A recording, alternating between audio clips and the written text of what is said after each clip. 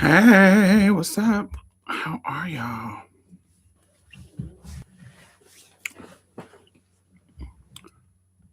My name is Diamond Stylz. I go live every Friday at 7, and we just talk about something. We have a theme of something, and this week is God Is, the film.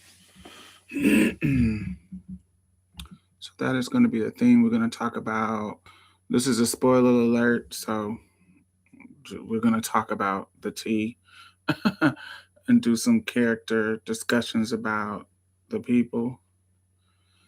And yeah, how y'all doing? Hey, Salacious, how are you?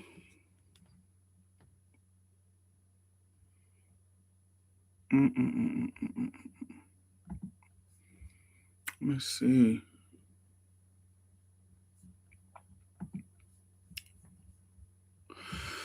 We have the live stream set up to where only people who are subscribers can comment because it just avoids, loser trolls from just hopping in the conversation.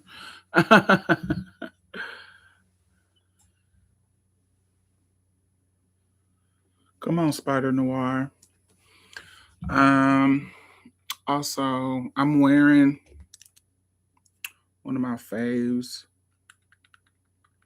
Raban Fame. It is mango, jasmine, incense. So it's like, oh, little. It's giving tropical. It's giving, mm, mm. It's giving. Makes me feel good. Like, take me away to a beach. It's fruity. It's floral. It's nice. I love it. Right. So, what's been going on? I'm trying to think of what's been going on. Really, ain't nothing been going on this week. Make sure y'all thumbs up as y'all come in. Make sure you subscribe if you are not. And yeah. Hey, Michelle, how are you? Hey, hey, hey, hey, hey. I hope y'all have watched the film.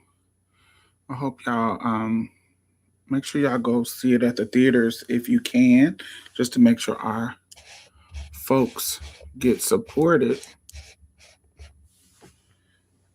And if you can't and you happen to watch it in other ways, make sure that you give it a review so you can promote it for other people to go watch it who can. I'm feeling super relaxed today. I got my Oscar the Grouch trucker hat on. That's one of my favorite Sesame Street characters. I'm giving yellow, red, and green like Ross to. Hey Val. I cackled at Janelle Monet.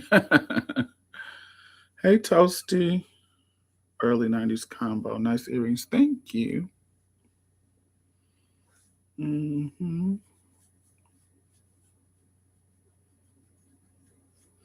Oscar was like Pearl from 227.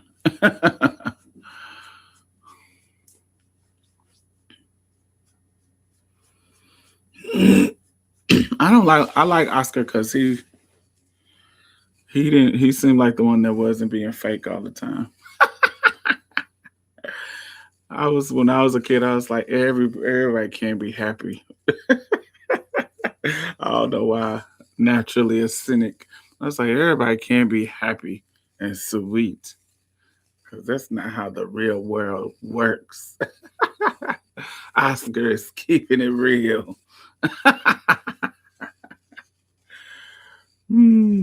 Toxic.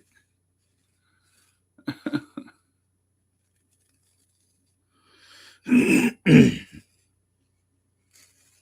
gonna get started in like 2 minutes. How is y'all week going? What's going on with y'all week? Has y'all been having a good one? It's been kind of slow for me. I haven't really been doing anything. Haven't really. I'm gonna go to lunch tomorrow with a friend, And then, but I haven't really been leaving the house. Not on no depression shit, but just I haven't been feeling social. I'm like, girl,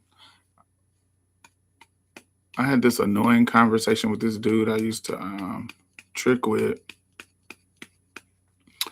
I'm like, nigga, he be asking me dumbass questions, child. Nigga, you got some money? If not, get out of my inbox, whole ass nigga.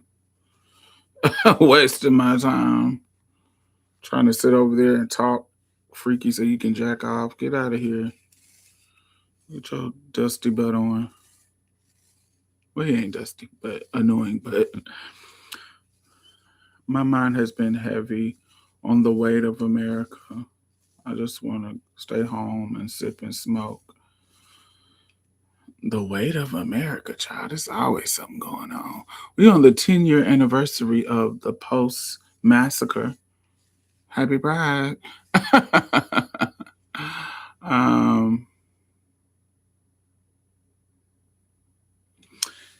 yeah, are you feeling heavy about like the Carmelo Anthony case? What are you feeling heavy about?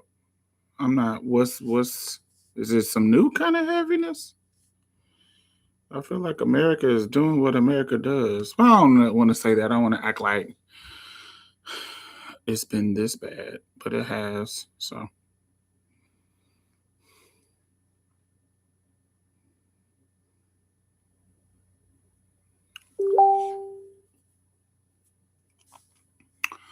let me think. What do I think about?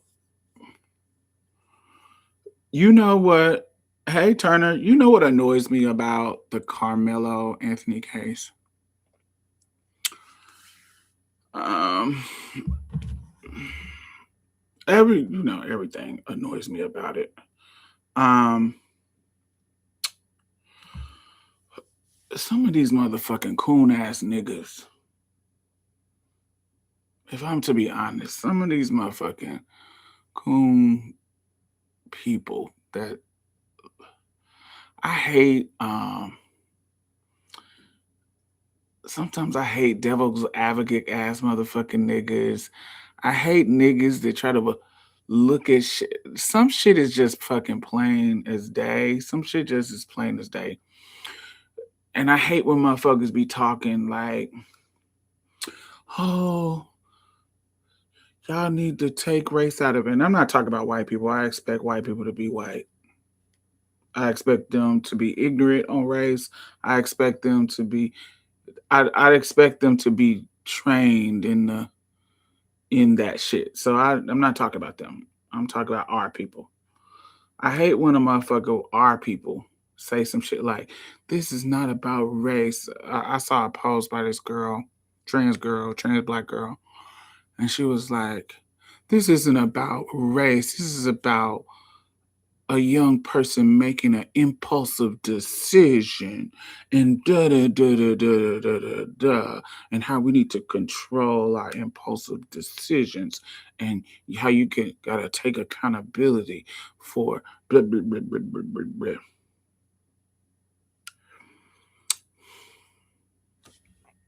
Listen, you cannot take race and gender out of shit when especially when we're talking about impulsive decisions.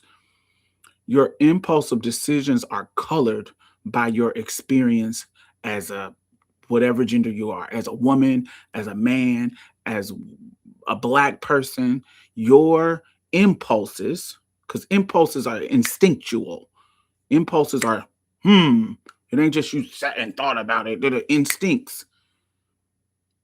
Listen, this is a 17-year-old boy. Boys are taught to fight. They're also taught to not let people punk you, especially black boys. They're taught to not let people bully you. They're taught to not let people dominate you. Anger and violence is the acceptable emotion to fucking men. Like it is taught to young from the time that you were born as a little boy to whatever decisions you make. If you stay a boy, Baby, violence is a part, literally anger and violence is one of the few emotions that you are allowed to show as a fucking boy. Like one of the few emotions, even though we all have emotions and express emotions, but one of the few emotions that male children are allowed to express is violence and anger. Black people are taught through lived experience that white boys will kill you if you let them. Especially white boys in Texas. Do we not remember James Byrd Jr.? We got a whole act because they fucking will kill you, drag you on a truck down a road and take you up out of here. Especially white boys in the South. We know all of this fucking shit. All this informs our perspective. Therefore, impulsive decisions as a young black man are rooted in what we know this world to fucking be. That little moment, that instantaneous moment, you might not have enough time. This motherfucker will take you up out of here. We done seen it too many times for you motherfuckers to be gaslighting us. We got so many cases in Texas where these white boys done stabbed somebody and got off, or Rittenhouse, or there was even cases here in Texas where a white boy stabbed his classmate and barely did some fucking time. So expecting a 17-year-old boy to have the emotional intelligence or time to look past all of that conditioning in the midst of a threat of these two twin boys that are bigger than him is unfair. So you making it, you taking race out of it and get the fuck out of here, coon. They will kill you in seconds. And our rage is justified. We have a right to fucking defend ourselves and be rageful.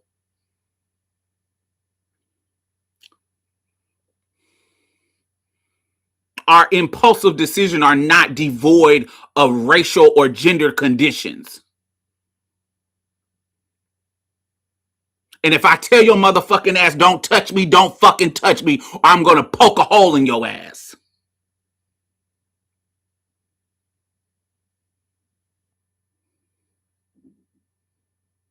Because it's either me or you, and it's two of y'all niggas. Fuck out of here. Because you don't want me under a fucking tent.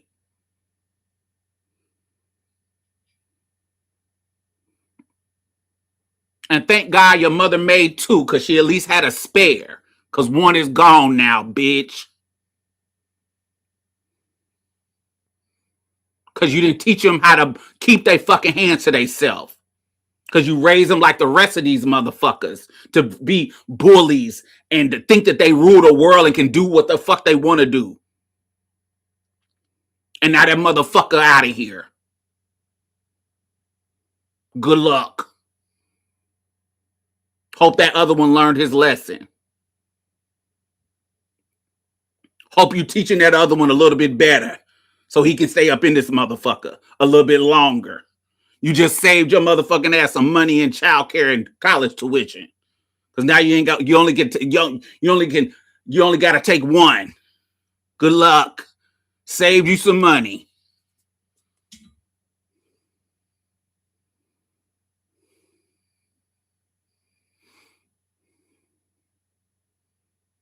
And what he proved is he one of them motherfuckers fuck around and find out.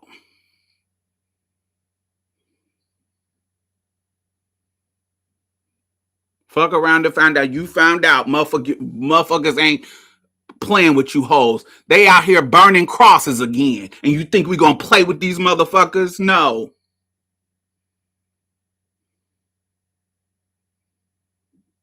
They out here burning crosses again. And you think we gonna play with them?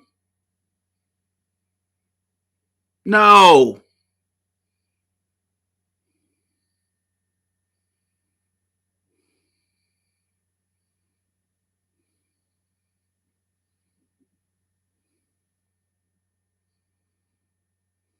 No. Mm-mm. You can't play with these people. The same thing with these that's more on racial side. When it comes, you a woman and these niggas putting their hands on you, light they ass up. Boo, boo, boo, boo, boo. Let them get up out of here. Put their mama in a black dress. Put them in there. Be unapologetic about it. They molesting your kids, get them up out of here. And don't trust it. It's time for vigilante justice. That motherfucker, that Asian man that shot that boy in the back, his family should be wearing it out.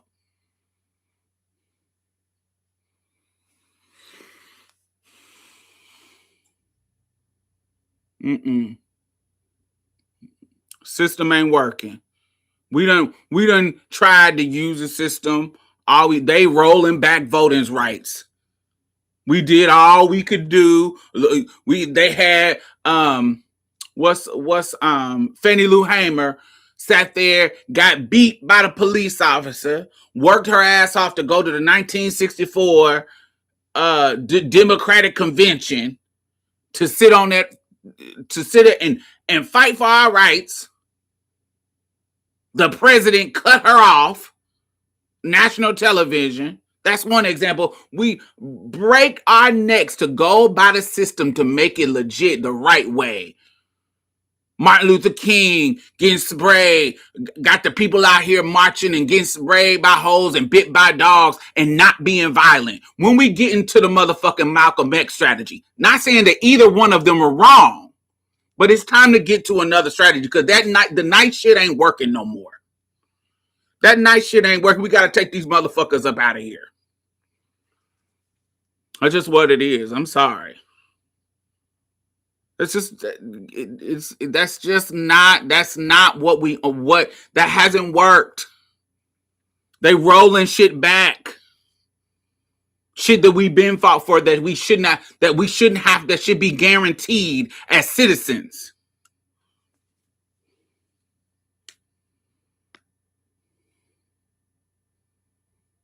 We can't let them keep feeding our boys to the fucking system or our girls.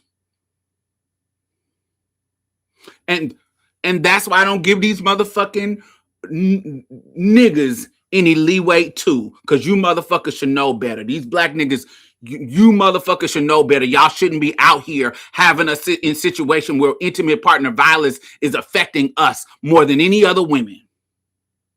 That's why I don't give y'all no grace. Y'all should know better. We expect it from these deprived motherfuckers. They've been deprived. They've been into debauchery and eating us. They've been into all of that.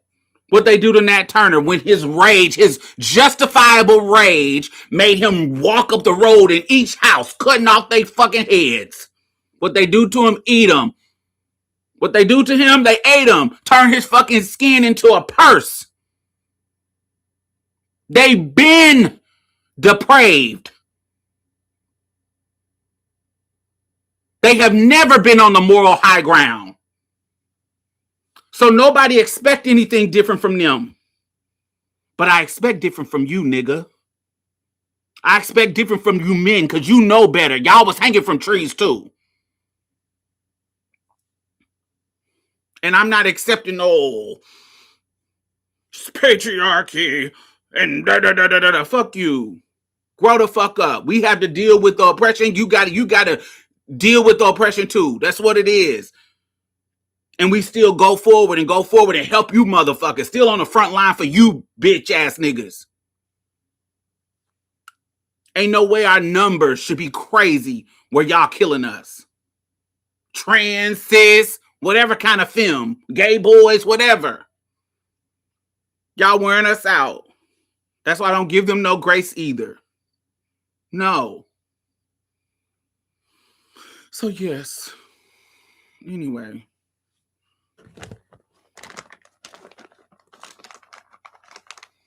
That's my soapbox for the evening.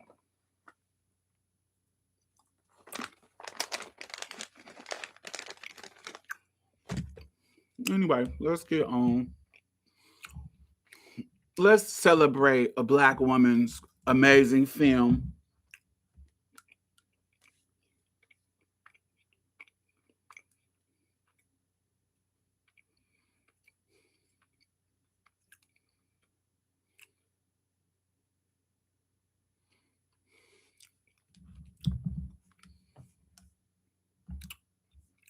Anyway, Is God Is. So Is God Is started off as a play by Alicia Harris. I think that's how you say it. Alicia, I think.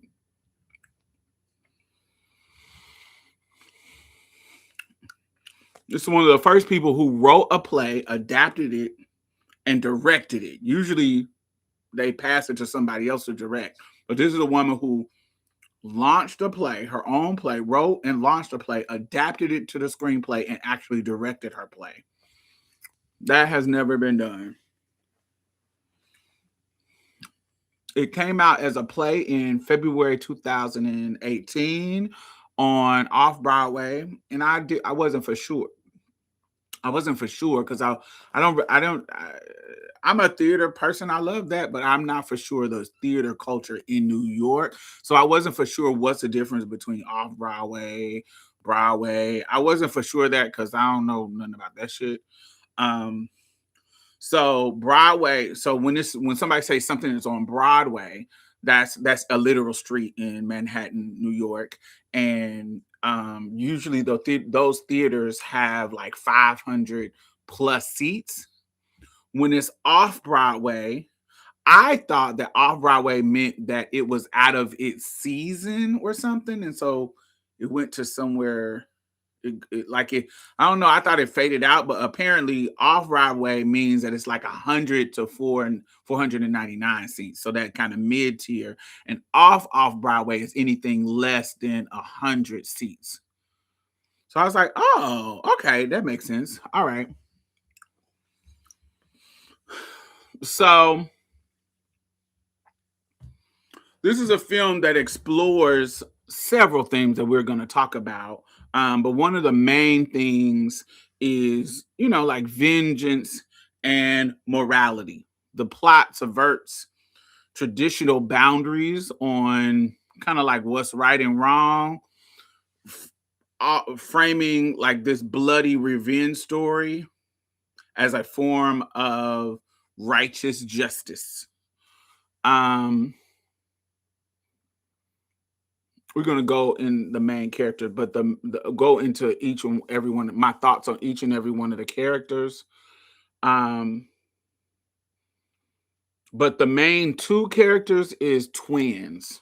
They are twin girls, and basically their father sets their mother on fire and burns all the circumstances burns all three of them.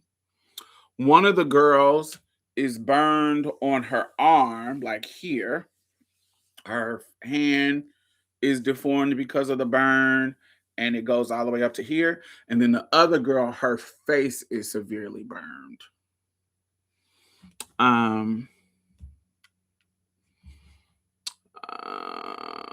And it's in the beginning of the story, it's that whole twin mythology.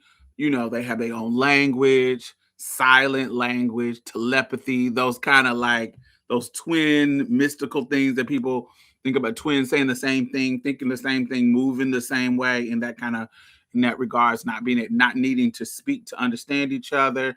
They really play into that in the movie. Where they can kind of, without saying words, they can telepathy in there. So you hear a lot of the conversation happening without having conversation.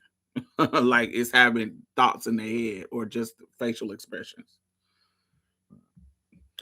I thought it was just another street from Broadway. I learned something today. Yeah, it is. It's the number of seats that are in the theater. So the more seats for 500 plus is Broadway, on Broadway, and off Broadway is 499 to 100, and then 100 down is off Broadway. Yes. So one of the things I want to say it now in the beginning so I don't forget it, because I'm going to go into other conversations, so I know I'm probably going to forget it. There's a song that is the main song on the film, and it is called Song of Light. It sounds like like an old school church song. It's called Song of Light by Shirley Ann Lee. Her maiden name was Goodman, Shirley Ann Goodman, but she married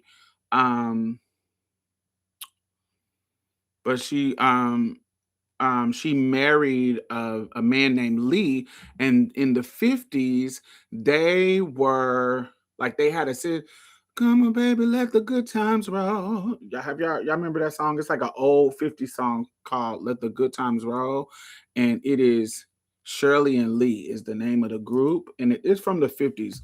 Come on baby, let the good times roll. I remember the song. And what I didn't know is when she got married to her husband, they from Louisiana, and I think the film is set in Louisiana. I think it is. But the singer of that song, they were either from Louisiana or got popular in Louisiana, somewhere around there. But they end up moving to California and having she was in a horrible abusive marriage with her husband, and she ended up getting divorced and being kind of thrown into obscurity, out of the business, and went to Toledo, Ohio. These are just some fun facts, because I went on a deep dive with I like to understand why people pick music. Like, why did you put this song for this part, and da da da da da. So themes of violence, themes of bad marriages, blah blah blah, blah. It all makes sense. And so she kind of fled that abusive relationship in California with her husband after having their hits, and she went to Toledo, Ohio. And in Toledo, Ohio, she started to record a gospel album. And she died in obscurity, but somebody found her recordings and released them from that era, and released them on an album in 2018, I think. Somewhere in that mid 2010s. And they used her song from that album on this particular film. I think it's the main song called Sound of Light, and her name is Shirley Ann Lee. And I thought that it was a dope call back to that history and using it in the present, because it just got found. Her music was like stuck in a basement, or like literally she had recorded a fire ass album and somebody found it and released it. So I just thought that was an interesting fun fact about the music. So let's get into the characters. How many of y'all saw the film? Like, have y'all watched it or nah? Are y'all gonna watch it? What are y'all thoughts about it? For some reason, I think because of the algorithm, a lot of the movies that be coming out don't always hit my algorithm like they should. I don't know what's going on. It's sometimes I'll find out about something and it don't always hit. I'll be like, damn, this been out for this long and I didn't hear about it. that kind of stuff, or the promotional lead up. I don't hear it till it's like, oh my God, at the theater. And sometimes I'll be busy that weekend and I'll have to wait to the next because I like to go when something like this comes out. I like to go to the theater. I like to go to the theater so they can get the numbers up, especially, we movies like this don't always get the funding and the backing because they be like, oh, black people don't support stuff. There's a fucking lie. When y'all put some money behind shit, we support it. And I hate this is another. Let me go down another racist rant. I hate for them to keep repeating fucking shit that they know is not fucking true. They said that about Black Panther. They said all the stuff that they said it about Scandal, shit that they act like we ain't never blew up and did no good shit and broke records and blah blah blah blah. Oh, it won't get any ratings. Boom, something get ratings. Then again, oh, it won't get any ratings. The fuck? How many times we gotta prove ourselves over and over and over and over? The fuck are you talking about? Anyway, that's how they make it true, right? Blind on some fucking bullshit. I haven't seen it yet because I am immunocompromised. I have to watch at home, but I am very interested to know a little bit about it. I don't mind spoilers. Okay. Hey, Chris. Hey, Farrell. Did I say hey, son? I don't know how to say your name. I see you looking. I see you looking. Okay. I see you looking. Hey, even though we've been chatting back and forth. Mario, what's your tea? Blessing. New York, what's your tea?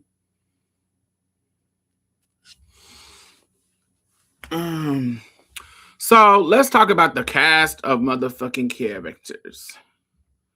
Cast of characters.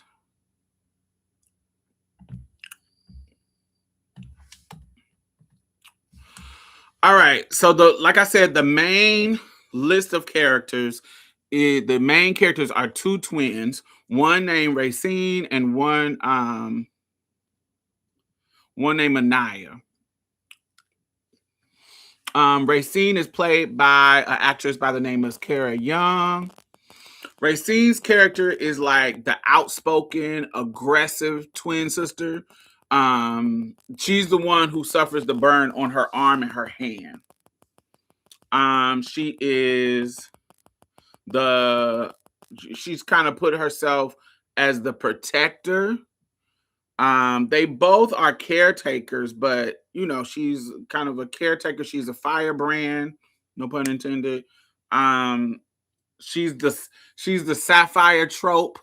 She's reckless. And she has an unhealthy relationship with God. And I'll talk about that later. Anaya, played by Mallory Johnson, actress. These are new actresses, so they're not, as far as I know, I haven't seen them in other stuff. So this is a star-studded cast, but the main two, they seem like new actresses. I don't want to say they ain't playing anything. I don't know what they have played in before this, so I don't know them like that. But they seem like they hired new actresses. They didn't hire somebody who's already a star. But they did an amazing job. Anaya, she's the quiet one. She's the both of them are compassionate, but with each other.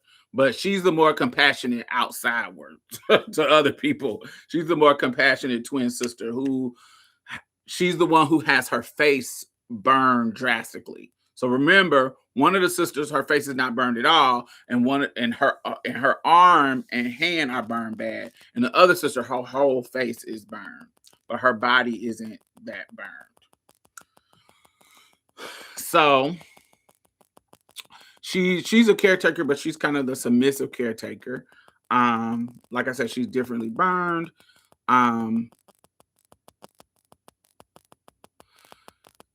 I feel like her emotionality is kind of symbolized intellect and like logic and reason, whereas Racine is the more illogical, just going off of impulse, rage.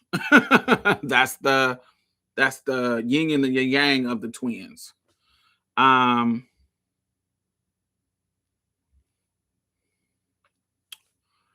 so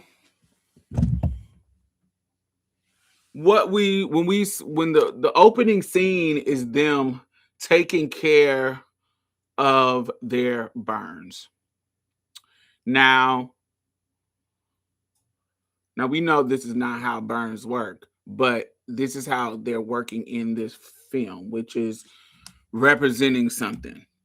So they are putting ice on their burns, and their burns are steaming. Like even when they go see their mother, her burns are steaming, like as if they're still burning. But this symbolizes like trauma on that's the residual effects of trauma. That's what I feel like that's what the burning is representing. And so when you see them tending to their burns and it's still steaming, it's almost like, yeah, it is burned and it may happen years ago, but it's still it's the trauma is still there, my nigga. That's the symbolism to me of the burn still burning. And so they both kind of like switch back and forth from taking care of each other, putting ice on their each one of their scars. And yeah. So is it a fantastical element? What do you mean by that?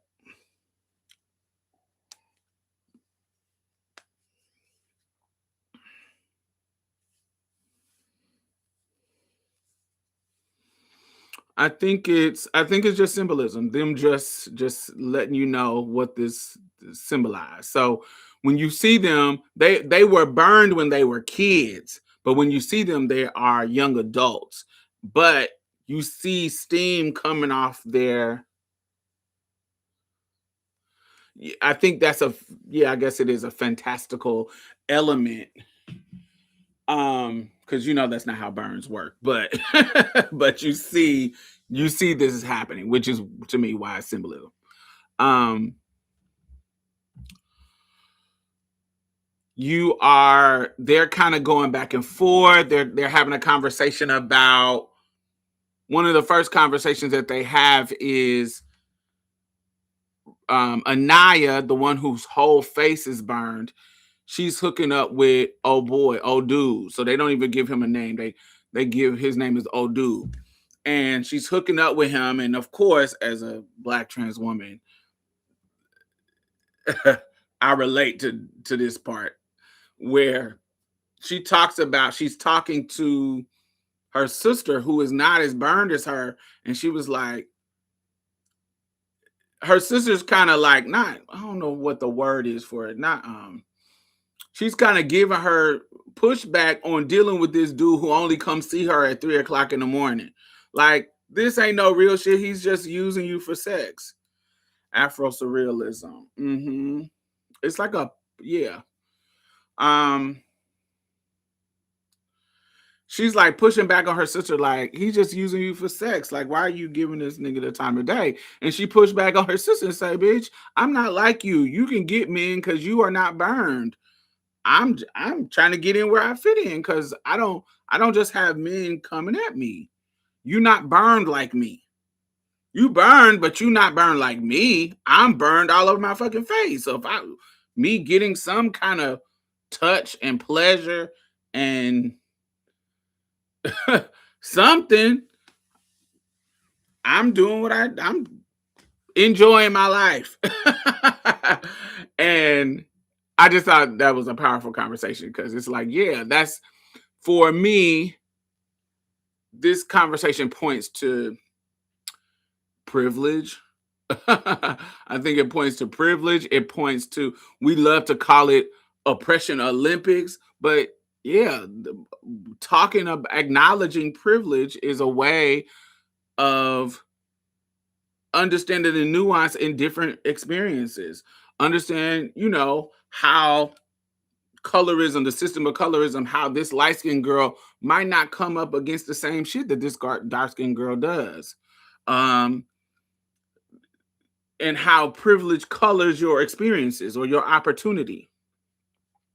Or classism, how you can be all a certain way if you were born into money as a Black person, born into a middle class family where you never had to struggle, as opposed to somebody who total opposite in the hood, dealing with poverty, dealing with having to steal, dealing with having to do certain things to survive.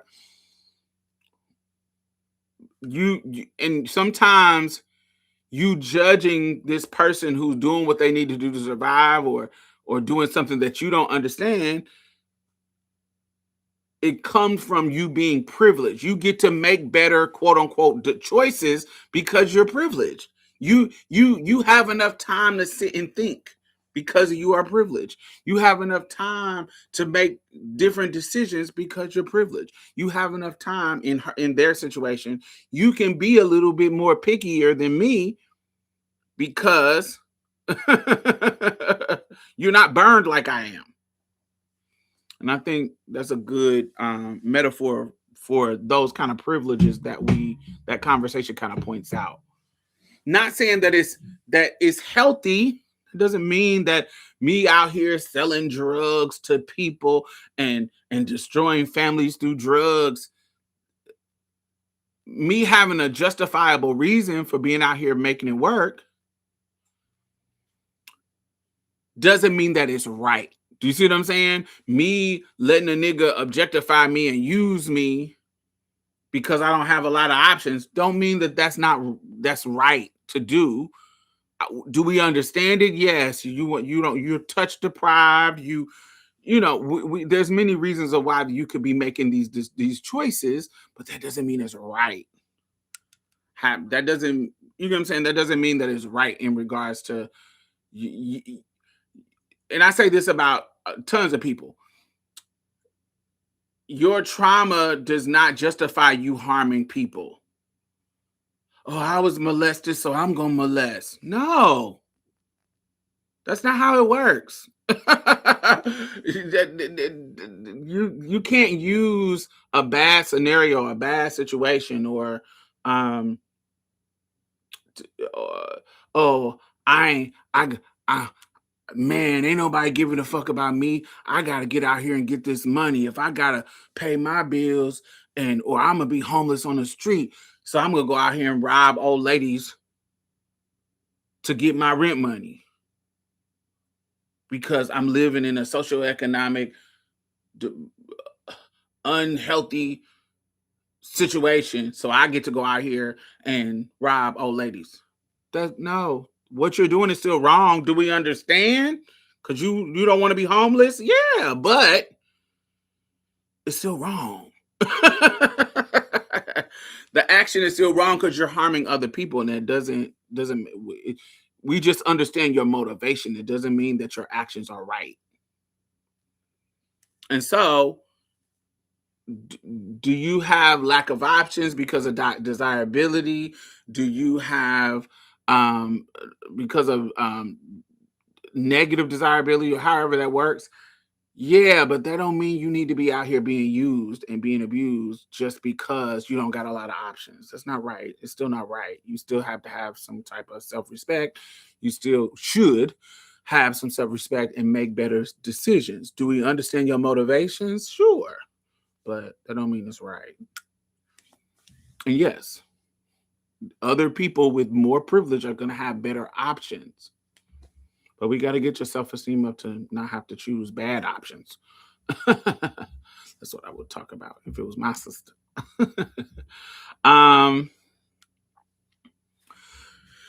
They live with each other. One of the scenes in the beginning as well, they are working at like an office job, and this pretty office worker drops her scarf, and when one of those sisters, one of the twins, grabs her scarf and like try to get her scarf back, like oh, you drop your scarf, da, da, da, da. And when she saw how burned she was, she kind of had this kind of just kind of like disgusting look about her looking at her.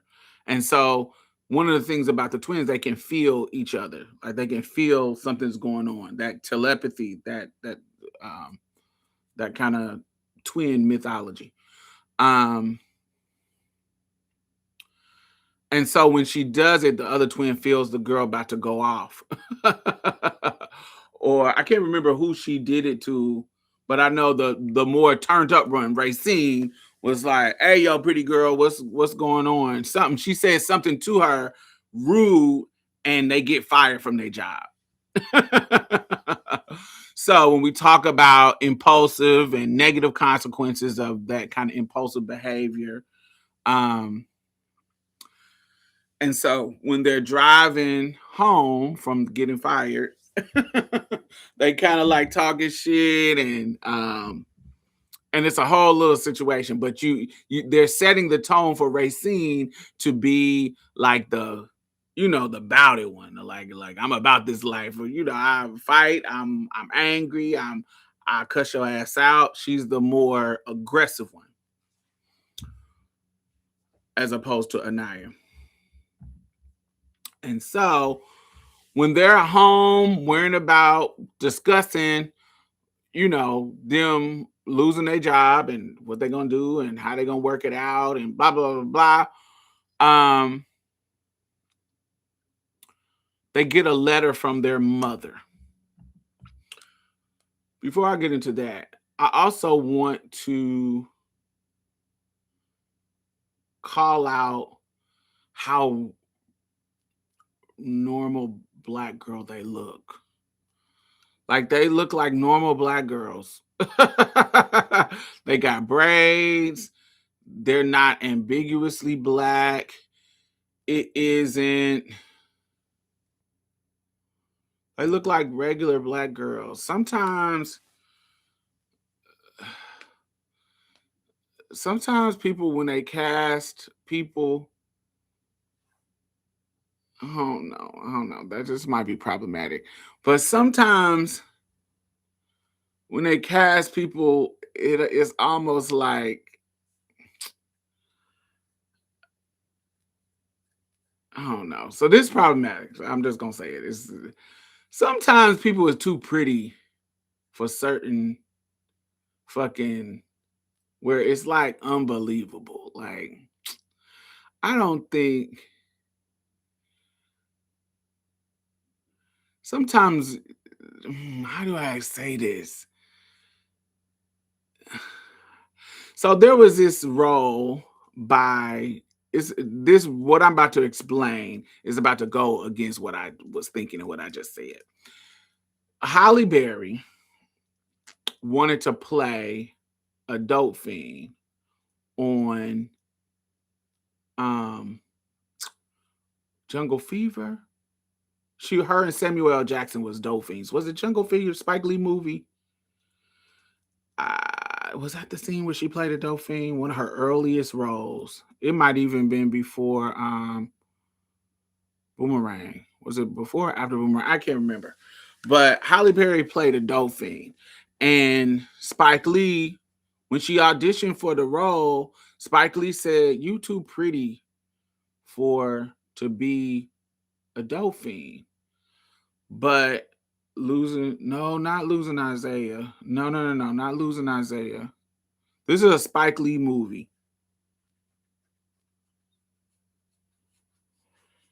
Yeah, the different from Around the Way Girl. It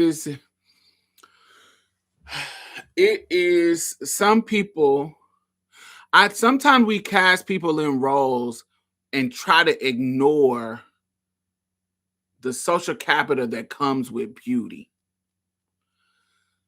Some people, I ain't saying, I don't know. It's not too many pretty girls who don't, I don't know too many. I'm not saying that they don't exist. There's a beauty comes with a social capita, and that you can use, that you can utilize. And that don't mean you ain't gonna go through no trauma, or that's gonna mean you gonna shoot up to the roof of class. Like, ooh, I can beauty my way out of poverty. No, I'm not saying that. But a lot of times, if you have a strategy and you can play the game, you can get some privilege out of your beauty. And a lot of motherfuckers use that to get out of their situation. Whether it be I be the baddest stripper, whether it be I be fuck my way to the top and find a nigga who can put me in the rooms, be a sugar baby, be a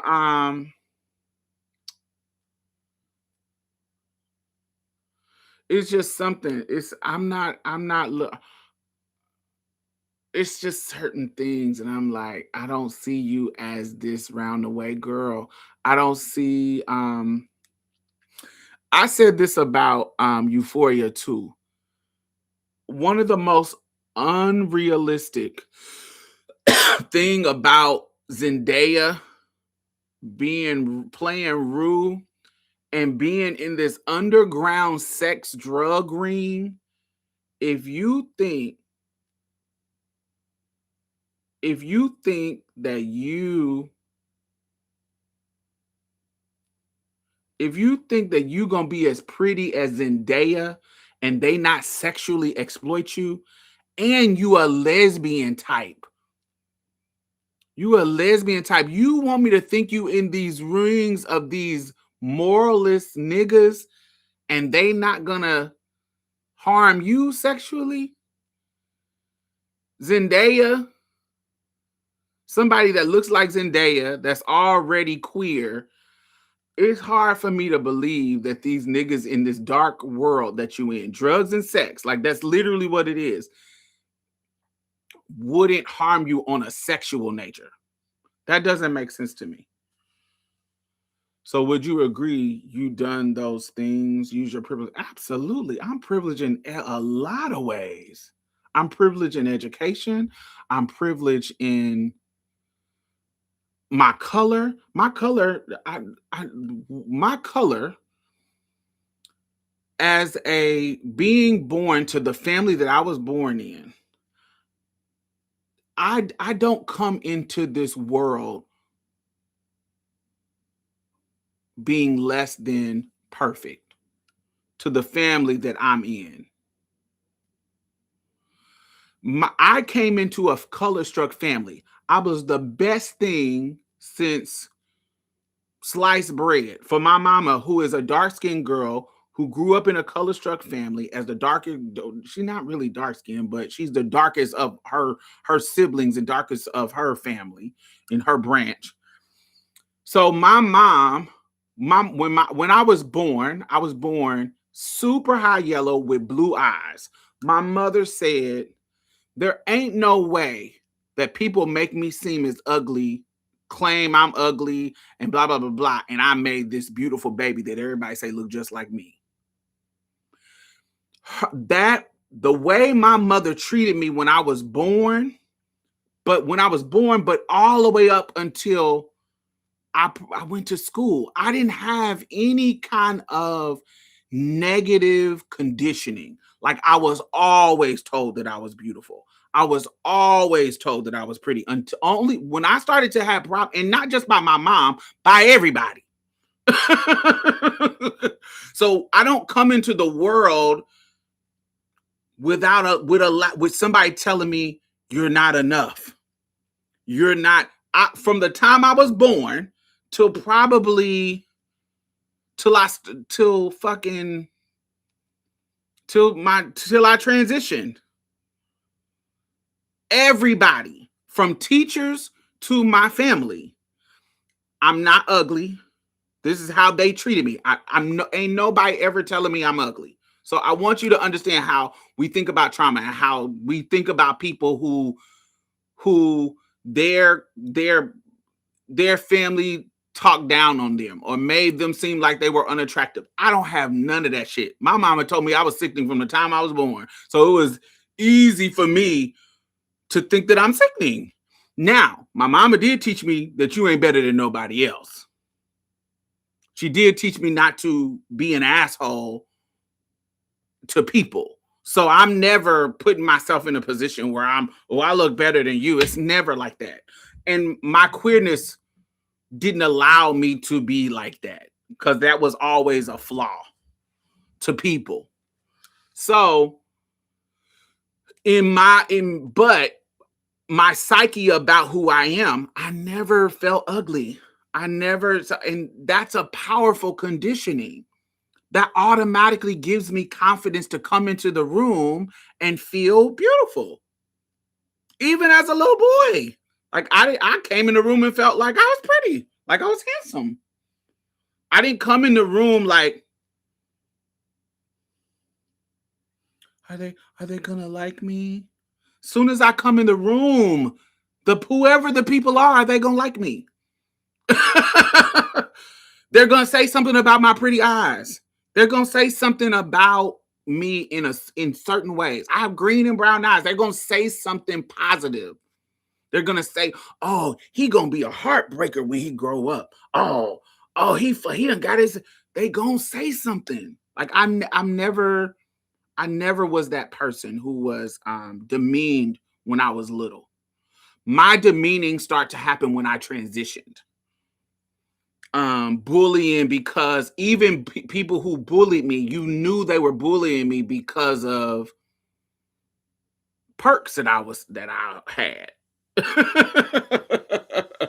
It was you knew it was them lashing out because, like, I remember this boy. I was always bullied by dark-skinned boys. But because of my mother teaching me, I knew that these boys were being teased about being dark-skinned. Not like the girls, though. But I knew that they were being teased, not by me, but by other people about being dark-skinned.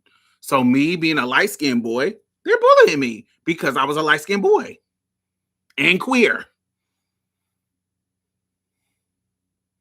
I come in the room and, oh, you think you all that because you light-skinned and pretty.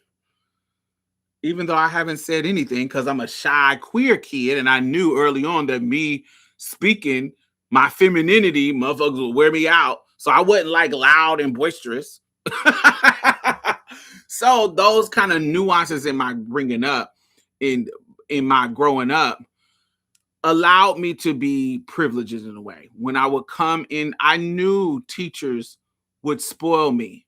Teachers would do all kinds of, because I was smart and I was light skinned, especially black teachers. Now, white teachers, it just depends on them.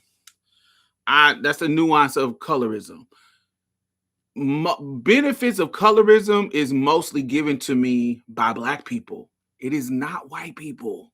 I'm not saying that it ain't somehow happened, but most of the benefit of colorism for me came when I became a girl, because colorism is very different in boys and girls. I talked about this. Very different.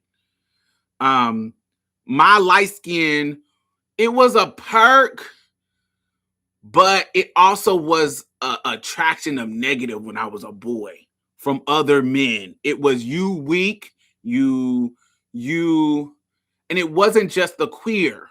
They would talk about my color. I think my color was a thing that they would wear me out about.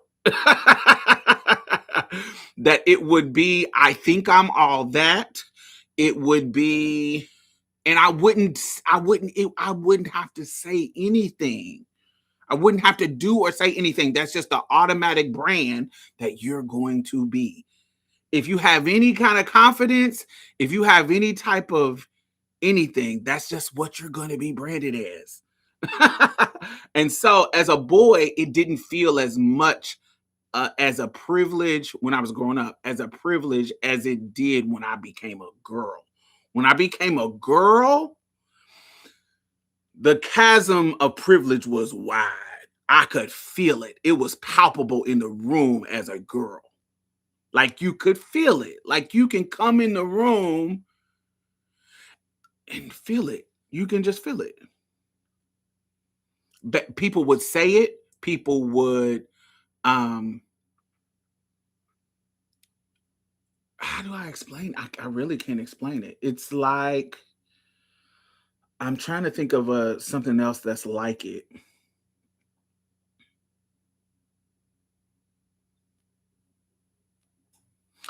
It's this is a analogy or analogy to it, I guess. It's like being fat, but the fatness gives you a negative.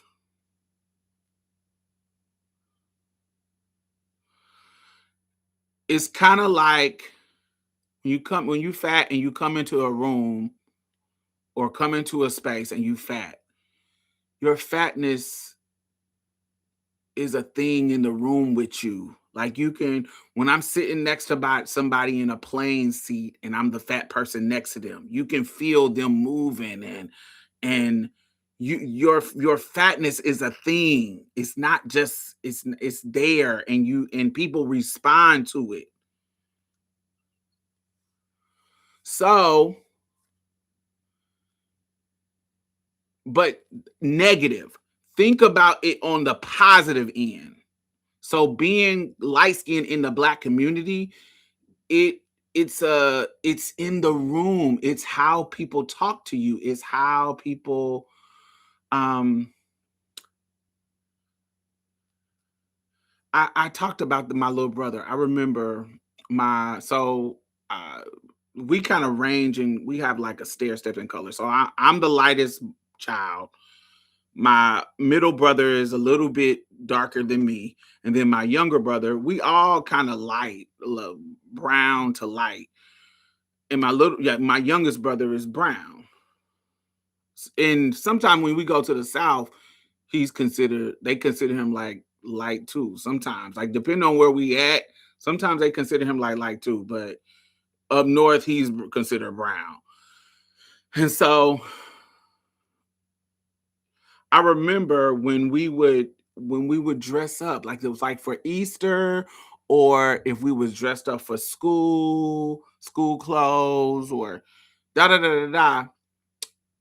Say that we lined up. I remember this distinctly. We're lined up, and when people would see us, they would come up to me first, and then they would say something positive about me. The same thing to my brother. But the younger one, the darker one, they wouldn't say anything negative to him, but they wouldn't give the response that they given to me. They wouldn't give the response that they given to my middle brother. They wouldn't give the oh my god, look at you, and you're so handsome. It would be a thing. It would be a performance. But they won't do that to the darker brother. Like I would notice it. So they're not saying anything bad, but they're not responding to him the same way that they're responding to me. But that wasn't just in my family. It would be like it would be certain things like when I got old. Now when I got older, I remember um people would say certain things like if I come into say I'm by myself and I come to the gay club, people would mention my color because there wasn't a lot of girls my color. I live in a small city, so it's not like oh, tons of people, tons of trans people. So the only other light skin, my color light skin was Danielle, and she wasn't out all the time. Most of the girls who were in the city were dark skinned girls, brown to dark skin. Um, and so it would be a thing. It would be a opportunities would come. it just would be a thing. Not saying another element too. Not saying that the dark skinned girls didn't have opportunities. They did, but it just would. It just would be. It's hard to kind of describe how people respond to you in that kind of way, in that colorist, where you know that they're doing this because of colorism. Like you know it, like you can feel it, like you can feel by what they say and by in the regards to that. And so, especially men, it's something about like me, I talked about this before. I remember I was walking from as I got older. I was able to do this. I remember I was walking from the store and this boy came up to me and he was like, "Oh my God, you so thick and red and da da da da da da." He was like, I I love red bones." Um,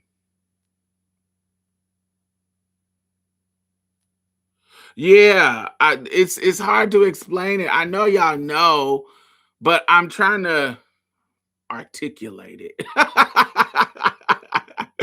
Is so anybody, and I'm trying to articulate it because anybody that try to claim that they don't know that it exists, they're fucking lying. They are lying. They either there ain't no way. It's now, especially if you in the black community. Now, if you somewhere and you the only white motherfucker, I mean, you only black motherfucker in a white town, or you don't only black. There's only two black people at the white school. That might be a different culture. But if you in a black community, like you in our neighborhoods, you get the difference. You feel it. Like you feel it, especially as a girl. I distinctly knew that I could distinctly feel that it didn't. Now I can be honest, it didn't feel like privilege when I was a boy. It didn't feel like that. I as an older person now who understands colorism and how it can work, I get more details in regards to that. But as a boy, I didn't feel it like I as a girl, it felt totally different.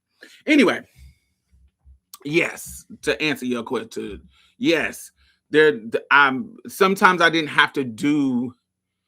I didn't have to. It didn't have to be a part of my strategy to use it as a privilege. It's just there. Especially like sex work, it's just there. You put pictures up. You the light skinned black girl. You gonna get your life. Um, it didn't have to be a part of you. It's just there. You don't have to. I didn't have to say, "Ooh." It didn't have to be a fucking strategy. It had to be a part of my strategy. It just is what it is.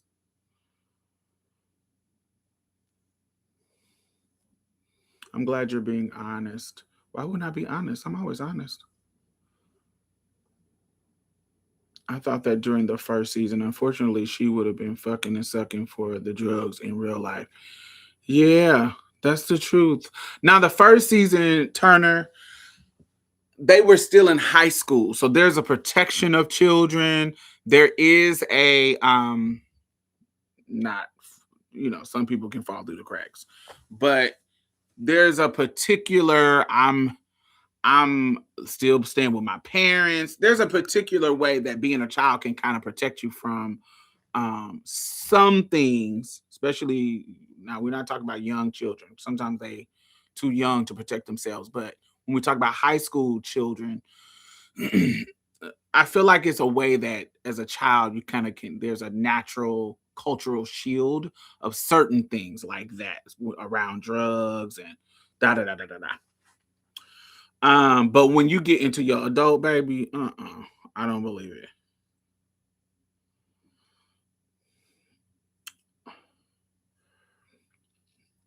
Yeah, black motherfucker love a pink hole.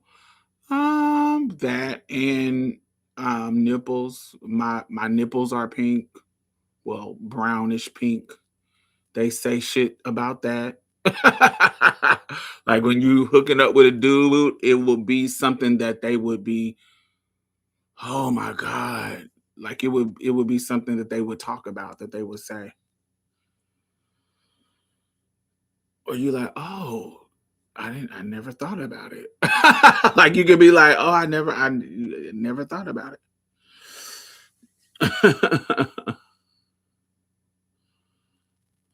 I grew up fat and light skinned, so LOL.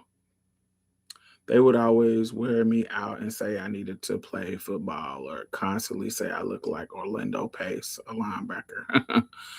Hey, Matt, how are you?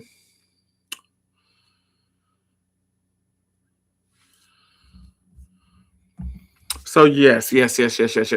So, anyway, back to Racine and Anaya. So, they get a letter from their mama.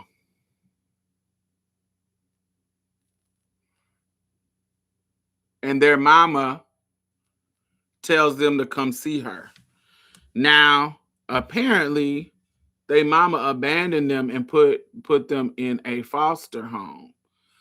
Now, this is where it gets kind of where I'm like, I'm side-eyeing because they're putting the mama on a pedestal. They're making the mama feel like a god, like a deity. That's why it says is God is. Vivica Fox's character, Ruby, is the mother. And she's God in the scenario, which is why I feel like this is also symbolic of Black people's unhealthy relationship to religion. But before they get to her, Anaya is the one that's apprehensive. Like, why did she write you a letter to Racine and not write me? And Racine's like, bitch, because you too emotional. She knew if she would have came to you be acting weird sometimes. She knew to come to me. And so that there's a point of tension right there, right? And so when they go to the house that they're deciding on whether or not they should go see her, and then they say yeah, and they end up going. When they go to the house, Racine and Anaya, when they pull up to her door, Anaya says, wait. On the door is a sign that says, welcome Racine and Anaya. And Anaya says, wait, why she spelled my name wrong? And Racine's like, girl, that's why she didn't write your ass. You always making a big deal. And in my brain, I'm like, how the fuck you gonna tell your mama who named you how to spell your name? She's the one who named you. Maybe the people who you grew up with spelled your name wrong. This your mama. She named you. How the fuck you complaining about her spelling your name wrong when she named you, ho? Get out of here. What are you talking about? Maybe this is the way it was meant to be spelled. Anyway. Make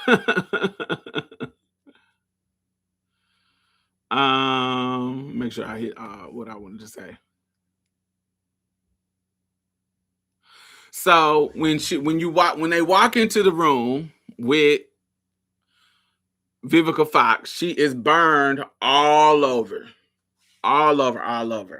And when you walk into the room, she's in this bed, and she got 3 caretakers, and they are braiding her hair.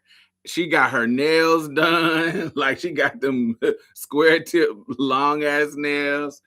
She got her braid. She got this mask on that covers up her burns. But you can still see the burns different places. But they're doing her hair, and when you come in, she's like it's almost like you're coming into a shrine. It's almost like, yeah, she is a god. That's just kind of what it is. It's kind of beautiful.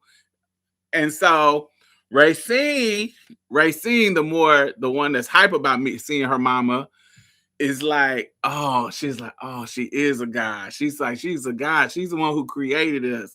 She's the god. She's a god. And Anaya is like, girl, she is not God. What are you talking about? She's like annoyed by her sisters being enamored by her mother. She abandoned us, girl. Why are you fucking all hype about seeing her or whatever? So they come over, they tell her to come, Vivica, the mama, tell her Ruby, the mama tell her to come to the side of the bed. Let me see you. And so Racine comes to the side of the bed, and she's like, oh, she's just in awe. And they talk about everything. They just start talking about everything. And so by the end of this conversation, they ask her mama, the mama tells them, I want you to go find your daddy and kill him.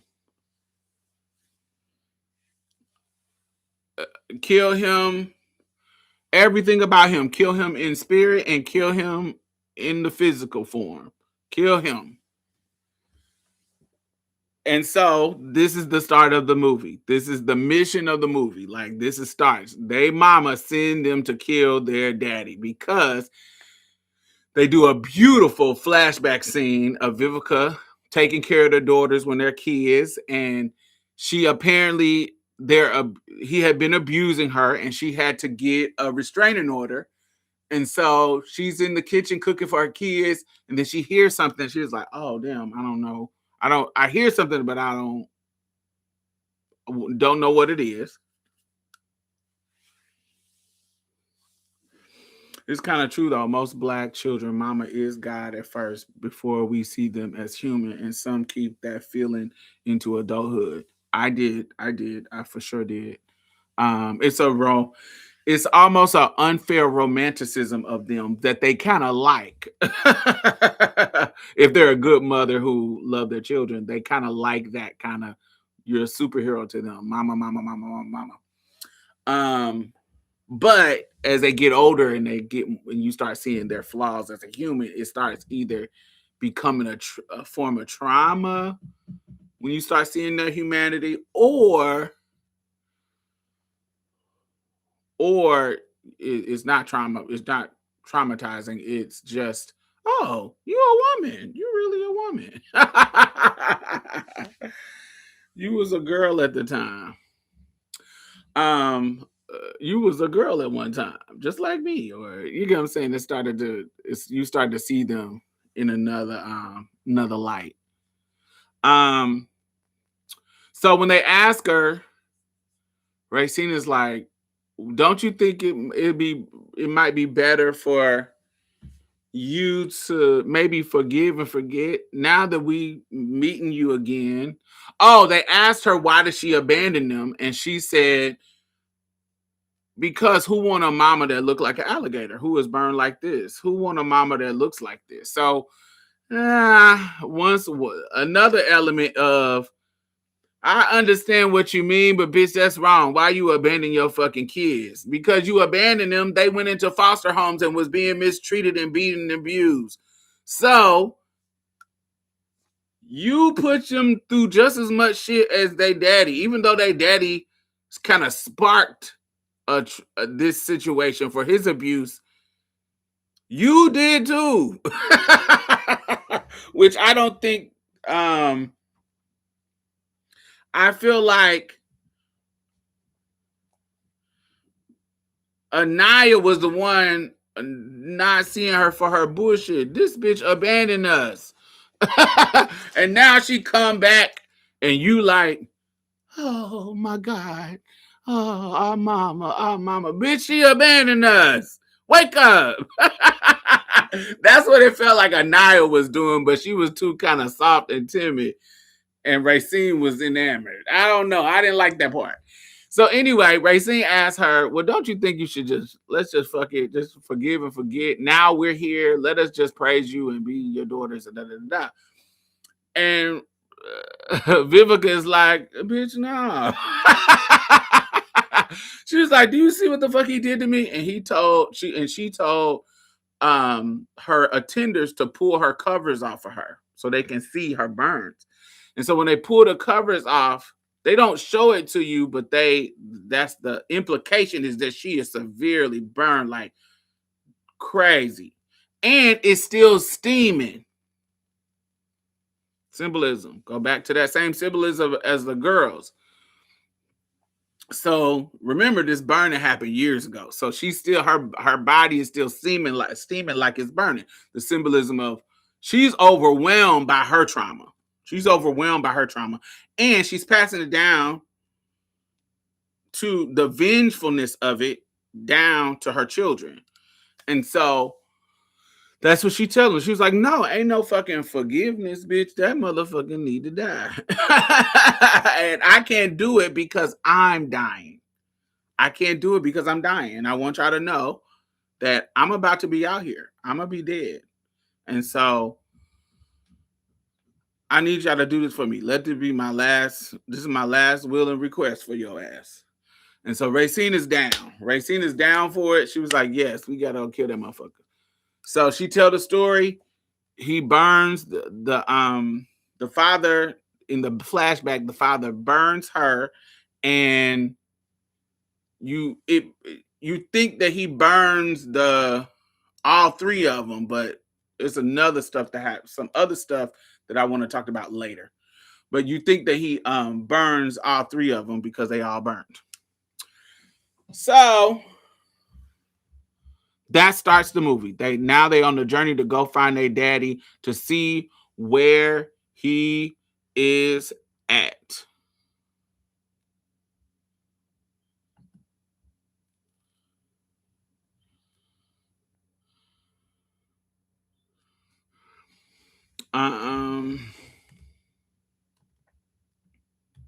There's a lot of churchy themes. There's a lot of churchy.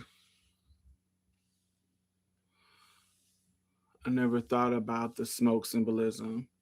That's good. Yes, because why would it still be smoking years later?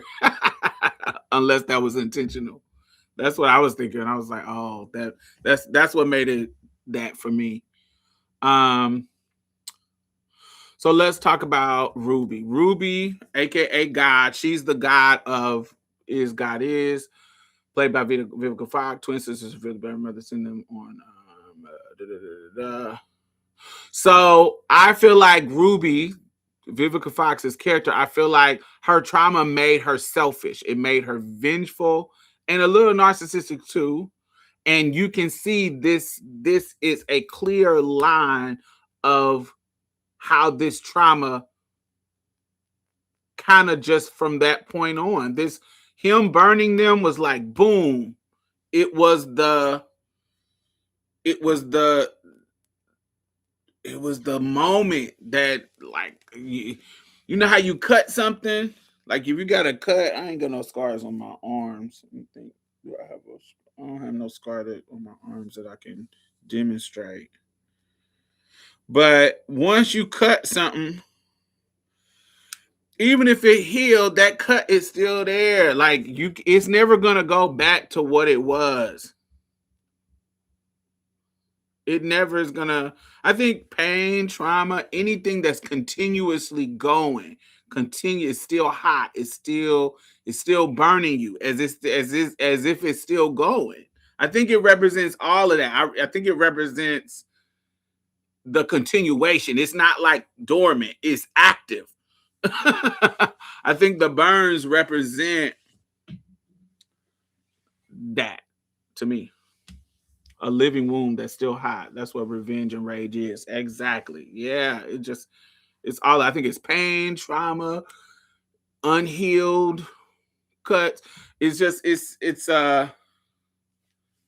it was that moment. It's that moment of, because one of the themes in, I think that's the overarching theme is the mythos of family. This story dissects the heavy burden of how trauma works from the maternal line and paternal line too, but how it can just is man, I see it with my own mother. I see it with her mother. I see it with her mother. I can literally track. I did this on a live where I was telling y'all about my grandmother and my great grandmother and her great grandmother. I could just see how the line of trauma gets worse and worse and worse and worse. It just compounds over generations. And you see it in this storyline, like how it just happens. The burdens we lay upon our children. Absolutely. intentionally or unintentionally. But I feel like there's a lot of churchy themes in this. So selections that I want y'all to listen to is I'm gonna give y'all musical selections. Daryl Coley, Beyond the Veil. Make sure y'all go listen to that. I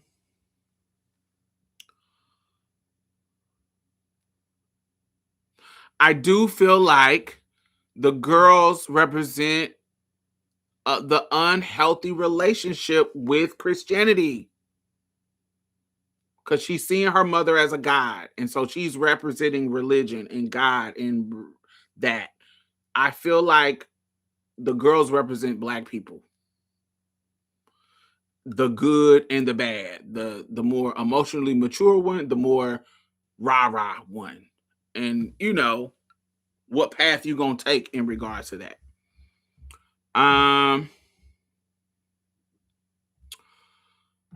What else did I want? Did I want to say anything else about Ruby?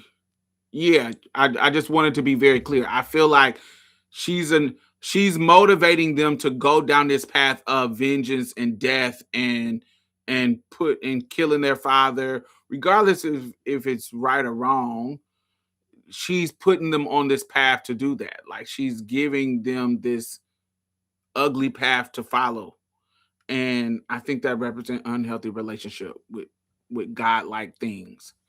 The man, they don't give him a name. They just call him the man. He is played by the sexy and beautiful Sterling K. Brown. I said on my Twitter that it's hard for me to watch stuff that Sterling K. Brown in, because sometimes I can't cut off how attracted I am to him. And I'm just lusting instead of thinking about what's going on in the movie. I'm like, oh my God.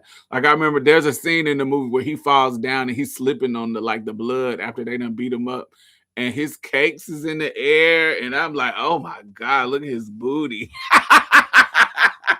I'm not getting into this is a high intensity moment of the film, and I'm thinking about his cakes.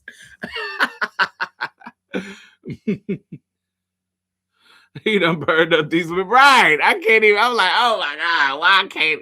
And they do that classic film thing where they don't show you his face until the end, so you only see his legs and his body walking, and I'm like, oh, he's so cute. Ooh. I was like, snap out of it. Let me get into the acting.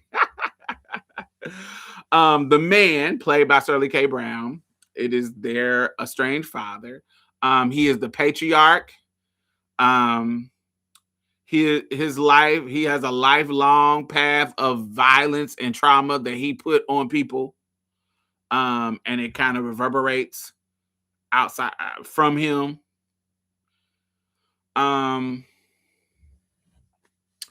He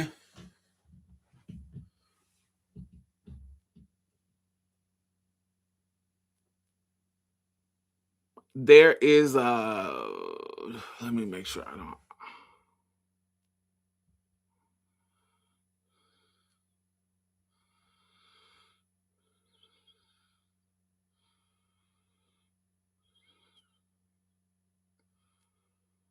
Okay, I do talk about it. I'm talking about it in my notes. Where am I at? Make sure y'all thumbs up if y'all are still listening and enjoying the conversation. Make sure y'all thumbs up. Let me see what y'all saying. Do you think that there was symbolism in not giving the male characters actual names? Oh boy, the man. They did give male characters names. They gave the twins names and his other son a name. They did give the male character. They didn't give the father, and they didn't give her baby daddy. I think that was intentional, those two characters not having a name, because they represent something. I feel like the man represents harmful patriarchy.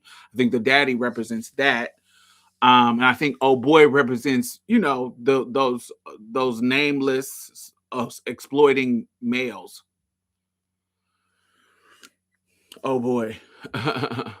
I wonder if the director chose the tension on purpose, like creating the tension between desire and toxicity we all navigate with black men. Could be. I'm loving this little girl. Thank you, thank you, thank you. All right. So I'm gonna go into more detail about him later, but he's a stereotypical toxic father. You don't really know his history, but that's why I think he represents the idea of patriarchy. Period. That's just what it is.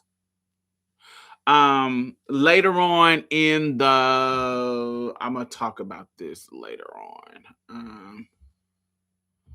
Let me erase this stuff that I already talked about. 1 second.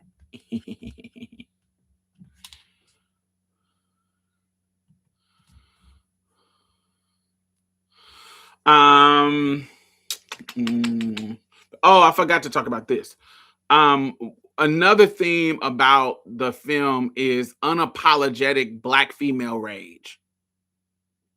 Black woman rage. I feel like the narrative directly kind of confronts the societal taboos surrounding black women expressing anger, given that the protagonists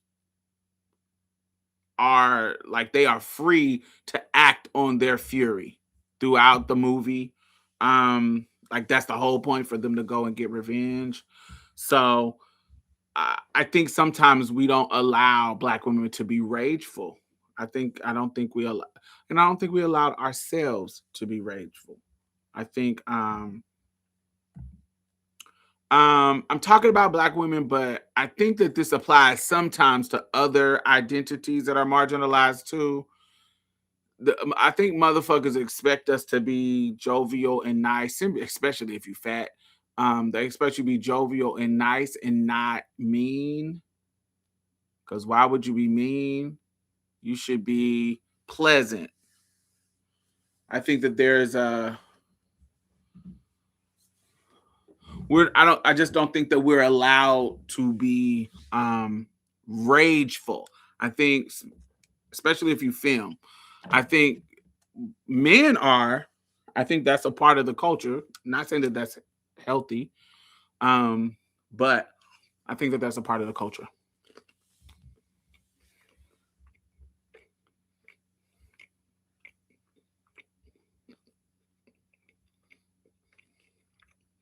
Now, the extent that you're able to show your rage depends on who that rage is going against. Because as we can see, it's Carmelo Anthony.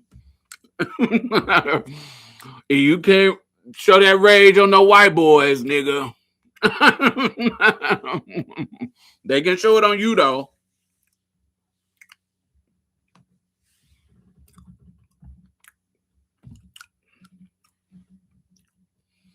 They can choke you out and kill you on the subway station just because you yelling that you're hungry. Remember?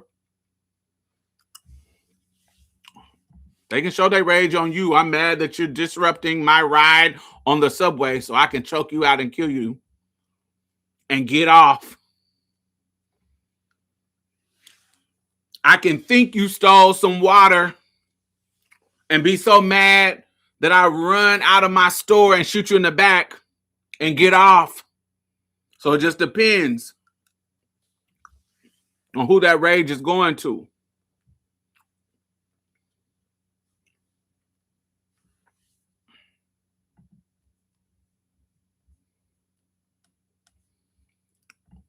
Okay.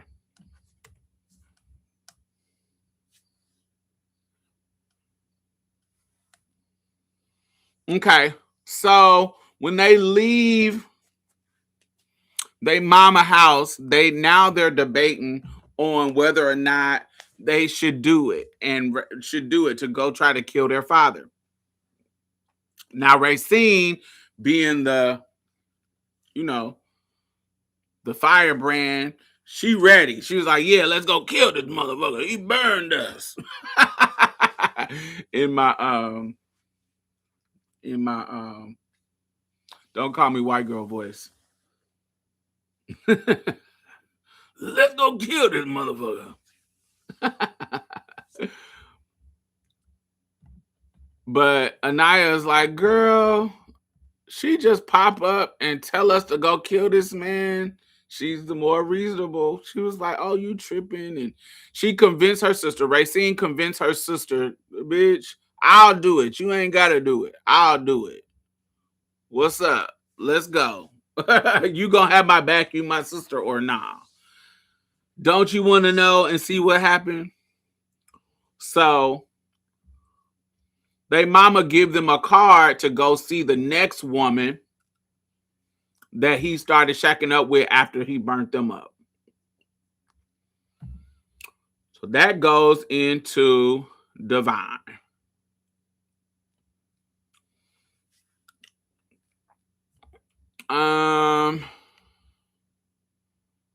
That goes into Divine. So I want to talk about the three women that I just talked about Ruby. So this is the first woman that you see that he burned, that he got kids by, da da da.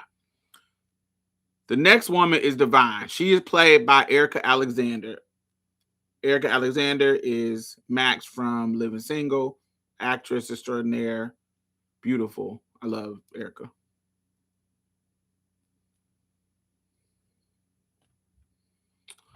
The one with the more visible burns is more rational, or am I wrong? Yeah, she's the more rational to me. I think she's the one. She's emotional and rational. She's the more intelligent one. She thinks about stuff. The other girl is impulsive, do it, rage, mad, angry. The other one is more controlled and thoughtful. The one that's more burned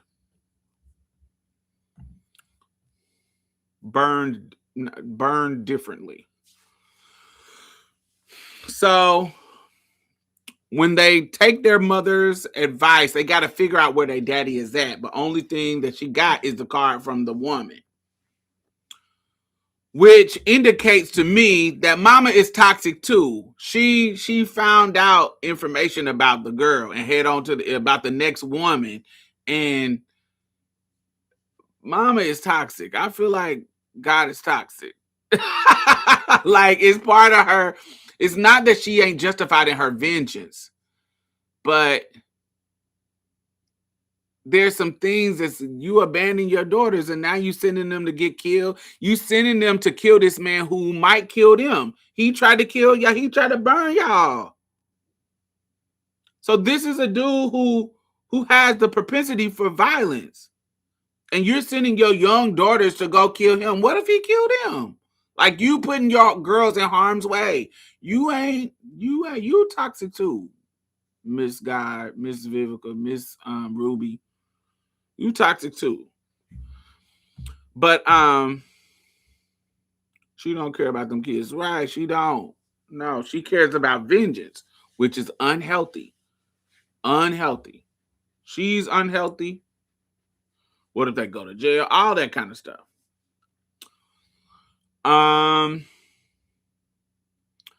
So Divine is a church leader. And she was romantically involved with the man.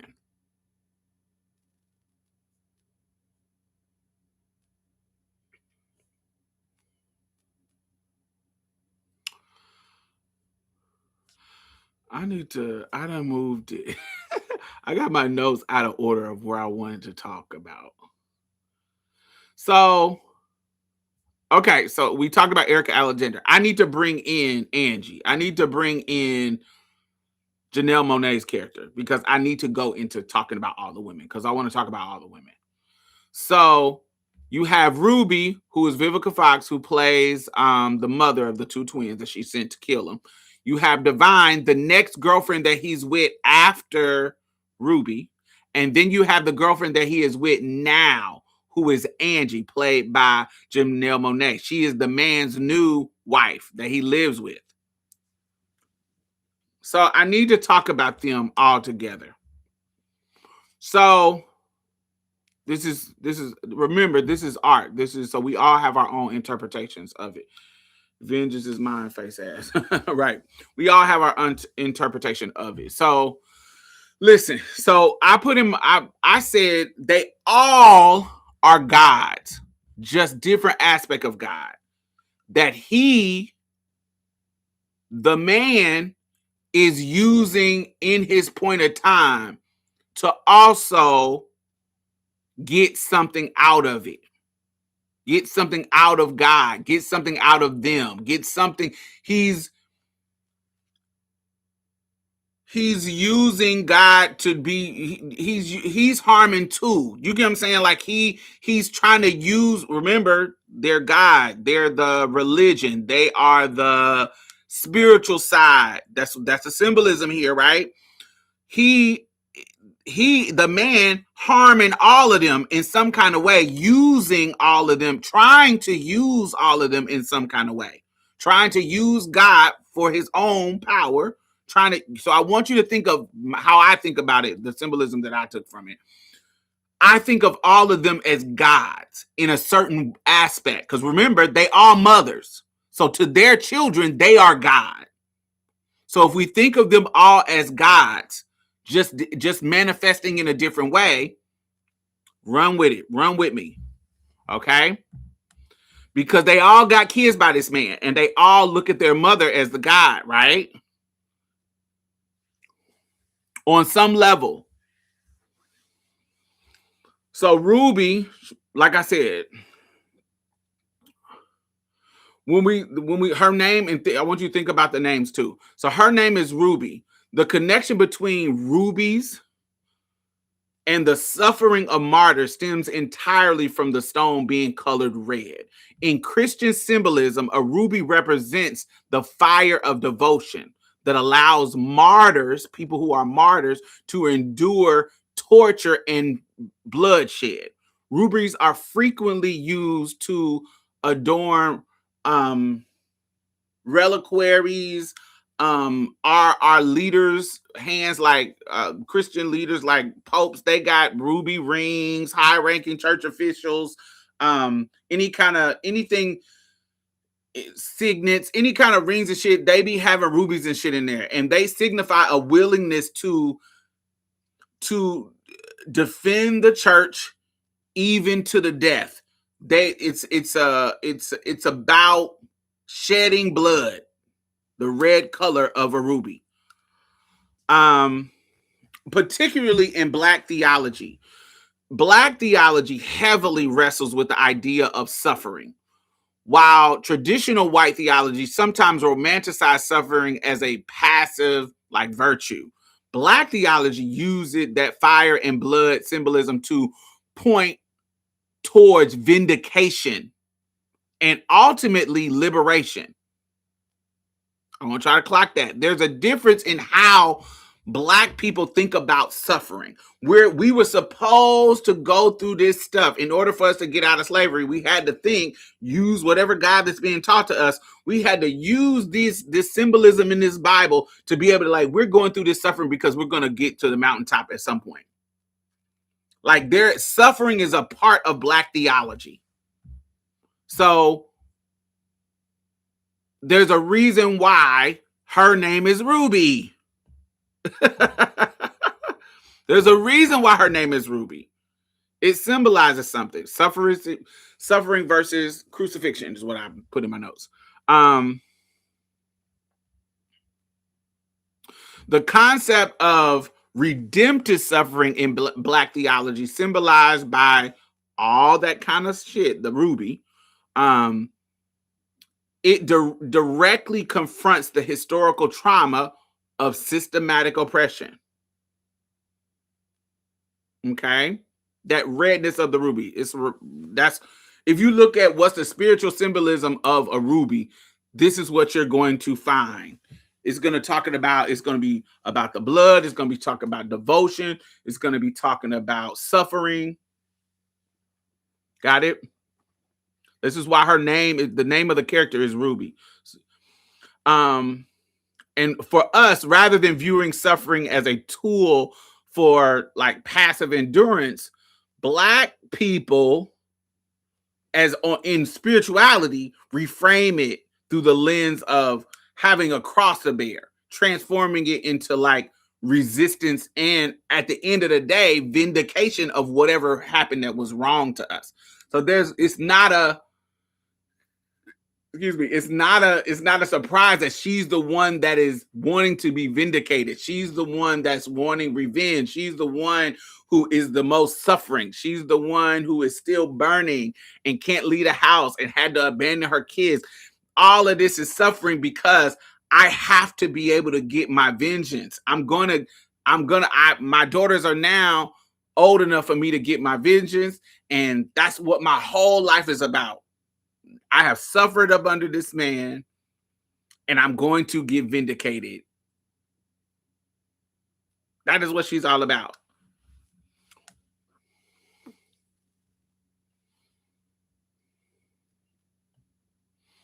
Now, Divine. Divine is the next woman he's with. She is the abandoned woman who has an unhealthy relationship with religion because she's holding on to a hope that he is going to come back and fulfill a place as the patriarch. Remember, she is holding this down as the leader of this church. When you meet her, the girl's coming into her house. She done turned her house into a church and she's preaching, sanctified preaching. And it's men in there. And when she get to talk about the devil being in here, the girls walk in and she start talking about the devil being in here, and the men in the church stand up. Where? Like ready to pounce. Where are they? Divine is Erica Alexander's character. Yes. So Divine, you see her starting to preach. She is holding it down, waiting for him to come back. But she is an abandoned woman. Now, we don't know at this point, we don't know what has happened between them. She and her baby, her boy, will benefit from her long suffering. Once again, they all are gods. They all have this black theology. But the difference between the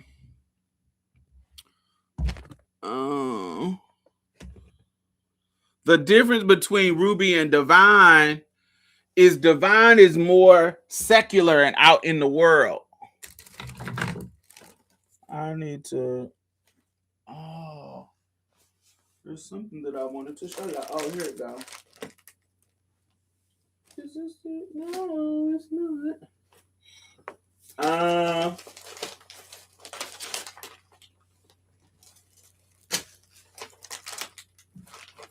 Oh. Okay. Divine is more worldly. So Ruby is a corn and Divine is a scorn, yes. And Divine is devotion, yes. So, but she's more worldly and sexy. I want you to pay attention to, I'm about to take these earrings off and show y'all something. She's more worldly and sexy, right? Y'all watched it. What did she have on? She had a white bodycon dress on, right? Y'all remember what she had on when she was preaching? And if you pay attention, she had these earrings, these literal earrings that I'm about to put on.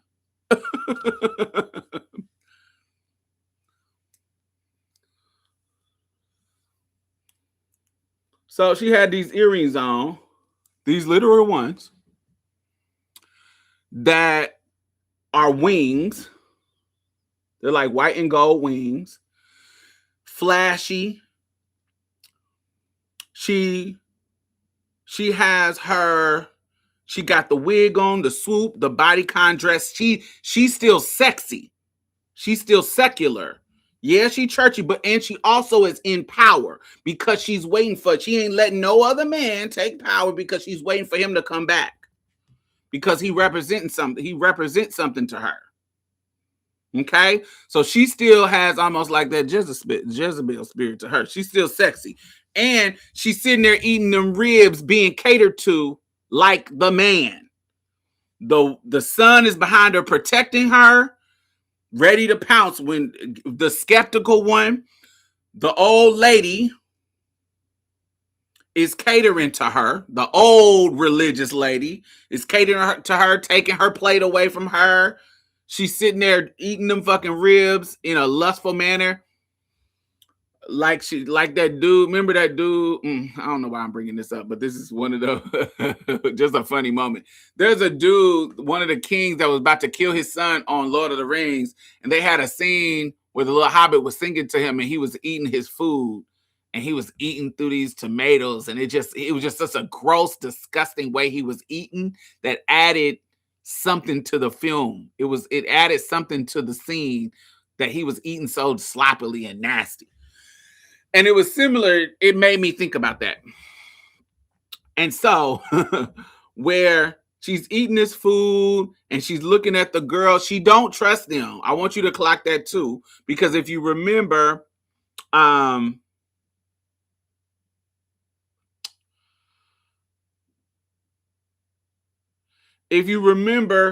she kind of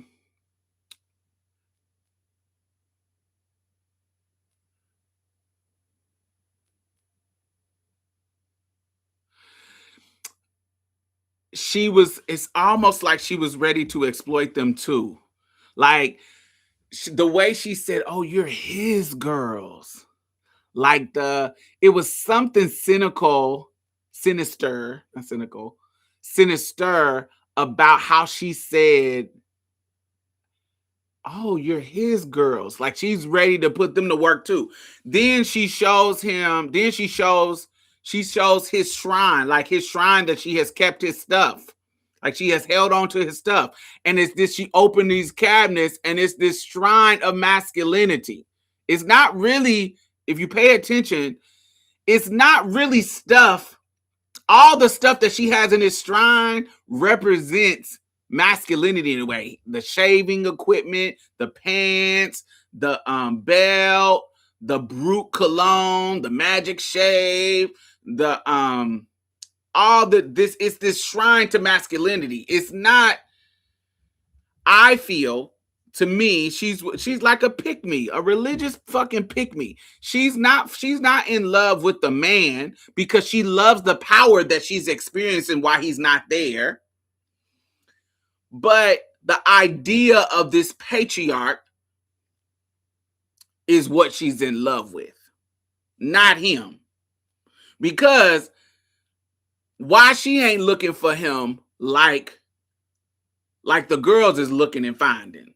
Do you see what I'm saying? She knew the lawyer too. She knew the lawyer that they would end up finding to help her find. Divine ain't trying to find him. Divine likes the power that she's in. She's being catered to. The image that she's giving off. She's a pick-me. Clock her. I want you to clock the T. She's giving off the image that she's waiting for him to come back. Now she's an Erica Kirk. She's giving off the image that she wants to come back, but it's really the patriarchy that she has fetishized. Look at the shrine that she created. She ain't really looking for that nigga. Do you see what I'm saying? She's getting catered to. She got her son there as protection. Every single thing that she will want a man for, she got it. She got the son as a protection, and she got these old lonely church women catering to her too, because she fits the image. And I'm still sickening, and I still got my body right, and I'm still flashy. Clock that T. That's the more selfish side of religion. That kind of religion it's divine. It's like, it's more flashy, it's more, you can see. That's why her name is Divine. It's the more it's being associated. Divine isn't, it's being associated with God. It ain't really God. Do you see what I'm saying? It's God association. God. You get what I'm saying? It ain't. It's a whole different type of God. It's the flashy side of God. So, And why I had to do. Let's talk about Angie. So Angie's character is played by, because I want to talk about how they all are gods in a way. So Angie's character is played by Janelle Monáe.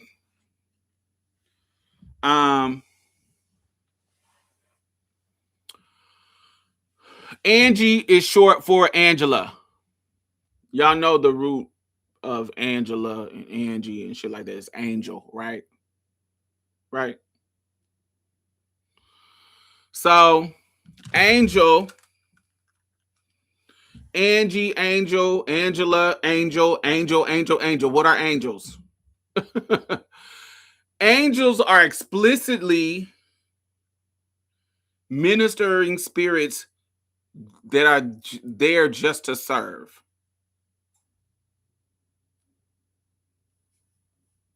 What is Angie doing in this paradise that the man has created for himself?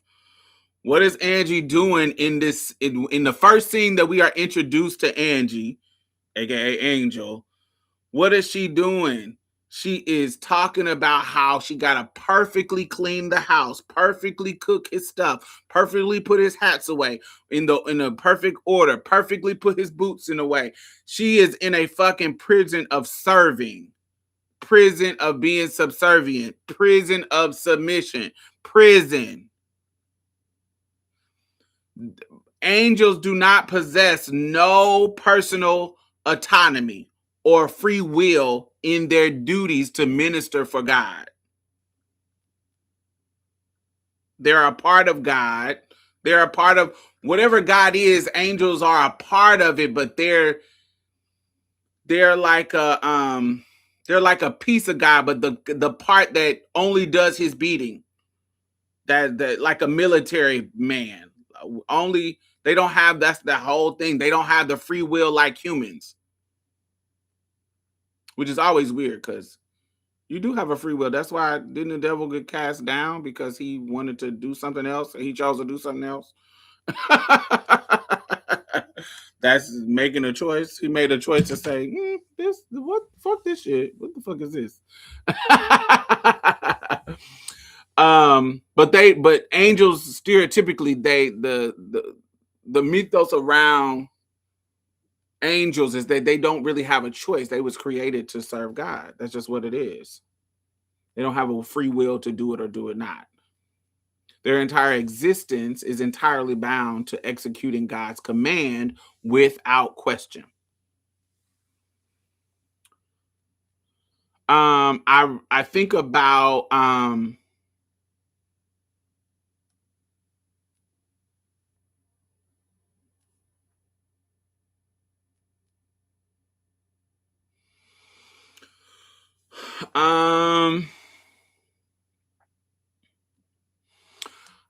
there's a scene. Okay. All right. I got to go back. So before we get to, they end up, the girls, because I'm telling the story of the film. The girls, when they were with Divine, remember the girls went to Divine because their mama gave them the card. When they walk in, they find out that they have another brother. Okay. And he abandoned Divine. I skipped to Angie because I wanted y'all to compare these three godlike creatures, mothers in this regards. But she gets there, they find out they have a brother, Ezekiel. But they run, I guess they snatched the wallet from the shrine. They snatch the wallet from the shrine and get the lawyer's information about their dad to where they could find their dad. So they run off after she end up cussing her out like, bitch, you over here lusting out of a nigga because he put some good dick on you and he abandoning your motherfucking ass. And once she sees past Erica's facade, Erica is like, oh, these is devils. These is devils. These bitches is devils. And so they end up running out the house, and Ezekiel, they end up telling, they end up telling them they want to kill the father. And so Ezekiel runs out the house and all that kind of stuff. Anyway, so now we can get to I want to get back to Angie. Well, no, let me go to Ezekiel because I'm still talking about I want to talk about Ezekiel too. Because he'll come up later.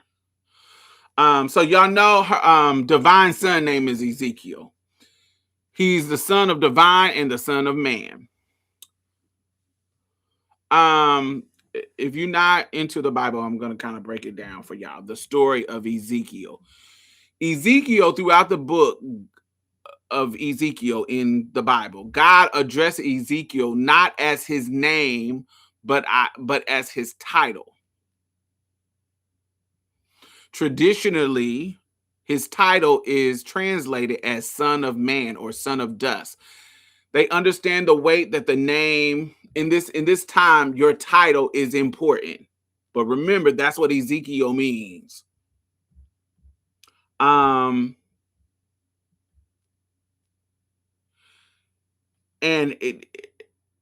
what Ezekiel is constantly doing.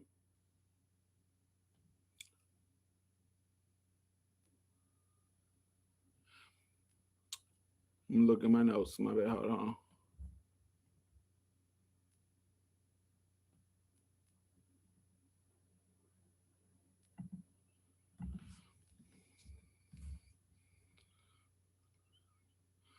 I'm starting to see the biblical reference. It's all throughout. That's what it is. That's why it's called Is God Is. It's biblical references all throughout of it. Is God Is. So in the book of Ezekiel, he thinks that he is protecting and proving himself to his father that he never knew. He never knew his dad. That his mother put in his head that he had to prove to be a man of the house, the man, all that kind of stuff. Listen,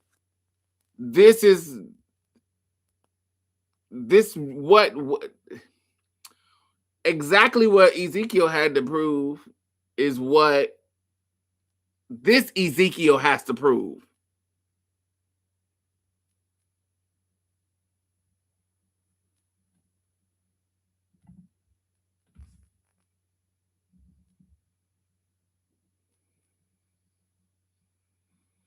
Hold on.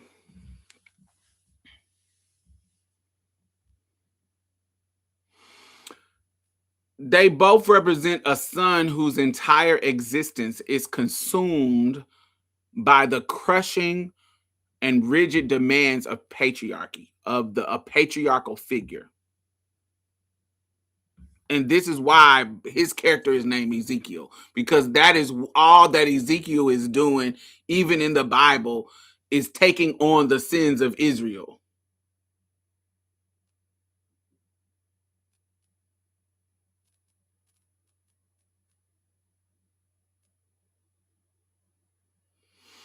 He was struck mute. He was commanded to eat bread with shit in it. He was forced to lie on his side for 100 days to bear the sins of Israel. That's what the fucking Ezekiel saw the wheel way up in the middle of the air. Ezekiel saw the wheel way in the middle of the air. They're praising Ezekiel for following all this crazy ass shit, all in the name of respecting the father and doing what to gain the respect of the father. And listen, Divine has raised her son, Ezekiel, to do this same, to be the man of the house, to prove himself as a man, to be the protector, and to defend your father.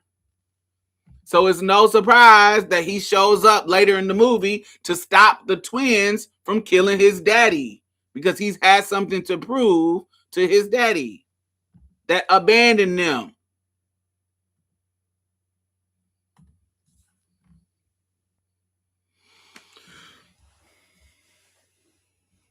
This is why the character name is Ezekiel. That's not a coincidence. And it's relevant to the plot of the story. Um,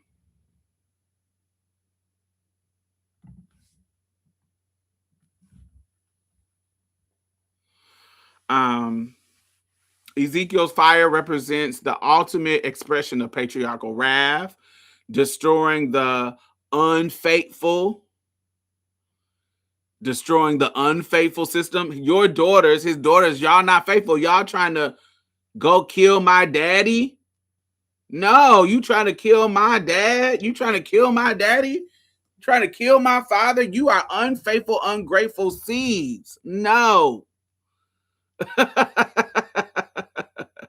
You are unfaithful, and just like Ezekiel in the Bible, I am destroying old faithful systems because it fails to live up to the Father's law.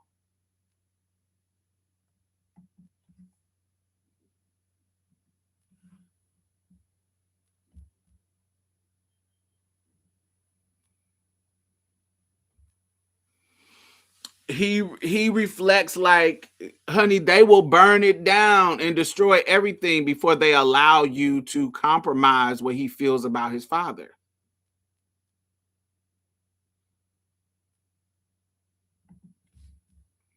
He's like, you twin bitches.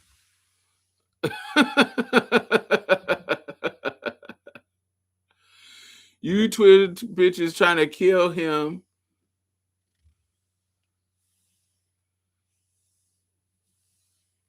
He's representing of like, I don't know, like, once again, unhealthy relationship with religion, unhealthy relationship with God, unhealthy relationship. His mother, the divine, taught him to follow these patriarchy rules, and anybody that is not living up to it are the devil. That's what she said. These bitches is the devil. I see it all over them. And so, of course, he represents the paradox of protection. He creates, it's like,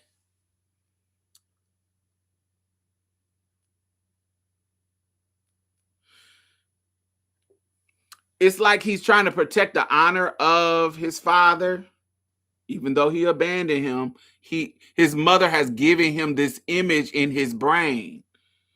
He's passed it down to him, even though he's abandoned him. It's kind of like you motherfuckers still Christians, but he abandoned y'all during slavery. Y'all still for 400 years, and y'all still want to be Christians, child. Ooh, I don't know. Once again, symbolizing the unhealthy relationship with God, a religion.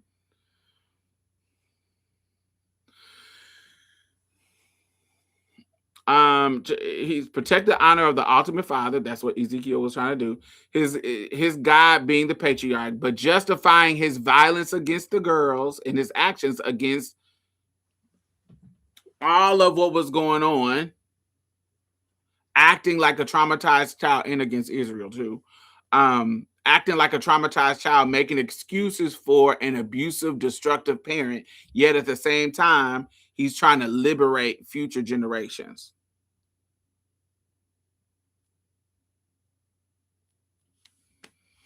So the Ezekiel of the Bible and the Ezekiel of the character Ezekiel, they're chasing or being doomed by the sins of the father.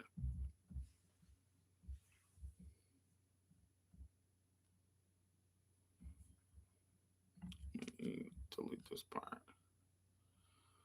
I want to try to compare that character with the Ezekiel of the Bible. Why they named him Ezekiel. That's what I'm trying to point to y'all. So back to Angie. So Angie. Ooh.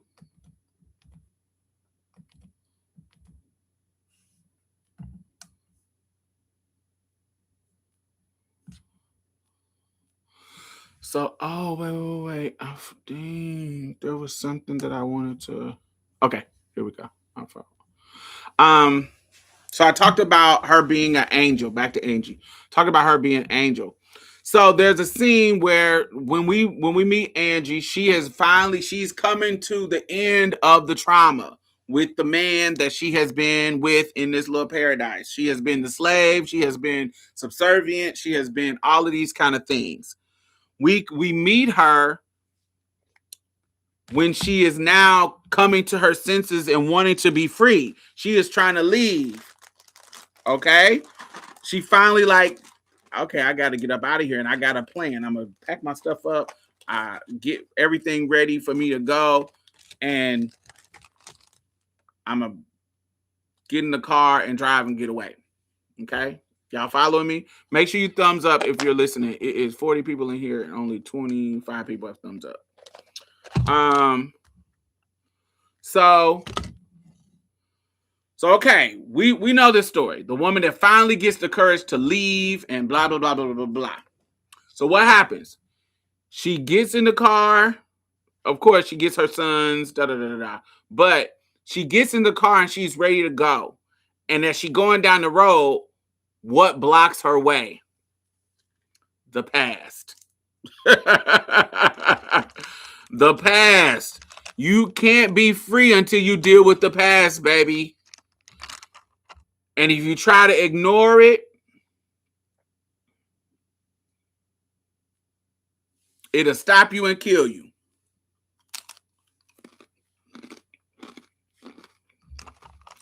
The past will come back and get you.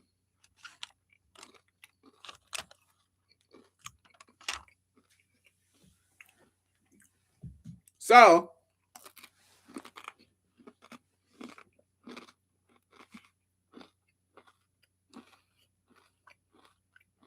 Angie is like, oh no, baby, y'all gotta get out the middle of the road. I don't know what's going on with y'all, but I'm finally got the courage to be free and I gotta get out of here. And y'all in the way. Oh, do y'all want some money? Out here. Let me cast my pearls to the swine. Let me cast my pearls to you. Offer you my pearls. So y'all know the saying of throw your pearls before swine. Y'all know that word? Y'all know that where that's from? Y'all know where that's from?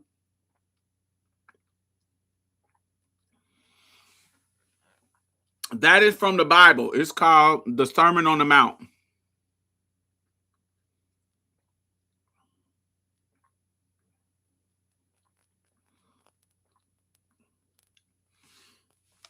The Sermon on the Mount is a collective of teachings delivered by Jesus. It's in Matthew. And it focuses on Christian disciplines, like discipleship, moral righteousness, and inner devotion. And it famously opens with these beatitudes, and it includes like the popular stuff that we know, the Lord's Prayer, our Father who art in heaven, hallowed be thy name, thy kingdom come, thy will be done on earth as it is in heaven. Give us this day our daily bread, as we forgive our debtors. Y'all know. As we forgive those that trespass against us. That stuff. Also, it includes the golden rule too. Treat others, what is it? The golden rule is treat others like you want to be treated, or something like that. It's like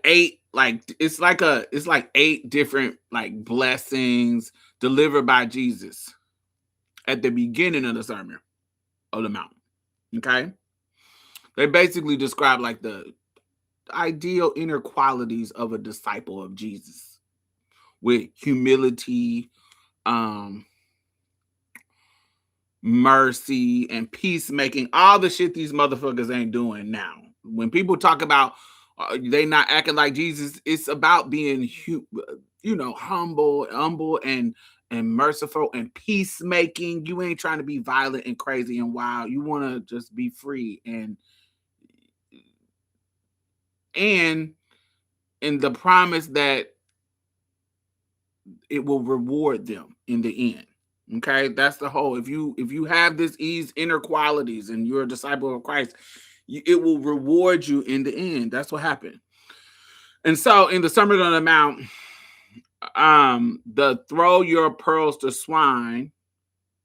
This statement serves as a practical warning about spiritual discernment and having spiritual discernment and boundaries. Jesus uses it, that statement, throw your pearls to swine. Jesus uses it to advise followers not to force sacred truths on hostile or unreceptive people who will only reject it. This is what Jesus will talk about. So clock it. I want y'all to clock that. That's why she had pearls and was trying to give them pearls. But you cannot try to give your pearls to people who that's gonna reject it. And they'll turn on you. They'll use it against you. Like that's the symbolism in this moment. She is trying to throw her pearls to these people who don't respect the pearls. Whatever she values in pearls, they don't respect what you're talking. So it's not gonna be the payment or it's not gonna move them.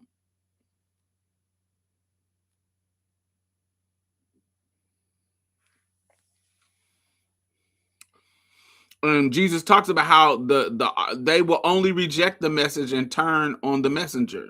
In this moment, in this time, during this sermon, he's like balancing. Previously, he was talking about generosity by he was talking about generosity by reminding the listener to protect the integrity of their teaching and their own being. I feel like this is a perfect depiction in the moment right there. Because she comes into the scene of the movie.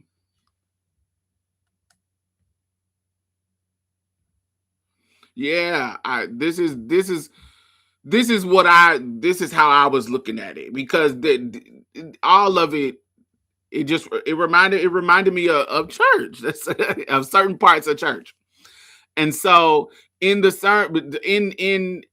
when we think about how this is perfectly depicted in this moment in the movie with Angie's character, because when she comes into the scene of the movie showing you that she has learned a lesson through all of her trauma with this man, and she's ready to leave him. So she has, I finally got to the point where I'm showing my boundaries, Angie.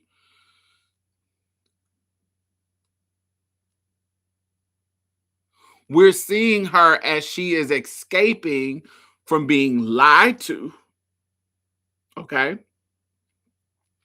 After being perfect, after cooking, after cleaning, being this perfect specimen of a wife, and realizing that this is a fucking cage. And a cage and she has been harmed by this man because she's been abused too. She finally gets to the point where now I can go and I can leave. You're escaping, but you haven't clocked this T. She's escaping, but she hasn't given up what she values. Yes, you leave in this harmful situation with this man, but you still value what all of this shit represents: respectability, politic. You became this pick-me-ass, wifey, clean the house type of bitch because you were taught that, and because you wanted this fantasy of, ooh, I'm this wife with this perfect man, and so I'm gonna cook and clean and do all this perfect. This how pick-me's do too. They want the benefit of being this perfect type of respectable woman. And that's not necessarily wrong, but they value that image. They value that respectability image. It's a certain brand of femininity that she has played into, and she's finally learning that, oh, I'm not getting what I want out of the deal. I'm getting abused and wore out. I'm a fucking slave. Right? Ask a man to describe a perfect woman, and what he describes as a slave. Watch him describe a slave. Yeah. Absolutely. And some women romanticize that, and they try to be this perfect brand of femininity. But you knew she still believed in that shit too, because when they confronted her, the twins, she gets angry and it comes out. If you remember what she said about their mama, she was like, yo weak ass, ghetto ass mama. And she spits on them. So the whole initial act of niceness and sweetness and offer you my pearls and da da da da da, because she values these pearls, that all was a facade. And you know that this also, her calling they mama ghetto lets you know that she knows something about they mama. So you knew these girls existed. There's some story that you've been told where you have bought into the idea that they are ghetto. And you are the classy one. You are the feminine, classy, upstanding one that's been in his fucking cage, that was able to tame him.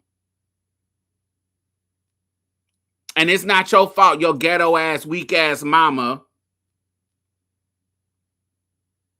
got burnt up. That ain't got nothing to do with me. So you were able to see beyond the veil, which is why I referenced y'all the Daryl Coley song, Beyond the Veil. The classy slave. The mattress, a maid, and a mule. Yes. So listen to Daryl Coley, Beyond the Veil. The song is called Beyond the Veil. I love it. I would play it, but they're going to demonetize me. No.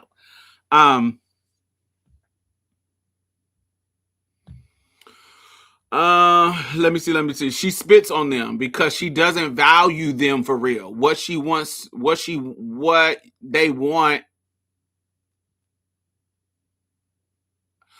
What she didn't understand is they don't value the same shit that she values. They don't give a fuck about that respectability politics and them pearls that you're trying to offer them. We don't give a fuck about that. Where's our motherfucking daddy, bitch? You've been living in this luxury house, living it up. We value something else. We value our God. Clock it.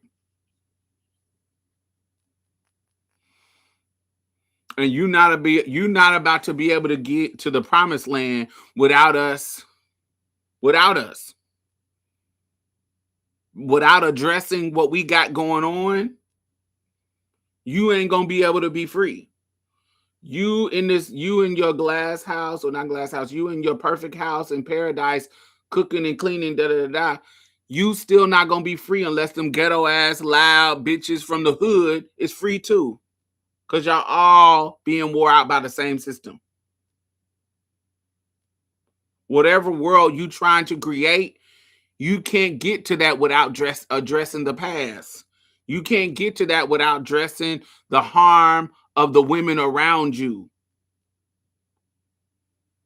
Because if you don't, it's going to stop you from getting where you are going. And that's literally what was happening. She was trying to drive off, and the twins is sitting, and all the things that the twins represent was sitting in front of her path to freedom. So then she spits on them, and honey, baby, they beat the fuck out of her and kills her.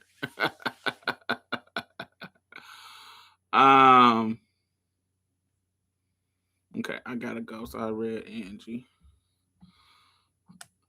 In my notes, I kind of write what I want to talk about, and then you delete it as I go so I don't forget nothing. Okay, we got Divine already. So that I feel like they all represents a different type of mother, a different type of woman, a different type of God. So they are all gods to me, except to the twins who are the main characters. Of course, the mama is the God to them, but all of them got children. All of them got children, and their children and their how they relate to God, how they relate to their mother is going to be different. Look at how the two boys relate to their mother, their God. Remember the two twin boys.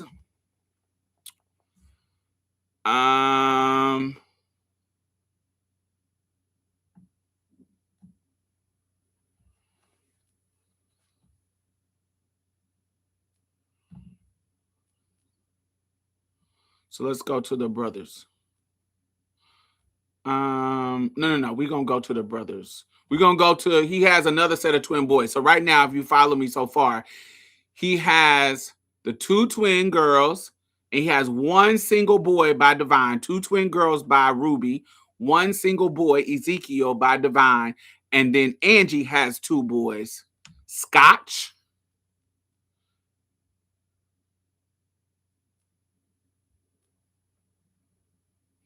and Riley.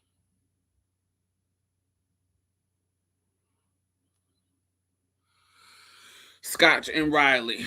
Scotch was kind of funny looking. They was cute though. Cute. Yeah, cute. But Scotch was kind of, there was something that looked like whatever that animal is from Ice Age that looked retarded with the eyes on the side of his head. He kind of like him a little bit, the fuckboy one. Okay. No, his name is Riley. Scotch is the other one. I'm gonna get to them. No, let me go back. I think Sid, is that his name? Whatever one with the from Ice Age. Let me see if that's his name. Sid from Ice Age. Yes. Sid, whose full name is Sydney. Yes, he looked like him a little bit to me. That's what he looked like to me. Okay, I talked about Ezekiel already. All right, took Ezekiel out of there. What do we have left? We talked about Divine.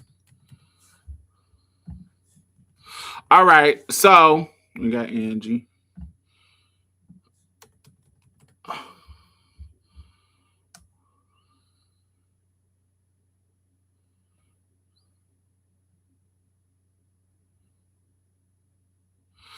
All right, so timeline. So we already said we got the mama sent her to Divine. They stole the wallet out of the shrine to get to the lawyer. So now we got to get to Chuck Hall.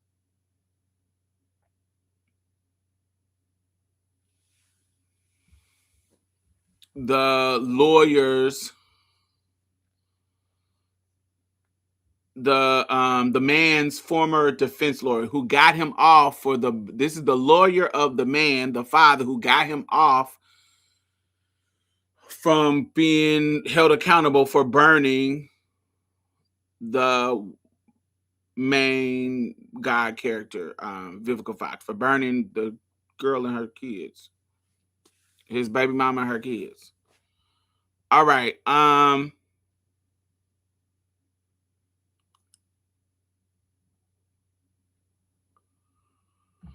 Okay, so Chuck Hall is played. I couldn't get any references on the name. Maybe y'all can come up with that. Chuck Hall. Chuck is short for Charles. Chuck is Charles. I couldn't find any. Chuck Hall. So Chuck is. I couldn't find any biblical references that I knew in regards to that.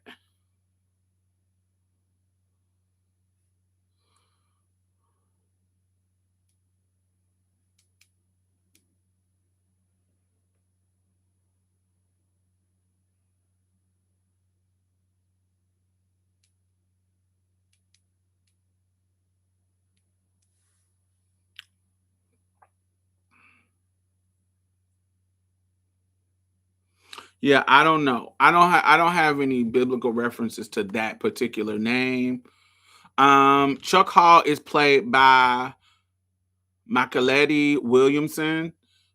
He's the one that played Bubba Gump on Forrest Gump. He's the, like I said, he's the lawyer of the man. I feel like he is the beta male.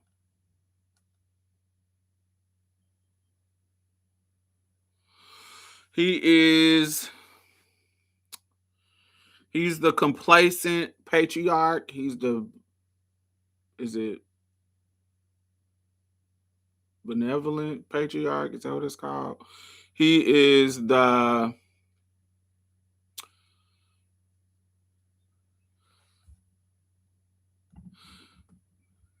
he helps him get out of accountability from his harm. He is using self-inflicted harm and women to numb himself.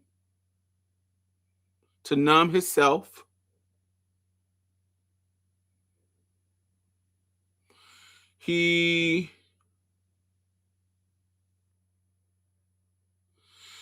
a man that doesn't have a voice, but he can communicate, but he doesn't have a voice. Clock the T. He can communicate, but he doesn't have a voice.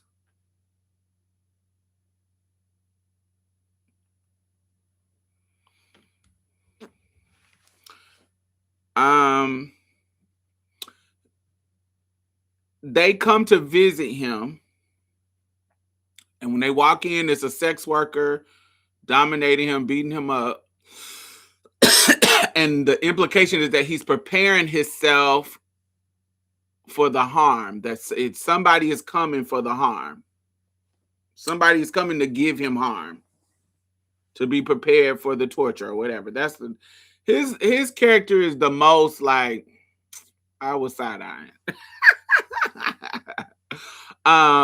When the girls come to him and say, "Yo, we about to wear him out," he's like trying to talk them out of the fight. And I feel like this is representative of a beta male, of the niggas who be like, "Yo, no, you got to get in line because we scared of this patriarchy too." You got to get in line. You need to he laid out a path of least resistance for her, like for the twins. No, don't go get him. Don't go do that. Let that shit go. The straight and narrow path. Go. You need to be like Angie. He didn't say this, but that's basically, he's like, no, don't be trying to fight the patriarchy. Don't be trying to go do that shit. Take your ass home and relax. Go be Angie. That's the least you can do. And you can learn a lot from a dummy like me. I tried to help it. I tried to help him out, and he ripped my tongue out. So apparently the man mutilated him by ripping his tongue out, silencing him, which is what alpha males do to young, not just young, but weaker ones, silencing them.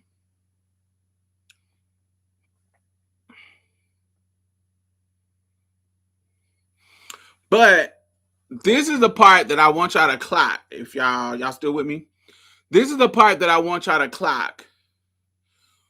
When he remember. Oh, I'm skipping a bunch of fucking parts. Not a bunch of parts, but in between on their road to these different people, okay, the twins, they are having a conversation in the car, and you get to see their personalities of like, one is more about that life, like about anger and violence and you know, that stereotypical firebrand, like, I want to blow this motherfucker up, but pointing toward her daddy. But the other one is trying to like, you think we doing the right thing? Like, I don't think we should do this, Racine. I don't think we should do this. Like, the other sister is like, this ain't feeling right. But part of her is like, yeah, I do want to kind of give in for revenge because I'm burnt up because of this motherfucker. So she too, they both are having this moment where they're talking to each other and they're kind of swaying each other back and forth. Well, is this right or wrong? Because the whole theme of the movie is like the moral. There's a moral question on is this right or wrong? Like, is this vengefulness right or wrong? And so you see Racine as like the person who is like the evil twin. She's the one that's the more violent one. And so Chuck Hall says to Racine while she was the twins were in front of him in his office, he was like, he told Racine, you look like him in the eyes. Now I want you to clock that. Because this is going to come up later. He tells Racine, you look like him in the eyes. Now, what does that symbolize?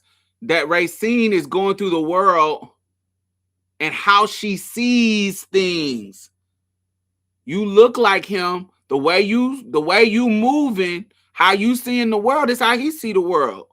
How you look. That's why he said you look like him in the eyes, because how she sees things, she's seeing things with rage and wanting to blow the shit up. And he's telling her, I see you in him. I think that is going to come up later. So when the twins leave him,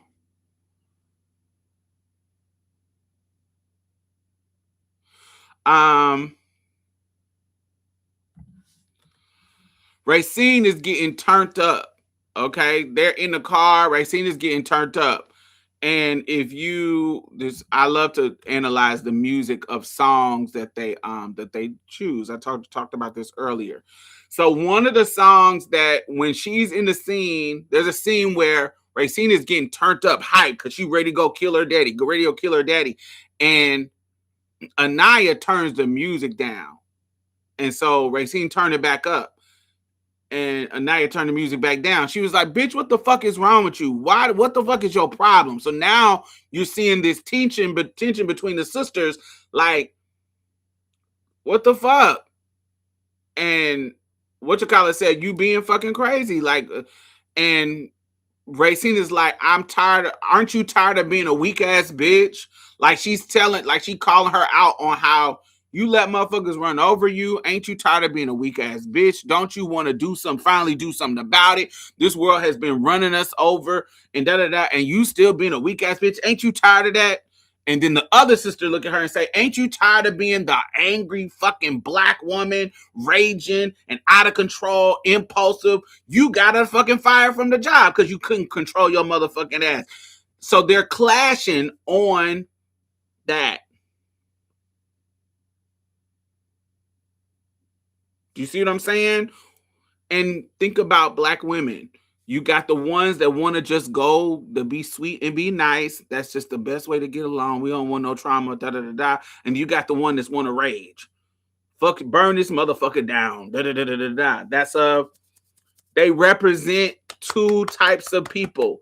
They represent the nuance in our thinking of strategy on how to survive this fucking world full of trauma.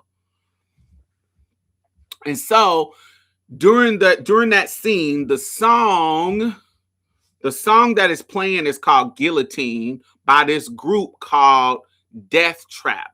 It's a black punk rock hip hop fusion group out of San Francisco. The song is about destruction, it's about paranoia and existential dread. Like that's what this song is about. And this is like a black hip hop punk rock group in real life out of San Francisco. And so that's the name of the song that was playing. It's called Guillotine. So make sure you check that out. They I think they broke up. The group broke up, but this is from 2011, I think. It's a song from that. And so this is a song she getting turned up on to kind of go kill her father.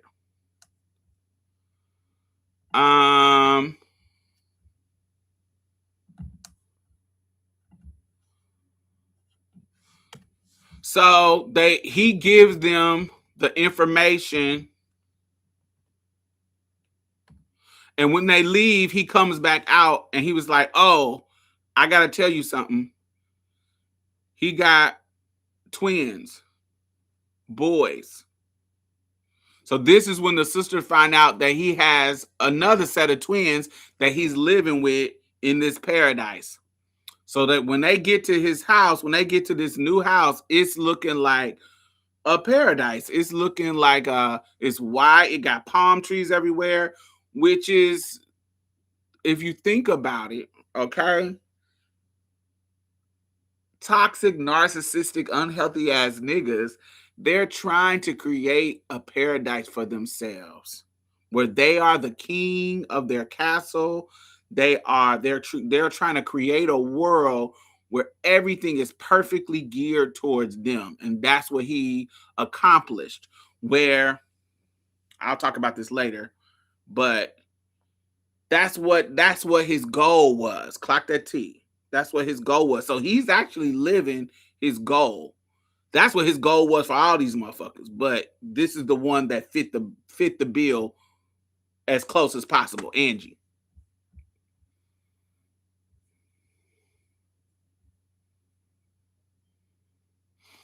All right, so this is the first time that the girls find out about their brother. So when they leave, that's when the situation happened, and they have to stop and use the bathroom. So when they stop and use the bathroom, they are talking, and then all of a sudden they see some dude in a helmet come over to their car that they've been driving, and he get to tearing up their car. He looking all scary. He in all black and got the helmet. He looking all scary, and he get to tearing up their car. So they run away. So he get to chasing them like he trying to kill them. Da da da da da. So it's a cute little scene where he's chasing them and trying to get them together. But they end up locking him in this building where he can't get out. And so he put his head in this hole screaming at them. And he take his helmet off, and you realize that it is Ezekiel, divine son, coming to try to kill them because they're trying to kill his daddy. And it goes back to what I was saying about Ezekiel, because Ezekiel is out to prove something to the father, because he's been taught by his God that his life revolves around protecting whatever this image he done sold to him about God. So he literally is screaming into this pipe at them, screaming at them, you think you gonna kill my daddy? You can't kill my daddy. You can't kill my daddy. You can't kill my dad. That's literally Ezekiel in the Bible. So that's his whole purpose, child. Do we see him again? We don't even see him again in the movie. So when that, anyway, so fast forward, they leave, they get rid of him because he served his purpose in the plot. And they get to the paradise home with Angie. And so they're watching the Angie get ready to leave, because remember, Angie, she's trying to get the fuck up out of there. She's ready to be free from this cage. And so she sees her, and this is how you think another clash with Racine and Anaya. Anaya sees Janelle Monáe. You know Anaya's burned. Anaya sees Janelle Monáe in this perfect house, looking gorgeous, looking beautiful. And Anaya says, oh, pretty. And Racine look at her like, oh, bitch, this bitch. But I think it speaks to hyper femininity and this perfect brand of femininity and wifehood and da-da-da, and how that can be, it can be seductive. Even though you got shit that you're trying to do, it can be seductive to want that life because it looks pretty from the outside, but they don't know that that's an abusive prison that she in. They not clocking it. But in this moment, she's like, it's the seduction of that. Like, oh, she's pretty. It goes into the whole idea. You get what, if you pretty, you get what you want. You get what you get. You get the privileges that come with pretty. You get the man, you get the house, but you don't understand that this is a fucking cage. And so Racine look at her like, bitch, the fuck out of here. So anyway, she goes. That's when Angie comes out, drives drives her car through the road, and then they block her. And I already talked about Angie and throwing her pearls to the swine. And so they go back to the house once they beat Angie ass to death. Once they beat her to death, and go back to the house. And now we finally get to see the twin brothers, Scotch and Riley.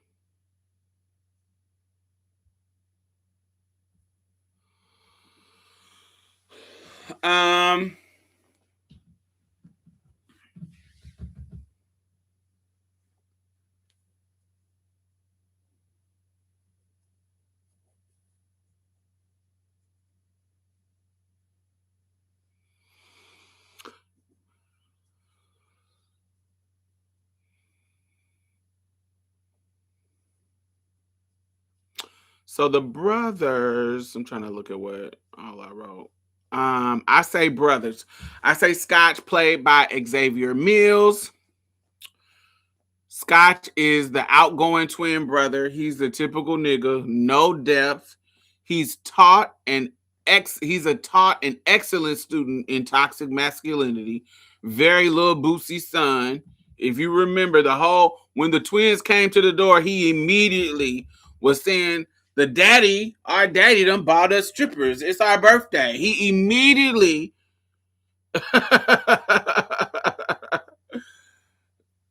assumed that it was his dad that brought some strippers. So you can only imagine the toxic relationship that he has with his father. Very little bootsy and shit. Very dumb. Very no self-awareness.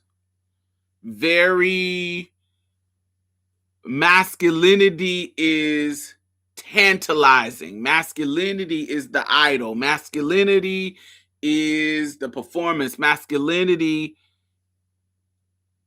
is valuable, not femininity, not women, not girlhood, not females. Masculinity is their God. Like young M.A. Masculinity is her God. Masculinity is influential. Masculinity is pressure. It's the pressure.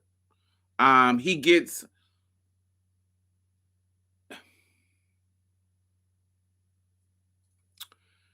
if you pay attention, he gets all the men, the boys, not the men. He gets all the boys in line to feed the culture. Like he calls the boys, he gets his brother in line. He gets the boys to come over to enjoy the strippers. Even though it's for his birthday, he's getting them, come, let's exploit the women. Like he is doing his sonly duty of keeping the patriarchal culture, the toxic masculine culture alive.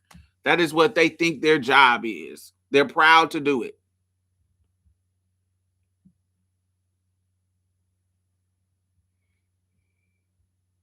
I said I think that they are attracted to the firebrands. Look at how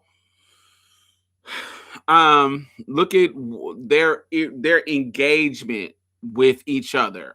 Racine and the twins. So when the twins open up the door, instead of them, they don't know that this is their sisters. They think that their father has brought strippers for their birthday. So they invite them in and expecting them to be strippers or whatever. And I said, I think that this type of dude is attracted to the firebrands like Racine because they are looking for something to dominate. And the sapphires are the ones who feel like the challenge. I think I know to me, I know it's easy for us to be like, they go after the weaker ones. I think that when they are older, they go after the weaker ones. That's why this is after they unalive Angie with the boys. Yes, Angie is dead at this point. I feel like men go after the firebrands because they are the challenge. Especially if they're pretty, they're gonna go after the ones that are more challenging. They're gonna go after that one. But when they get older and they stop and they get tired of the battle with the firebrands, I feel like as they get older, they find somebody that is more subservient and submissive and easier to control. But I think in their younger years, a lot of men wants to find that horse that they can break, especially if they're pretty. And so I think that he was attracted to Racine not only because she was not as burned as Anaya, but because of her spirit is more feisty. If you pay attention to how he engaged with the two. Now, Riley, played by Justin Ross, Riley, the other brother, this is the more reserved twin brother. He's the good guy's son. Still an excellent student of the patriarchy. I think that he represents those misogynistic LGBT people because he's softer. Could be, you know, they don't say gay or nothing, but could be that. I think he represents that. He's the misogynistic gay, the misogynistic, or, you know, gender neutral LGBT. I think he represents that type of character. Toxic male-centered people, but they think they're smarter than the average nigga. He's still toxically misogynistic and still the same toxic patriarchal male son, but he thinks he's smarter than Scott. Not think, he knows he's smarter than Scott. Clock that T. Like they think that those type of nigga are unrefined and dumb. Even though they still, how many gays, you know, will have misogynistic views, gay men will have anti-woman misogynistic views, but they still think that they're better than straight boys. Oh, sweetie, I don't want to fuck you. I don't want your pussy at all. But I still think you're beneath me just because you're a woman. There are so many gay men who have that type of personality where your vagina, I move different because I don't center women as my goal because I'm not straight. But I'm still a male who thinks I'm better than you because I'm a male. And them niggas are slave to pussy. So they're not that smart. Them niggas get caught up in pussy and chasing pussy and being idiots. They're not that smart. I'm on a higher level, still a patriarch, but I'm on a more intelligent level. I'm better than these dumb niggas, but they're still a patriarch. Clock that T. These are the ones that you may think that you can let your guard down, but they can be just as dangerous if you are like trying to protect them. And that's what we see. Like, you trying to protect them from your sister because Racine and Anaya gets into it. She telling her, yo, I don't want you to kill nobody. Let's just wait till dad gets home and he be the only one. Don't kill the brothers. And Racine promises her that she ain't gonna kill nobody. She's gonna wait till the dad and kill the dad. But the brother, when they get to dancing and get to doing their little stripper thing, the brother makes a mistake in saying, Not her, not the ugly one. You go somewhere else. No, he tells her, the one with the burnt face, you turn around and just show your ass. The one with the pretty face, you face us. Basically calling her ugly. And that's trigger them. You get this trigger from the beginning when the lady is acting weird at the office, acting weird about Miss Thing being burned. And so of course, Racine being the protector and protecting of her sister, baby, I'm in my rage. I'm in my unapologetic black woman rage. And I'm about to wear this motherfucker out. I know I promised you that I wasn't going to get them, but I got to get them. I got to get them, buddy. I know I told you I wouldn't, but nah, now I'm mad. I'm mad and angry at this motherfucker disrespecting my sister. So, you know how I get down. You disrespect my sister, I'm fucking you up. This is how I've gotten down our whole life as girls, as sisters.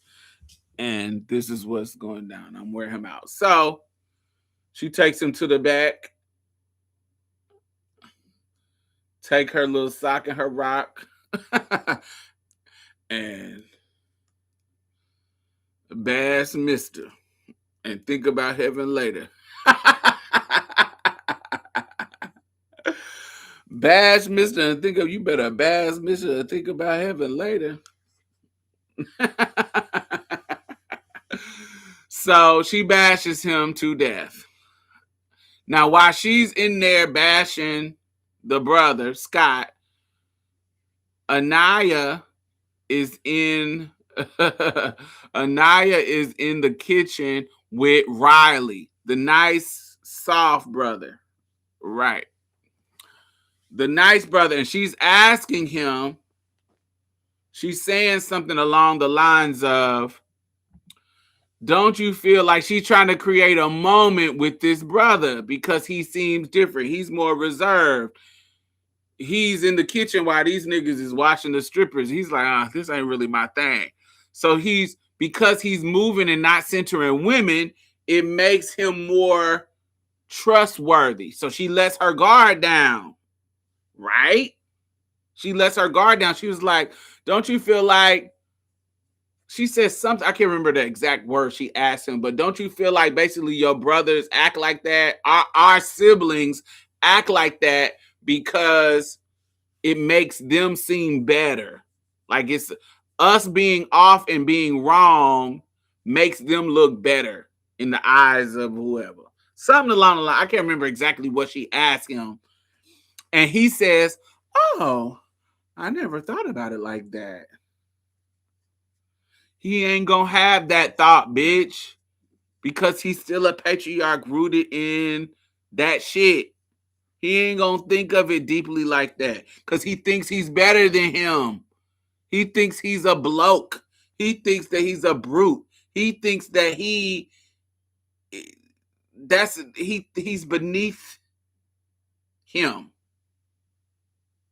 But they the same thing. That's my brother. That's my twin. Clock that T. You're letting your guard down for this nigga. And I think if we think about it, think about how as women, sometimes we let our guard down with people who we shouldn't. Because they still have, and this could be a gender neutral thing too. For many, it depends on where they put themselves in the system. In what system we talking about. But sometimes you let your guard down with people because y'all have some small semblance in common, semblance of similarity, something in common. And you let your guard down and bam, they wear you out. And so that's what happens. So Racine beats the brother to death.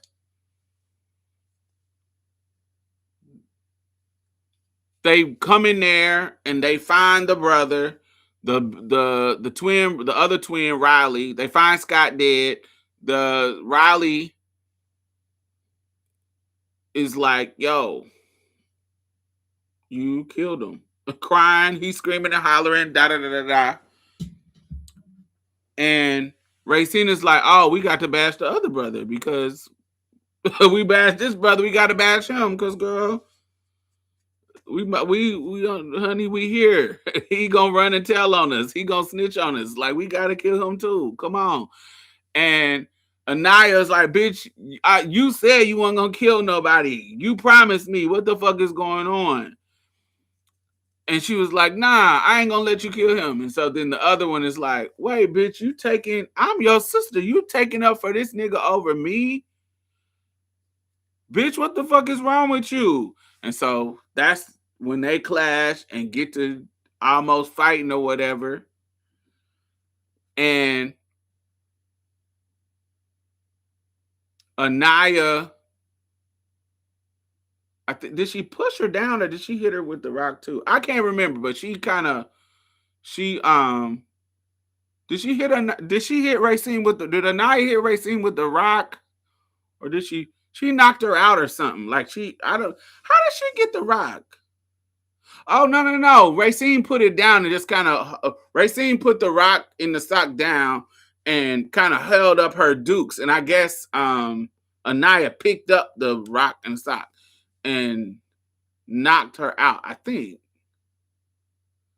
that's what happened. Ain't that what happened? Did she knock Racine out?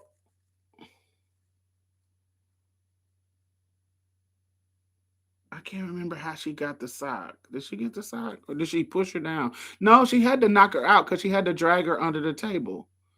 Did she hit her with the rock?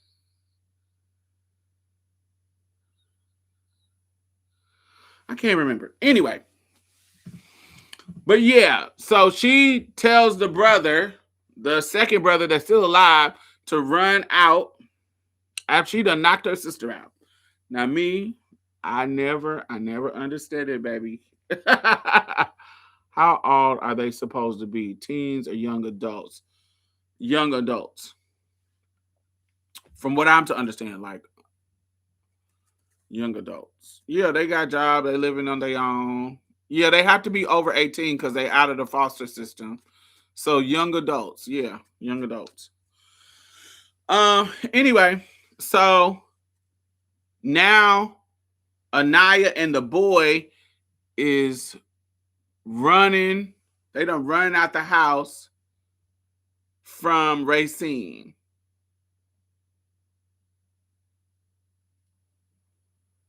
I don't know why this part is missing me. I can't remember.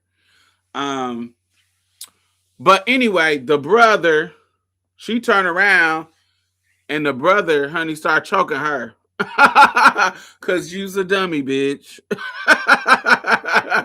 Cause you's a dummy, bitch. You went against your sister, your twin sister who been caretaking and protecting your ass against this nigga. The fuck is wrong with you? I always feel like when people are one of my pet peeves is motherfuckers being disloyal. I don't care what the fuck my sister do.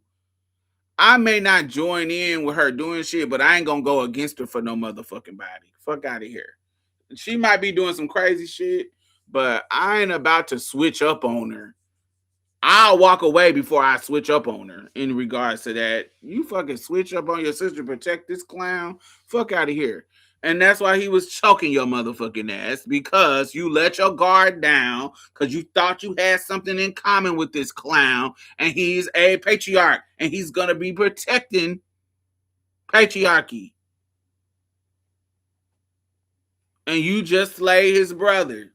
As dumb as late as he might think he is, you not supposed to wear him out because you are a girl. Fuck out of here. So he gets to choking Anaya, almost killing her, and then bam, in the moment of dramatic cinematography, dramatic cinema, Racine stabs him in the back with some shrub trimming scissors or whatever, hedge trimmers. And so they kill him, throw him in the water. All right. So wait, I'm missing something because how did she get knocked out? They must have fought before. When did she knock her out? Where she had to drag her under the table. I'm missing up a timeline. When did she knock her out? Because she wasn't knocked out when she stabbed the boy with the scissors. So when did she knock her out and had to drag her up on the table? She had to. She must have didn't try to fight her. She must have told. No. She didn't fight her when they were when she just kind of pushed her and ran out the door with the boy. I think that I can't remember what happened. I can't remember on this part. I know she ended up knocking her out. Her sister tried to fight her and ended up knocking her out. So anyway, I can't remember the timeline of when that happened. Y'all gotta remind me, people who have watched it.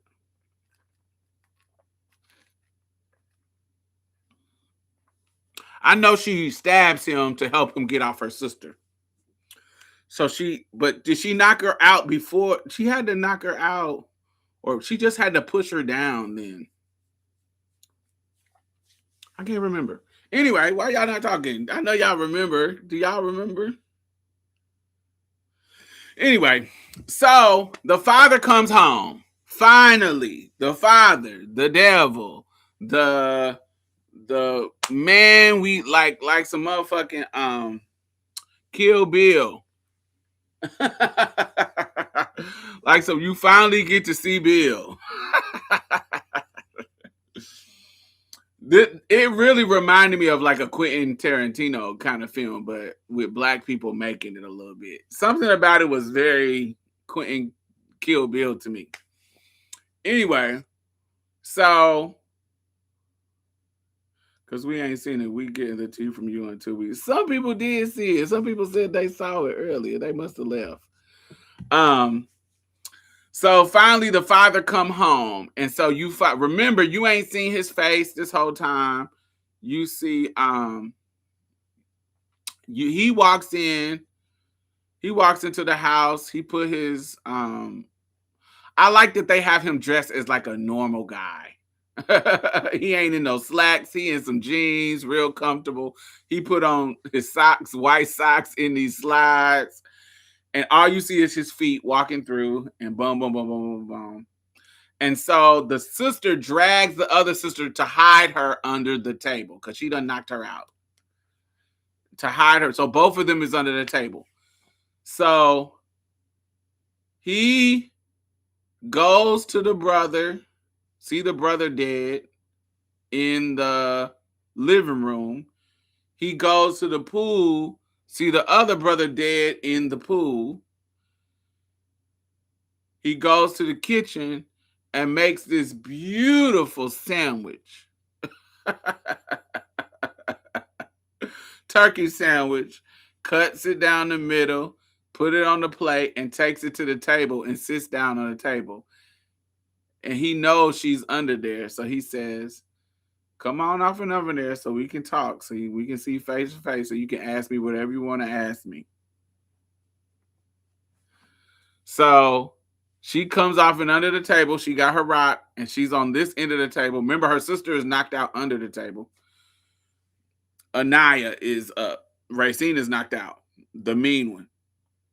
And the dad is sitting at the table with his sandwich, eating his sandwich. And we finally see Sterling Brown's gorgeous ass as the daddy.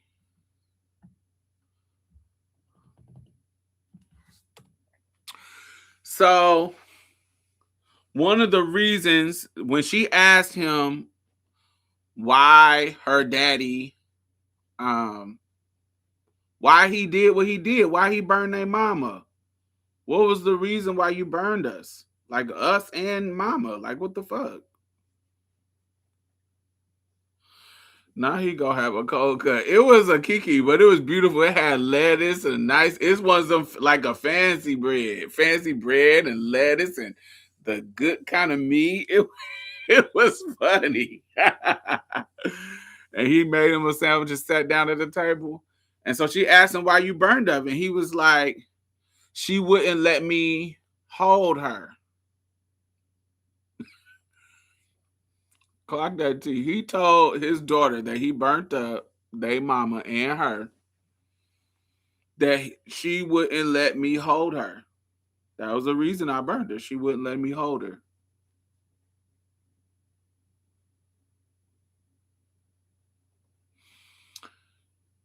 And to him, in his mind, how he sees things through his eyes, extreme violence as a that's punishment for that.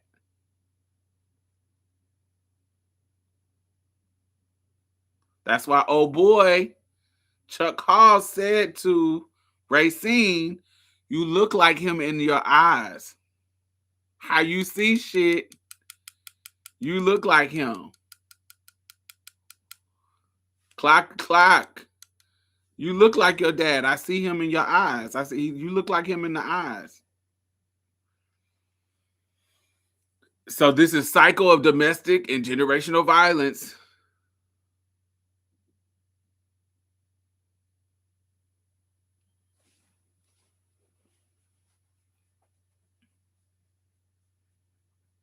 How trauma and physical disfigurement inflicted on one parent can ripple through the whole family.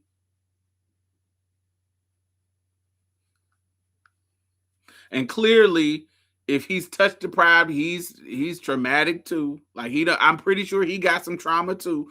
That don't justify it. Once again, that don't justify you burning your baby mama. But clearly, you got some trauma in your shit too. And to me,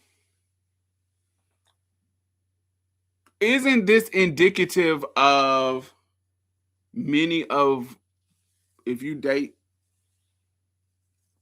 cis heterosexual men, if you date them, it feels like they're trying to get something. He's trying to be held. He's trying to be emotionally babied and nurtured. And Vivica Ruby probably wasn't on that fucking bullshit. And I think he was telling the truth. I don't think he was lying. And this is the gag, because I think Vivica toxic too. Ruby's toxic too. This is the gag. She asked him. When he says, I didn't burn y'all. I burned her. She grabbed y'all and pulled y'all in there.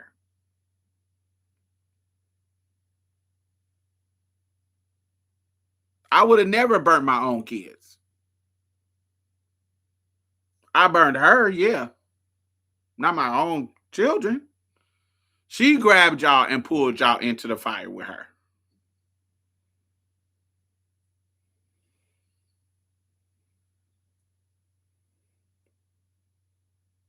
Clock that.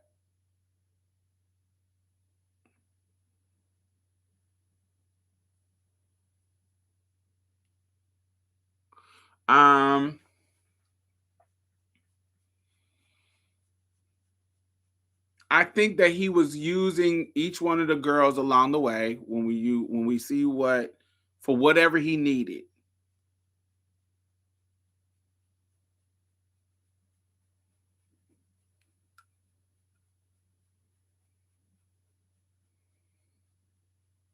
And he asked her, which one did you kill first?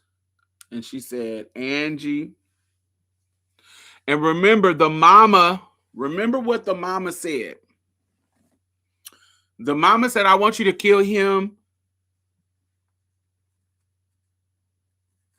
Their God pulling them into the fire, burning them into the trauma, into the cycle of violence, into the pulling them, burning them, and traumatizing them too.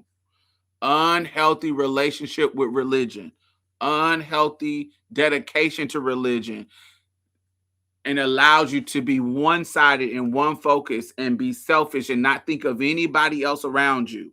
That's why I see him in your eyes. He's not thinking, he's just doing shit because he's harmed and he feels bad. She didn't let me hold her. So I'm going to the extreme violence and wear her out. Selfish, narcissistic, tunnel vision. You're not thinking of how this harmed everybody around you. Just like that's him.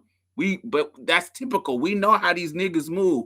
But you doing the same fucking thing.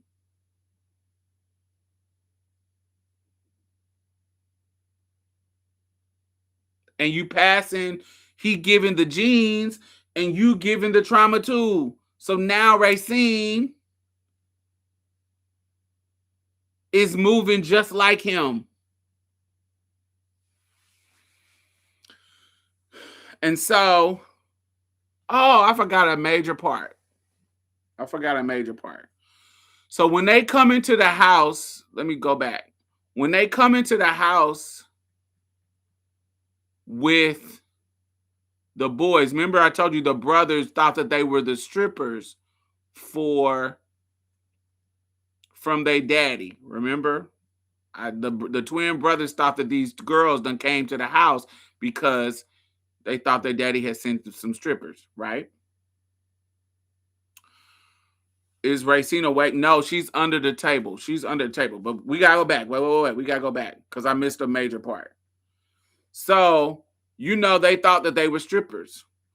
So when the brothers called the other boys over to see the strippers, remember, he calls his brother and some other random boys to the house so they can watch the strippers dance. Now, they don't know that this is their sisters. They don't know this. So he tells them they can go to the back room to his mama's room so they can get ready and get dressed to do the stripper show. So when they go back there, they are getting beautified. So these girls who we've been seeing regular and, they start putting on sexy clothes. They put on angels.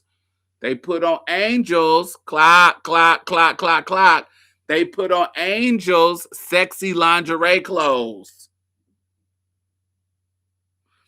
The hyper femme pick me woman. They put on angels clock. They put on angels hyper femme sexy clothes that she has in the closet to go out and strip. While they're in there getting beautified for the objectification of men, for the gaze of men,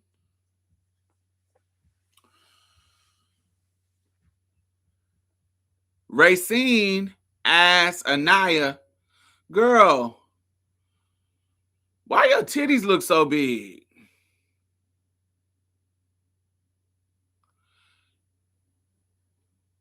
And Anaya look at her with the strange look of, bitch. And Racine say, bitch, you pregnant.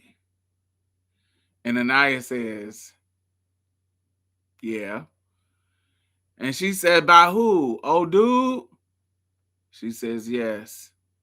And so they have a sister moment of finding out that, Anaya is pregnant by old dude. And so they have like a beautiful moment, like, oh, you about to have a baby, bitch. And she says it just like that, which I thought was cute. She's like, a baby, bitch. And you see, like, oh, my sister about to have a baby. I'm about to be an auntie. They both are like happy about this situation in a sense. So I forgot to tell that part. So, yes. So now go back to the table where she asked her dad the tea. So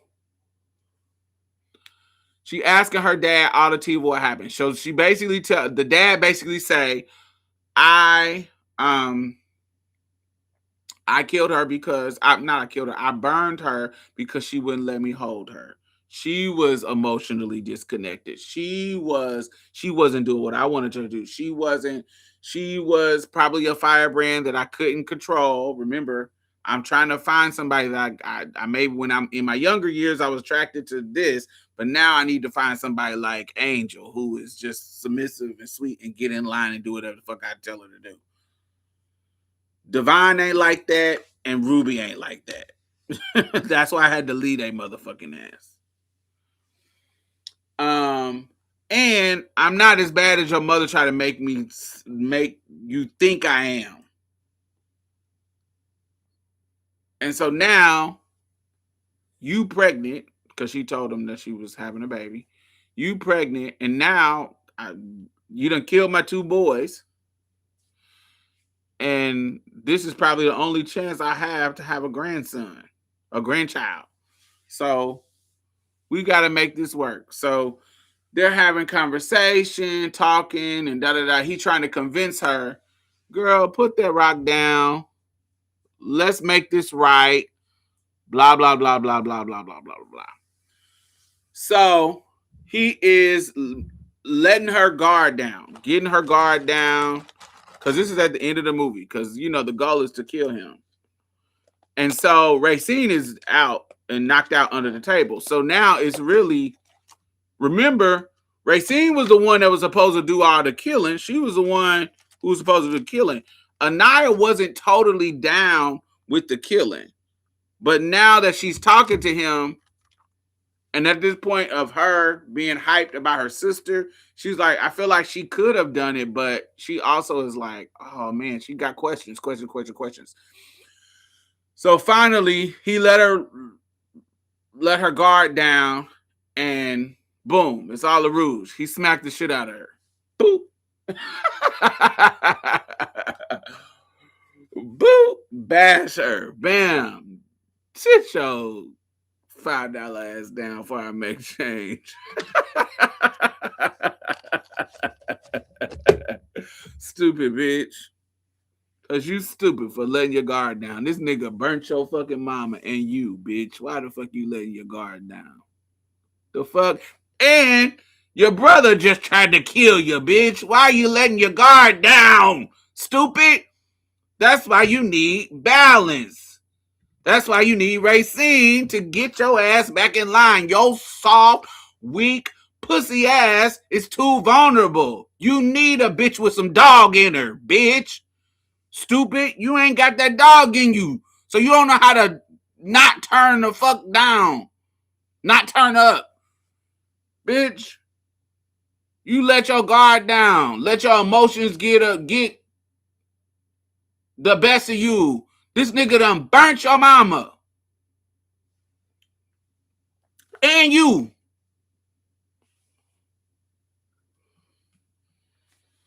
So he get to wear her out.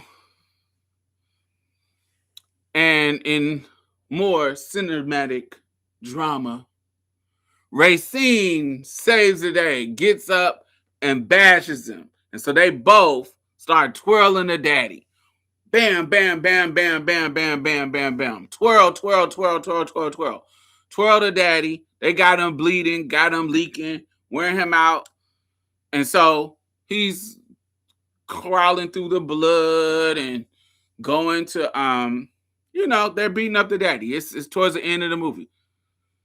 So they beat him all the way. He tried to run into this little bathroom. They beat him where he fall into the bathtub, which is where which is how he did their mother. They put her mother in the bathtub, sprayed her with some gas or something, and then lit her on fire. So now the daddy is in the bathtub, and they spray him with some liquor or some alcohol or something. And now they take the flame and burn him. So they turn around to go out the bathroom. Now they're going to set him on fire. He gets to screaming. And with a split second, he grabs Racine and pulls her into the flame.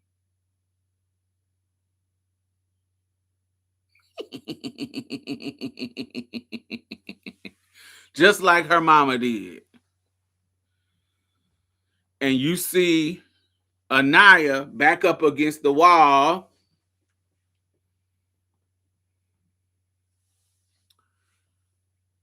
Because she scared and don't want to get burned. She already done been burnt up, child. Sister's getting burnt up now with daddy and wears them out. She runs out the room, runs out the house, and the house is set on fire and it's burning and da da da da. So her damn twin done died in there with her daddy. And now she got to go and catch her pregnant self got to go and catch a Greyhound back to her mama. But you don't go to all of that. They don't. That is the end of the movie, child. the sister get pulled into the flame. The sister get away, and now she's by herself. And she talks about how she's going to raise her daughter with the memory of her sister. And she has not a flashback, but a flash forward with her daughter.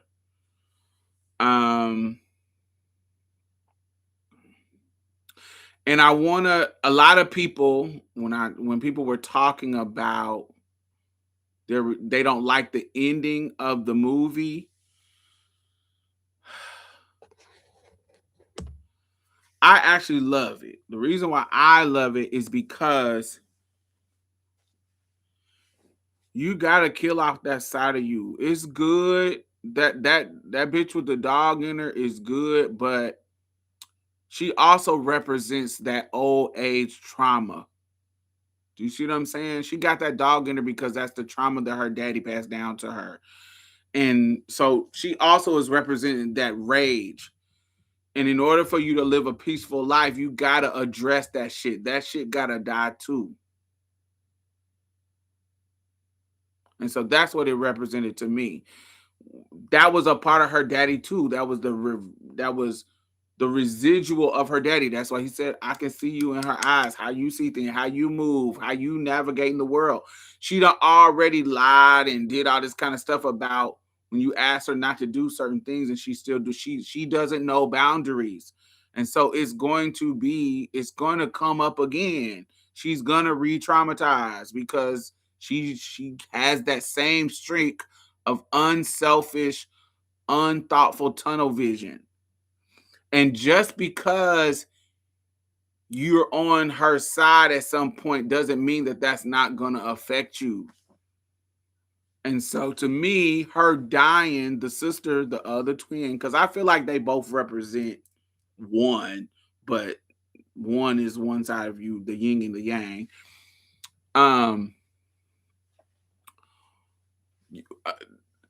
I feel like that part of you gotta die too.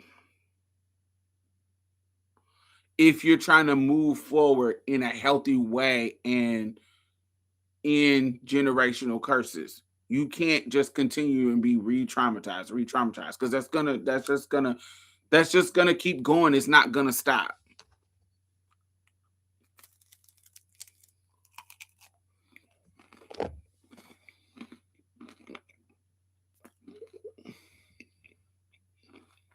So I love the film. I feel like it was deep. I feel like it was good. I felt like it's thoughtful. It was powerful. It was unapologetically black. I love the black girls got braids. It's just so much that it's so much good things about it. And I just thought the film is thoughtful, thought provoking, tons of symbolism, tons of feminism references, biblical references, a lot of symbolism around religion, around gender, around just all the good stuff. They did really good. They really did good.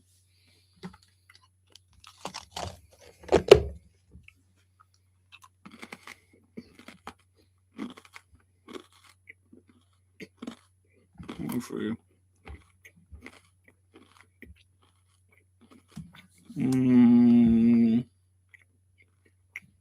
Yeah. That's all I have in my notes. So yes, that is my review of Is God Is. It was good. Watch it. Check it out. I loved it.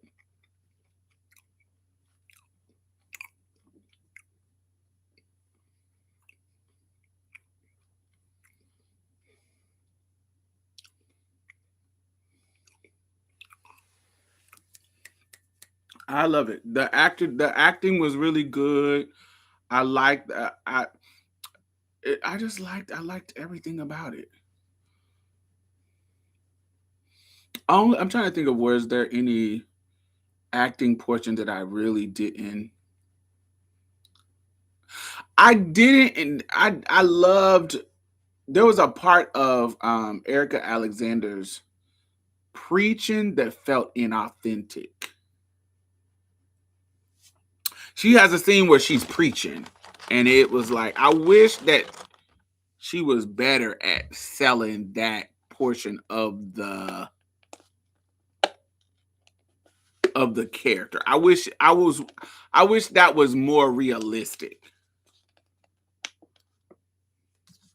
If that would have ate it up. Like if it felt like real preacher, like if I felt like, oh, she really studied the preaching people, I would have. It's something about that scene that felt like a person acting like a preacher and not like preaching.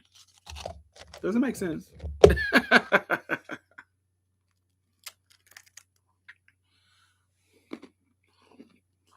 Hey, Ty.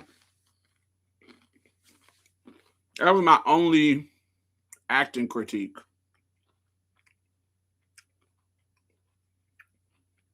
Other than that, everybody else did good.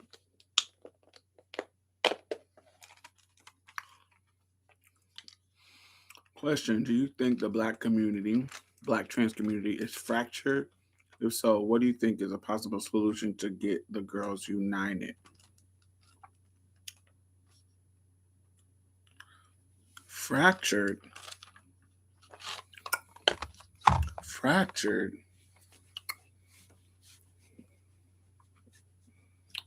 I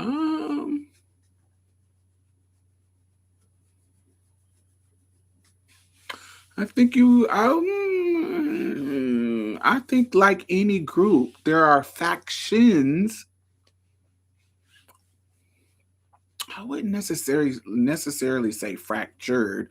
I think, like with any other group, there are factions of people with different ideologies, with different mindsets, because we are not a monolith. And I don't think we'll ever be that. So, what exactly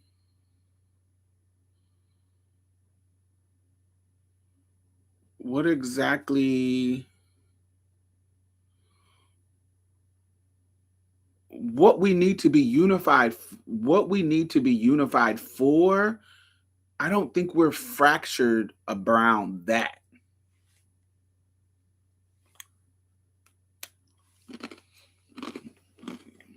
I think we have different strategies on how we think we should get there.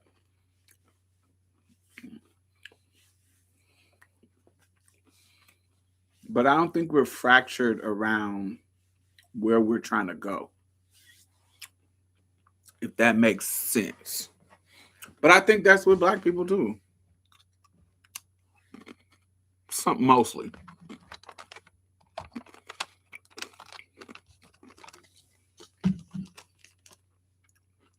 I just got in from the pageant. Judge Miss got you Houston tonight. But I wanted to hear your game on the movie. Have you seen the play this movie is based on? No, this is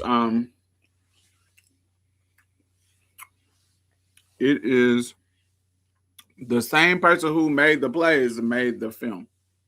She directed the film too. but I didn't get to see it in the off Broadway play in New York. But well, you know,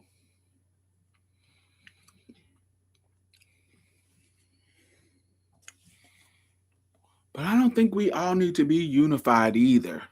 I think we need to be unified on what we think we should. Because who do we need to be unified against? Like, what exactly do you think that is? Against who? Against the government? I think we are unified about what we expect from the government. Um, I think we are unified in that we don't deserve to be murdered. I think we are unified in we should be able to do what we want with our bodies and have body autonomy. I think we are not unified in the definition of what trans is and how you should move as a trans person. I don't think we're unified as that, but I don't think any group of any kind of group is going to ever agree to that. Look at what black people think is black. There's people who think biracial people ain't black. There are people who think um all the black people in the diaspora are black. But then we have a nuance of, yeah, they black, but I'm talking about black American, that kind of black. That's a different ethnicity that's different from them other motherfuckers in other places. And so when I'm talking about the context, you see what I'm saying? Like, every group has those nuances of faction. I call them the factions, not fractured, but factions different things. And I think that's how we are too. You got the people who, who feel there's some trans women who think, honey, you ain't really trans if you're not going all the way, baby. You ain't getting that ding-a-ling cut off. Cause what's stopping you, girl? If you a woman, get up her seat. Be for real, bitch. What's the tea? There's a faction of girls who think like that. And then there's a faction of girls who feel like, girl, if you ain't got no titties, you ain't no woman. Girl, if you ain't living full time, you ain't no woman. But then you got the sister of the women with shit. Girl, if you ain't having no kids, you ain't no mother, you ain't no woman. That's what God put you on this earth for. Oh, girl, if you ain't getting married and having a family, girl, you ain't no woman, girl. What kind of woman are you? You ain't a woman till you get married and have kids, girl. You get what I'm saying? That's kind of like these arbitrary lines of womanhood that we all go through. That we all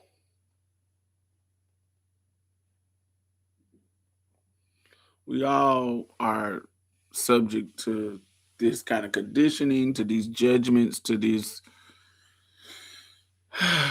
it's just different.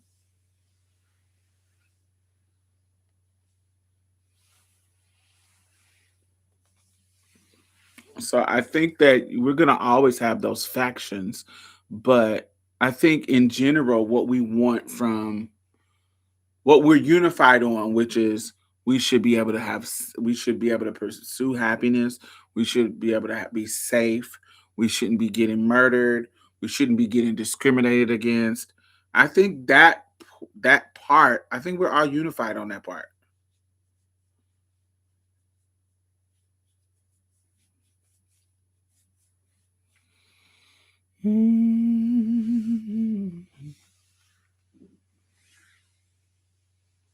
No problem, no problem. Where we at? We are at we got 20 minutes. That's good timing. Yeah, yeah, yeah, yeah, yeah. I love it. Anyway, I went on a rant about Carmelo Anthony earlier, so there's that. What else did I want to talk about? Let me see.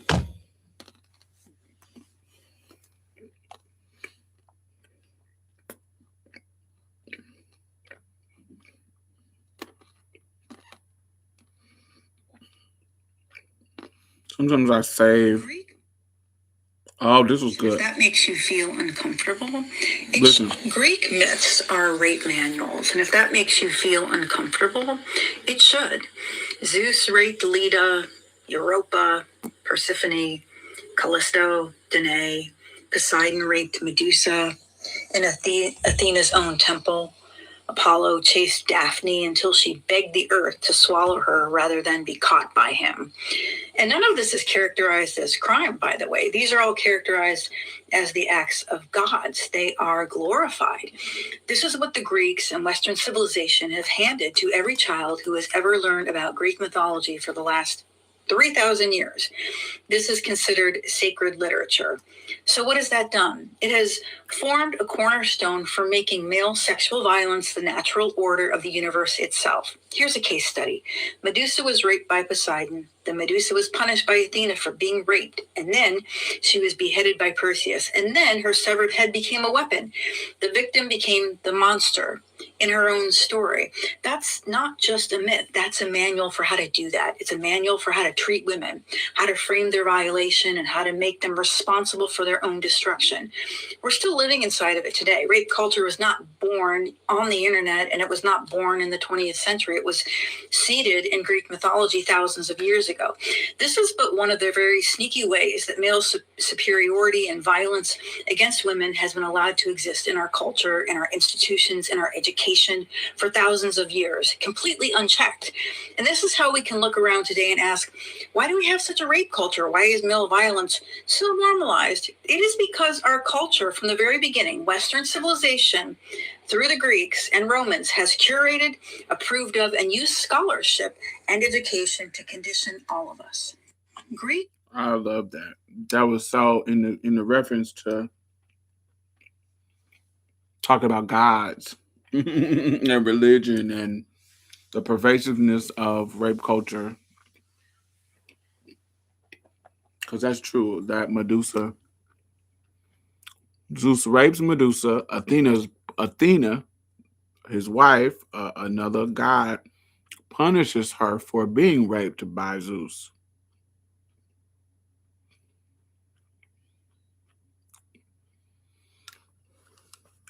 No.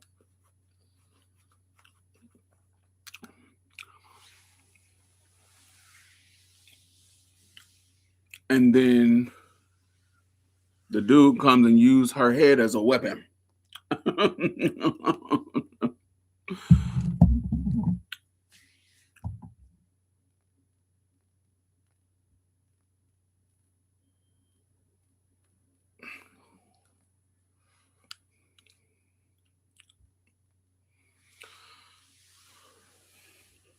Mm. Mm-mm-mm. So much tea, so much mess.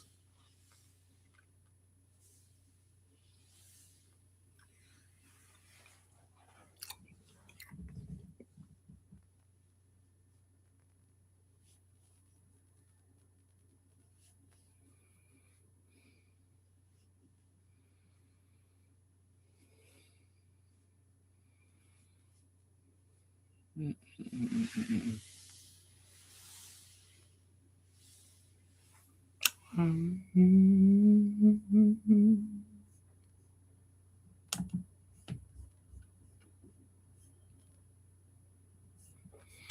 Did Facebook have an outage this morning? Did they ever explain the outage? Because Facebook went out for everybody and Instagram.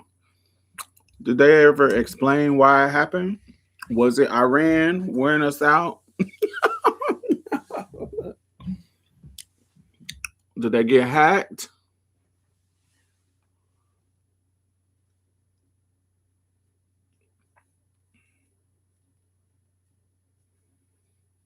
Mm-mm.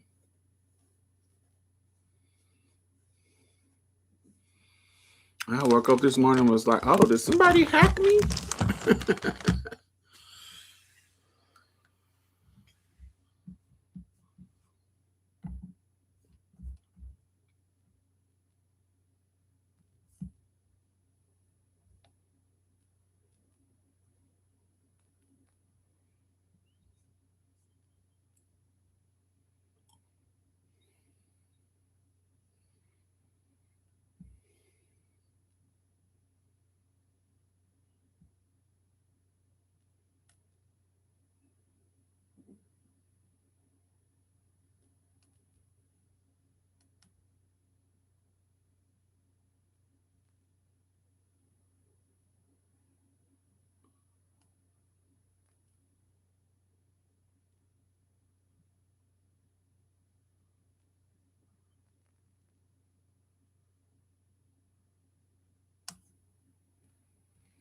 Mm. Well, yes. Mm-mm-mm-mm-mm-mm-mm.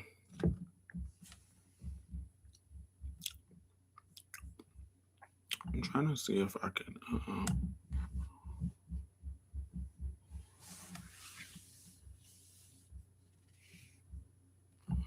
My brother said that God is wasn't playing it in playing in the theaters where he lives, which is Ohio.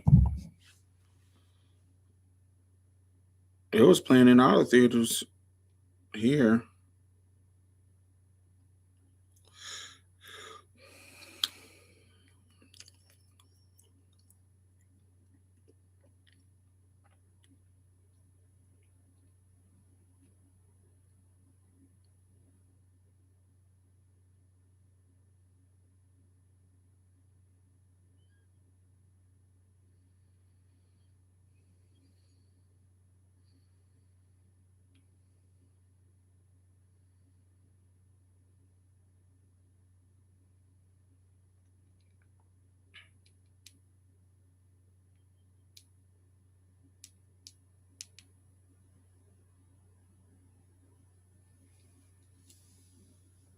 Let me check because I'm in Ohio. He in Marion,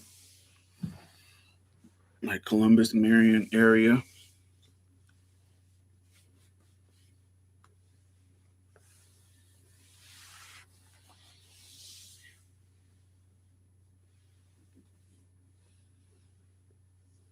Mm-mm-mm. I may have missed it, but are you traveling for any Pride events this summer? No. Uh-uh. I don't want to say I put if I have like an event that I'm paid to be at, I'll do it, but I don't particularly celebrate Pride in that kind of way. I'm proud, but I think I've aged out of doing Pride events. Not forced to age out, but I don't really be in it like on it like that. I don't be unless something happens or like there's some kind of special pride or like I went to World Pride in New York in like 2019, which I had a dope ass time. But in general, I just don't do anything. It's like, oh, this is Pride weekend, cute. But I don't know, I don't really celebrate Pride like that. It's kind of like Memorial Day or Independence Day or Labor Day. I don't really be celebrating those. I don't know. The older I get, the less I celebrate those holidays or those kind of events. You saying you too old for the clubs? No, I actually go to the clubs. I do still go to the clubs, but I ain't going to the clubs for Pride. I actually don't like when the clubs are super packed. I kind of don't like that. I kind of like it when it's like medium. No, I like the clubs on the Sunday, not a Saturday.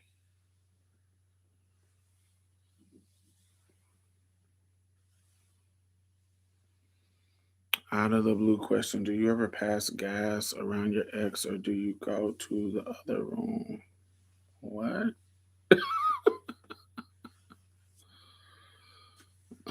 World Pride in New York in 2017, 18 was amazing. I think it was 19. I think that was the year it was. It was 19. But it was dope.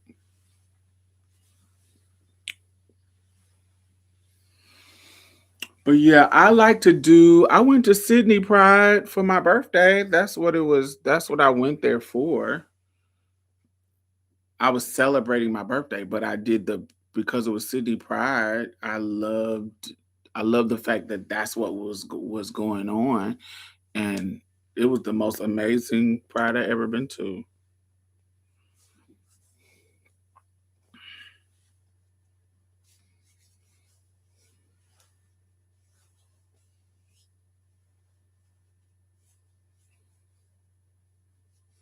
But the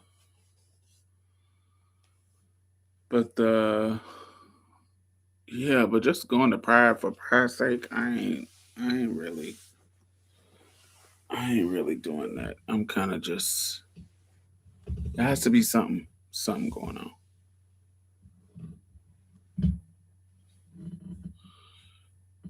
Mm. Well, it is Ohio. They getting kind of weird with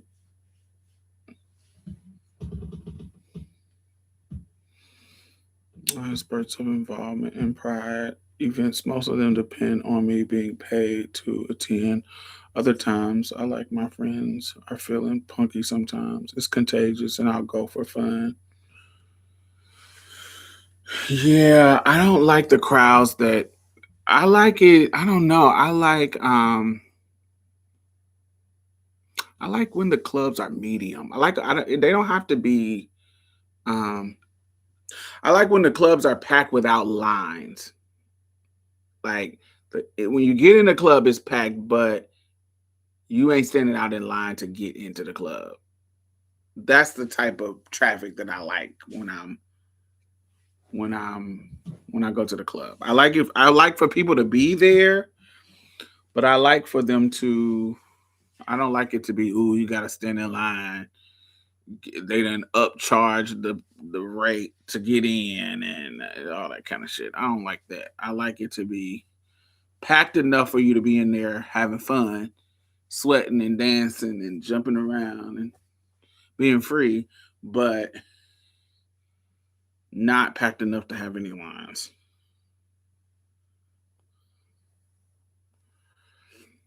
Gateway Film Center in Columbus. Let me tell them.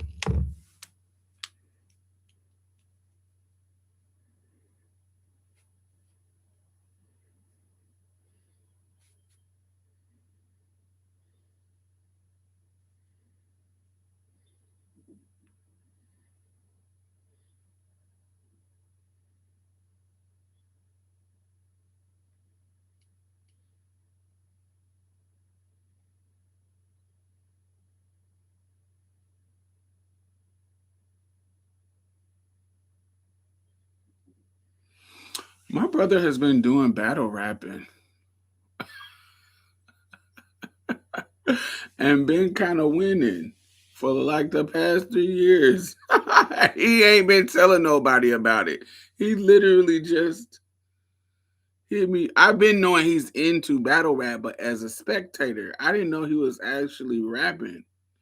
I was like, nigga, why are you just not telling me this? He was because I didn't want nobody to know. I was like, what? This is crazy.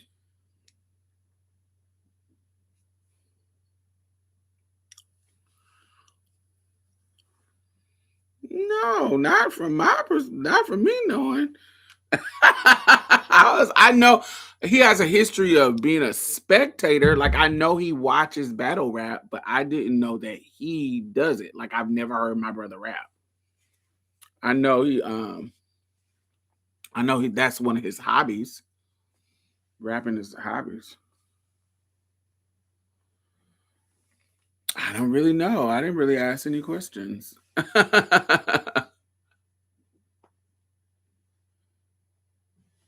He just randomly hit me yesterday. He said, I haven't shared any of my battle raps with you, but here's my battle from Sunday. This guy I'm battling battles on battles on the major leagues, including Smack and URL with legendary dudes.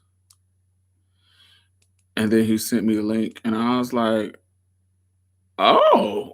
Like I put the meme like, "Oh." I was like, I thought you was just commentating and being a spectator. This is dope. I didn't know you was actually doing it, participating in it. I said, okay, nigga. And winning.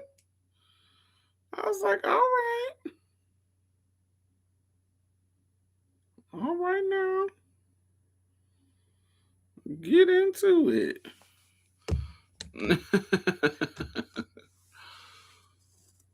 I love it.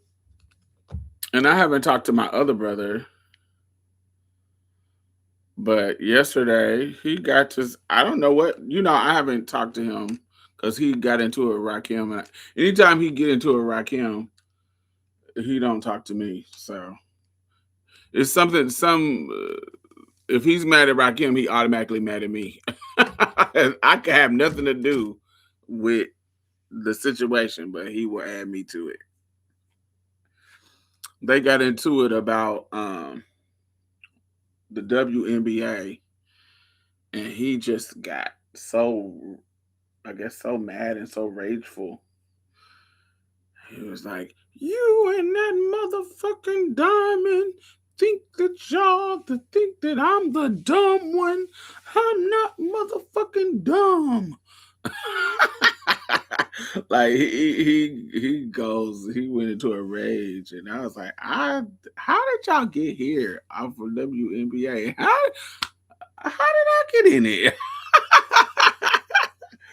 I ain't got nothing to do with this. I ain't in it. But he ain't talked to me in so long. Whenever I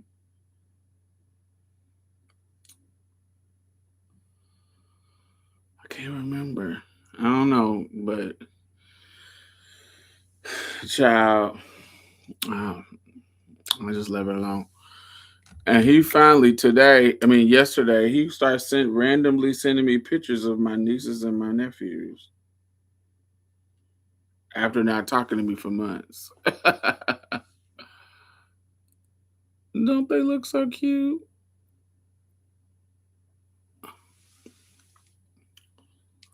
I wonder where's the other baby? Cause he has another baby too, a baby, but I don't know where.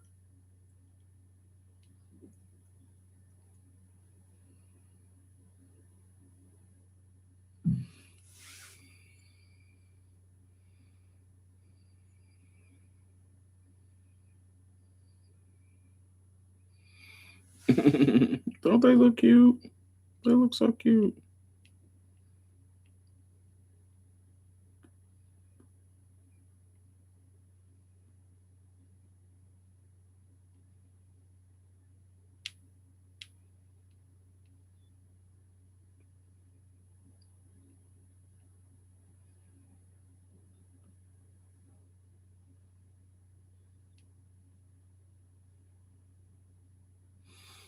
Yeah, I ain't talked to him since October. And he randomly sends me some pictures. Aren't they so cute? I'm like, and I guess he graduated from kindergarten.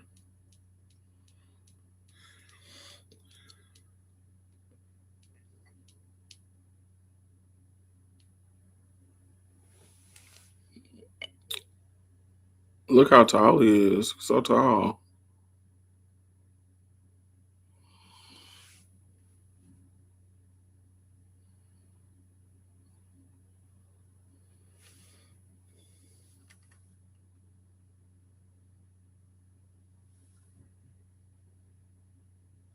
The pictures were the olive branch. That would make sense if we got into it. That's what's crazy. If we got into it, it would make sense, but we didn't get into it.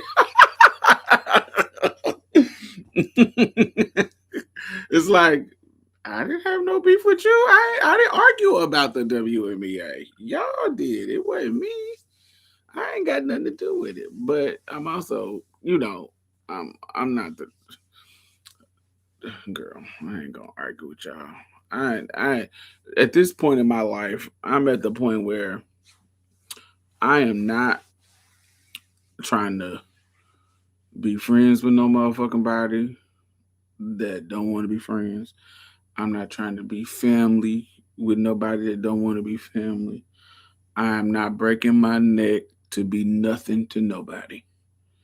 If our relationship doesn't come with ease and smooth, and that doesn't mean that we don't have anything problems, or we clashes that we can't work through. That's okay. But if when anytime it start getting too hard,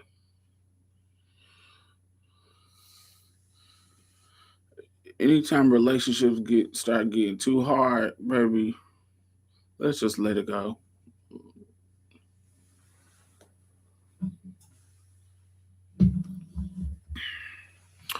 You think because you and the baby brother were together more or longer, he holds resentment? Oh, I don't think that. I know that he feel like my mom abandoned him, and all because she abandoned him, all of us was with her and abandoned him together. But he knows, as adults, he knows that that's not what happened. My mama was on drugs and she abandoned all of us. But he has a father. He's the only one of us who had a father. So my mama gave him to his father, and his father took care of him. Was he abusive? Sure. But he kept a roof over his head. But he's the only one. Me and Rakim, we out here raw dogging the world by ourselves. We didn't have no parents. So yes, there is a weird thing about, but the crazy part is he got brothers and sisters. He got a brother and a sister on his daddy's side, got a bunch of sisters, stepsisters with his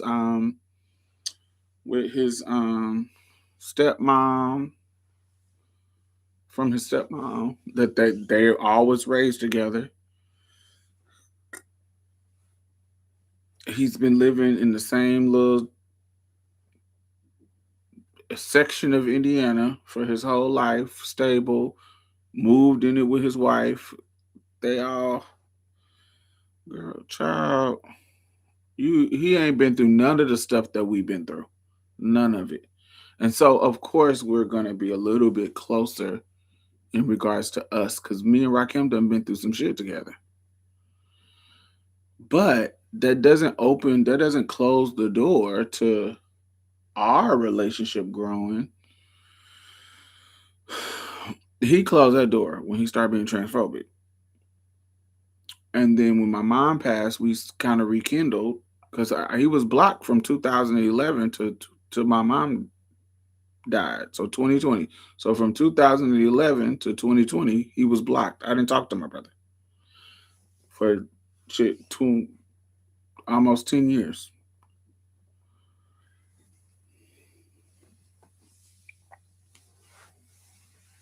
Almost 2020, because my mom died December of 2020, almost 2021. Yeah, we didn't talk because he was a transphobe. So yeah, we didn't really have a. And so once my mom passed and we started to talk back, like talk to each other after he apologized, then then it's good. It was you know we trying to rekindle our relationship. But I think what he don't understand is that, because even in his message, he was telling my brother that he don't need us. He don't need us. He don't need us. He don't need us. And I'm like, now mind you, I didn't have nothing to do with the conversation. I wasn't in it.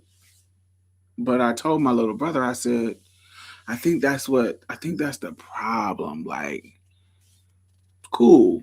You say you don't need us. Great. What you don't understand is that based on all of our trauma, we all don't need each other. But the key word is, do you want?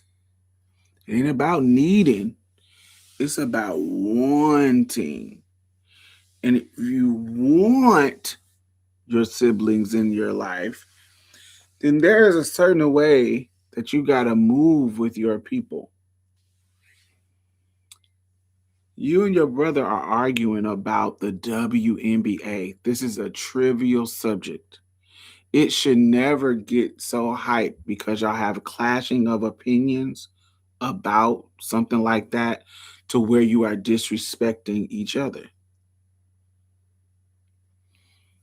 even if the conversation get hype, sometimes you can just say, you are the older brother.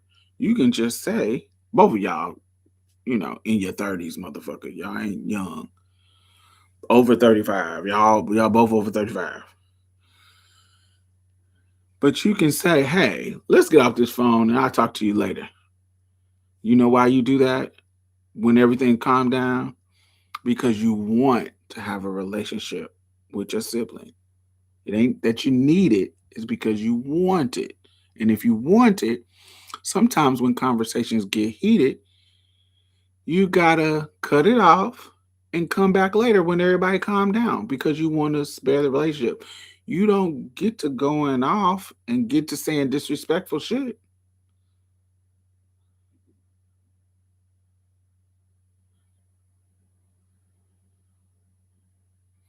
No, it's 100% more than the WNBA. It's not about the WNBA. But he's not willing to do the work to do that. It's way more. It's inferior because the conversation was about whether or not the women on the WNBA should get a raise. And my brother was of the stereotypical mindset. He's really regurgitating some talking points he heard somebody else say. Why should they get more money and they're not bringing as much money in as the NBA? That's stupid. That's stupid. And my little brother, the youngest one, said, "Dude, they're not trying to get paid what the NBA players getting paid. They're trying to get paid more equitably compared to the amount of money that they're bringing in now that their league is more popular. They need raises. Now that more money is coming in, they need raises." This is before that happened. This is before the raises. So it was before it happened and they were still debating it. And so they were having a back and forth about it. And so when they have the back and forth, my brother says something along the lines of that's not how it works. Like he's talking to them, he's basically saying they're not trying to get what the NBA players are making. They're trying to get more based on what their league is making. So you comparing the men leagues to the women leagues don't make sense. That's not what we're talking about. We're talking about them in relation to their league making more money now, selling more tickets, selling more merch, bringing more attention. Now that stuff has happened and they are making more money as a league, WNBA, the players want to get raises. That's only fair. Wouldn't you want to get raises if you're bringing more money into the game? And that triggered him. That triggered his insecurity about being dumb.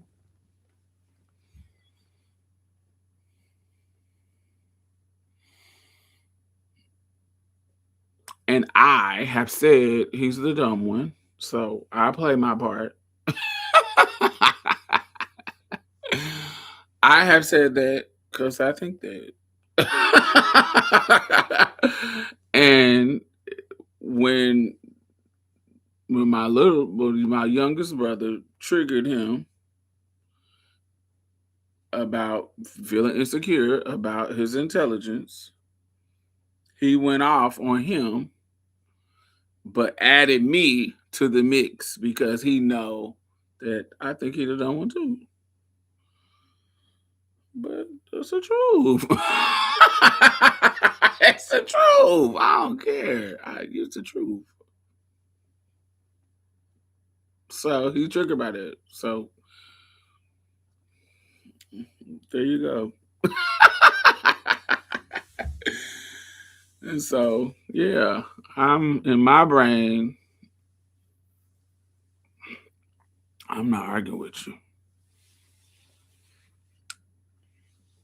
I'm not arguing with you at all. And our boundary had already been set. I don't have those kind of conversations with him. because I think he's a dumb one. I don't find. Why would I have intellectual conversations with you when all the conversations that you bring up to me is some anti-gay shit? All the conversations that you bring up to me, you sending me videos talking about Charleston White is some crazy dude. You sending me videos where you agree with him. Why am I even entertaining you? I'm not entertaining you, but entertaining intellectual conversation with you when your extent of intellect is Dr. Umar.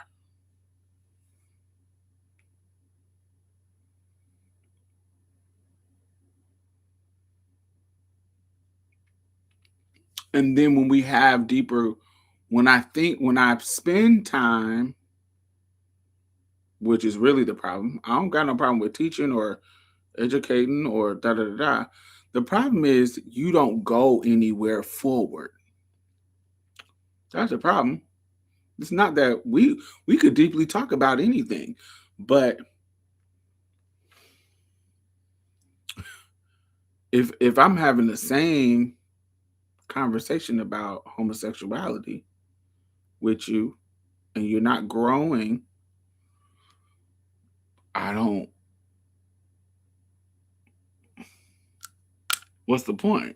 If every month you coming to me with some anti-gay shit, because my brother would send me videos of Charleston White, um, Umar Johnson.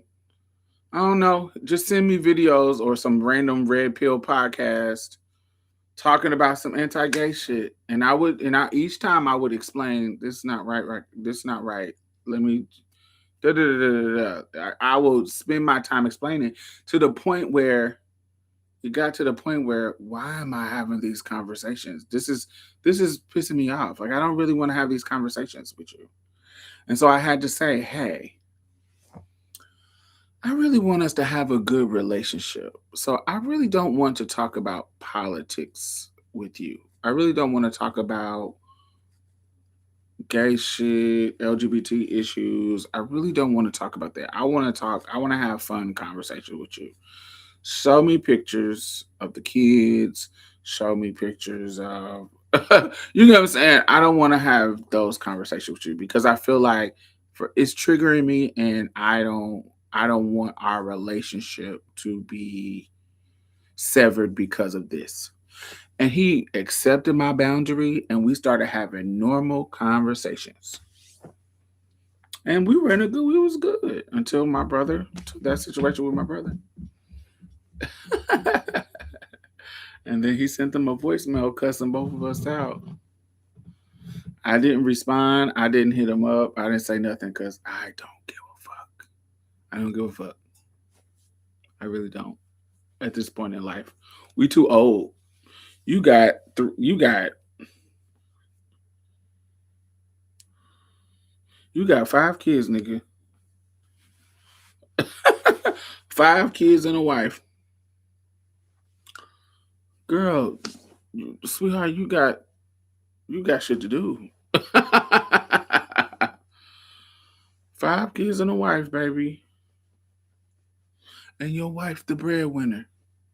You got some catching up to do, babe. You got some catching up to do.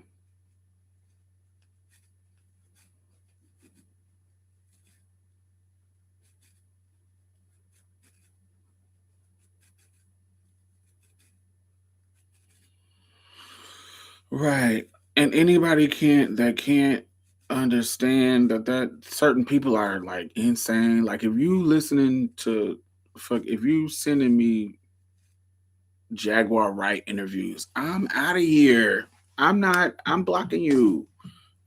Like it's certain shit that if you on that level of conversation, I'm blocking you. I'm out of here. You sending me I don't know. It's just certain people that lets me know that you are dumb or something. I'm sorry. There's certain people that if you listening to and taking them seriously, I can't take you seriously.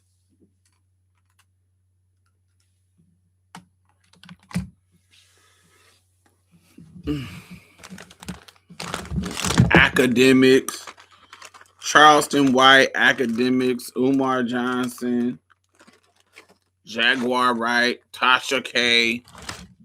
It's just certain people. No, I'm sorry. Angela Stanton. Who else? Angela said the DL Whisperer, whoever.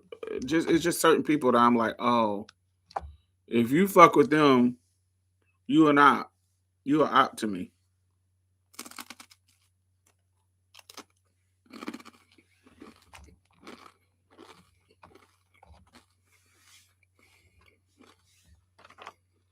You are an op, baby. Candace Owens, yeah. You get to sharing clips of, ooh, she be right sometimes. Okay, cool. Block. Block. Okay.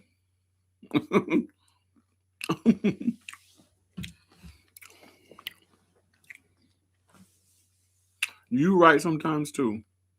Not this time. Block.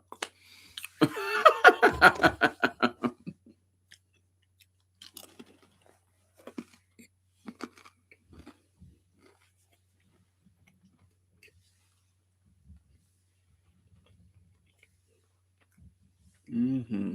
The cesspool side of the internet. Yeah, it's just certain people that I'm like,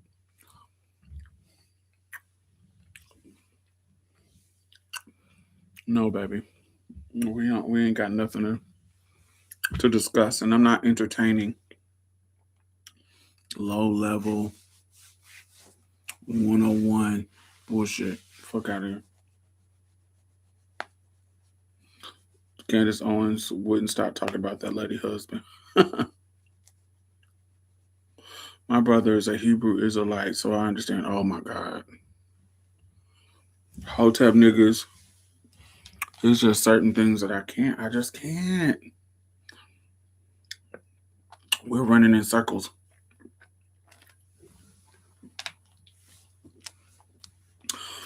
There was a video that perfectly encapsulates that.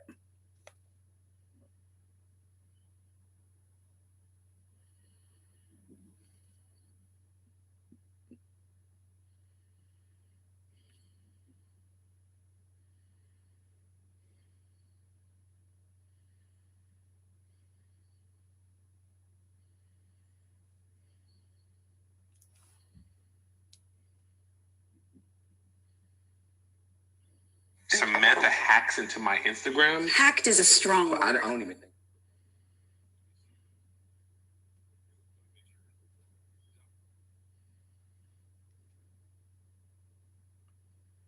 This is a skit, Kev on stage with one of my favorite creative, Jasmine. Seems like you wrote in a section called X. You didn't have that. All right, Jasmine, on your intake form, it seems like you wrote in a section called X. You didn't have that on the form, so I had to add it. Right. So bald was the first one. Mm-hmm. What's the second one? Let's share with Keon here. He has a lot of conspiracies. Some of them don't even make sense. I don't like that. Okay. She just don't read, brother. It's not my fault she don't know what's going on in the world. Okay, what's going on in the world? Well, one, I don't like to work on Wednesdays. Okay. She gets mad at me because that's the white man's day of the week. How? The middle of the week. Okay, let me give you some history. Middle of the week, Wednesdays. That's when the master would beat the slave to make them work harder to get them through the week. Hump day. That's why they call it hump day. And hump is an acronym. For what? Master, please. That's what the slaves would say. I don't. Slaves got beat every day. But there was never a day off. Extra. Wednesday was extra to get them because they get tired. You work, right? And what book is this from? Where did you read this? I can't do the research for you. Facebook? That's the thing. She don't want. No, that's I don't. The book, that's the book you're talking about. You're talking about Facebook. Don't get me started on Facebook. I don't mess with Facebook. I don't mess with Facebook because that's the white man's social media. Because this is what Facebook is designed to do. It's designed to distract us with rudimentary things so we keep our face out the books. Spell rudimentary. You spell it. All right. I just wanted to say something. You smell it. Hump days because it's I don't Wednesday. think you're qualified to say so. I think I am. What's your degree in? Is it in Black history? I actually have a minor in African American Is studies. that minor, not a major? I got a major in Black words. He has a GED. That I earned? You got a GED and you questioning me? I finished, though. That's the thing y'all forget. Late. Doesn't matter. After First, the fact. late, early, as long as you get it done. Okay. She wanted me to get... It's time to throw out your old bras. It's time to check out They will Glamorize. throw Glamorize has been making bras since 1921. a commercial. The shot, the jab, I wasn't doing that. Ain't no telling what they inject into you. He doesn't believe in science. It's not about the science. It's about trusting the white man. You think Magic Johnson wanted that? Okay. It was injected into him. Okay. He wasn't wilding like they say. I think he It was given to him by the NBA. So, because he was the best passer in the league. So he can know, no look. Pass it to the other brothers in the league, making room for the great white hope, Larry Bird, to win another ring. It was for Larry. They wanted a white face. Then she gets mad at me because we go out in certain places. I don't want to eat at certain places. She want to stop real quick. Let's get some fast food when they got all these conspiracy boxes. $5 box. I'm not gonna get a $5 box. Everybody knows what they put in that food to make us go to sleep. That's what it's for. Because when we sleep, the white man creeps. Baby, the accuracy. The accuracy.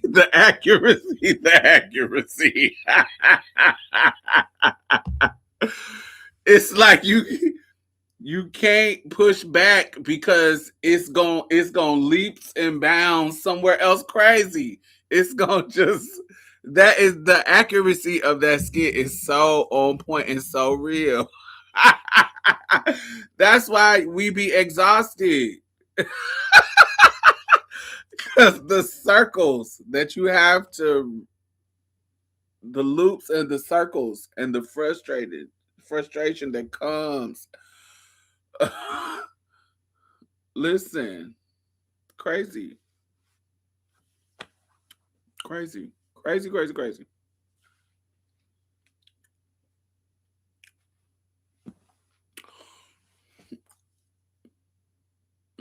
You hurt yourself if you push back. This is crazy.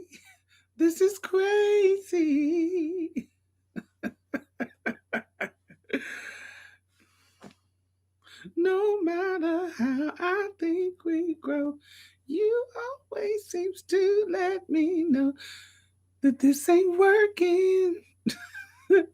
This ain't working.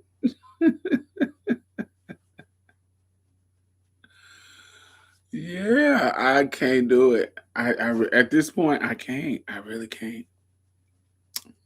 I think that's one of the reasons why I don't be caking with niggas like I used to. In my younger years, I used to be able to stay on the phone with men for so long. With the people I used to be on the phone just caking and talking. I cannot do that at all no more. I cannot. If I find a dude that I can talk to, I tell you something, bitch, because I can't stay on the phone talking to him. I can't talk to him no more. I don't know if I have changed. It might be me. But when I was younger, I could be on the phone all day and all night. As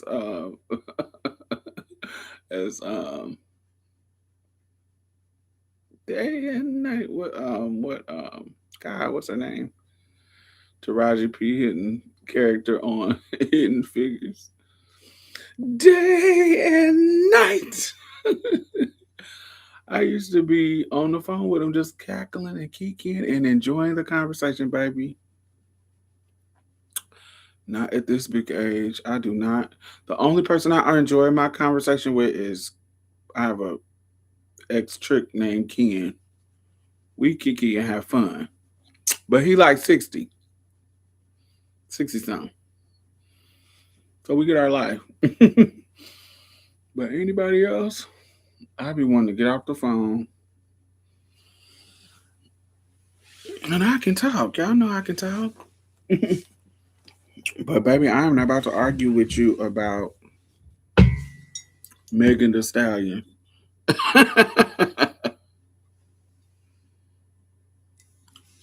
I ordered this trans man's product line. Let me show y'all the products.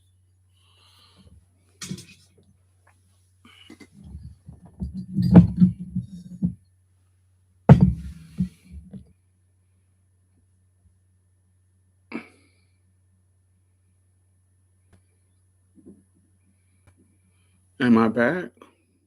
I think it cut off. Am I back? Y'all still here? As soon as I want to promote this man stuff, y'all, it want to close off. Okay. So his stuff is called the Bubble Bath Bar. And he sent me, let me see if I can, where is, I don't know where the other stuff is, but okay, this is what I got so far. Oh, he sent me, let me go get the soap.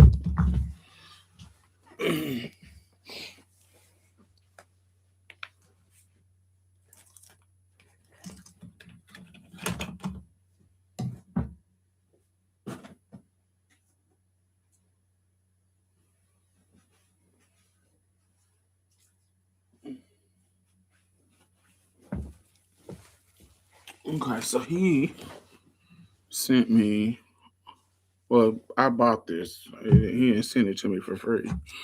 I bought this. It was, but he sent me some body butter. It's called the Bubble Bath Bar. I met him in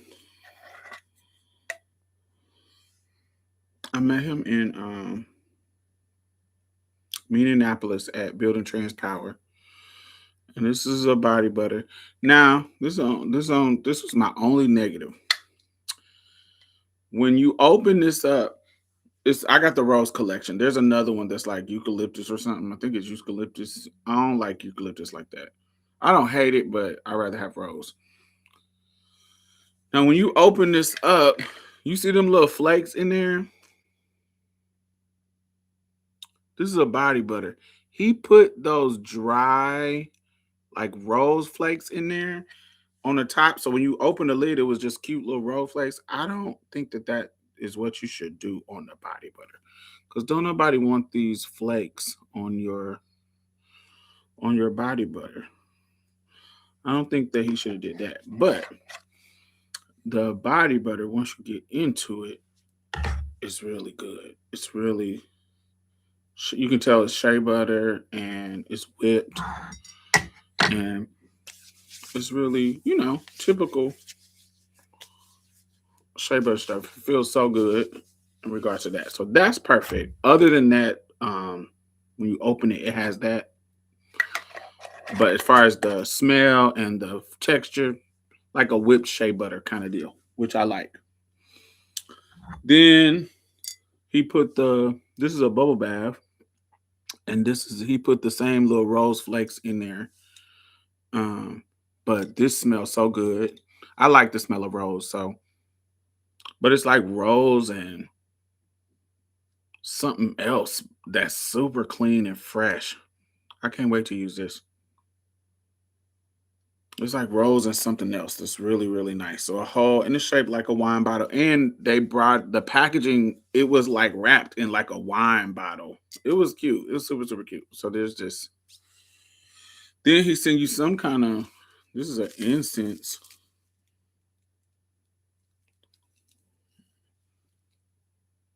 And this smells very earth mothery. Very Erica Badu Coochie.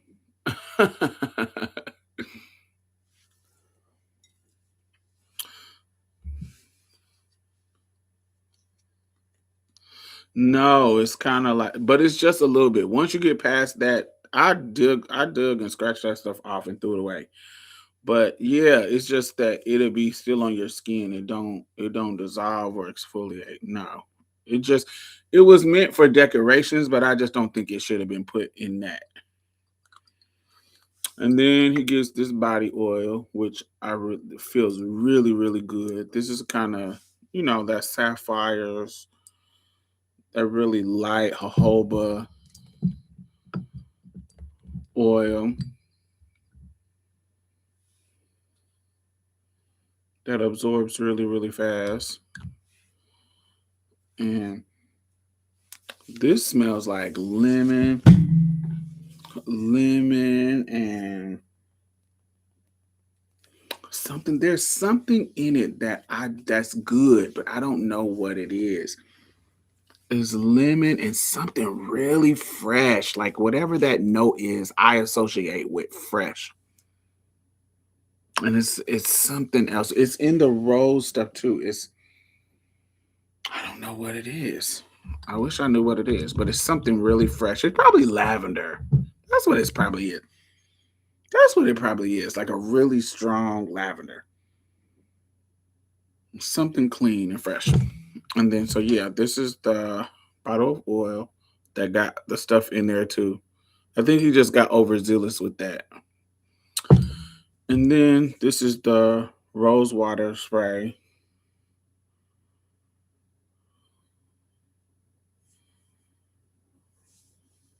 This, which I really like because I like rose.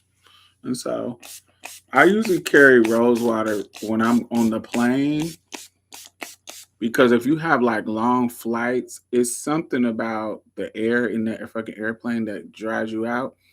But if you carry you some rose water and put it on your face as you know, fly, it's something that feels so refreshing. So bring you some water. But yeah, they are called the Bubble Bath Bar. They have other fragrances. Let me see. Let me show you. They're based out of San Francisco. They're a trans guy.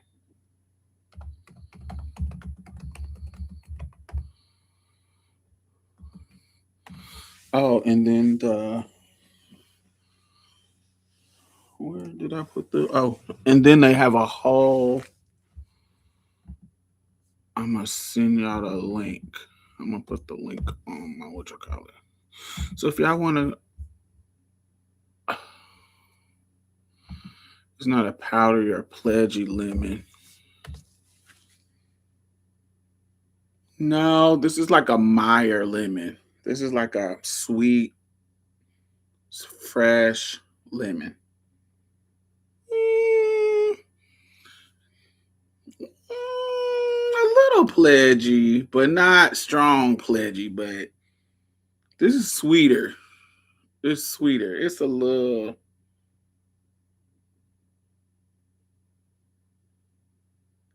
It's like a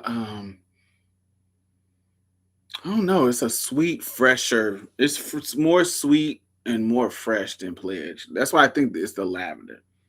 I think. And then they gave a bar of soap of this raw, like y'all know them really raw soap, like African black soaps, but the raw ones.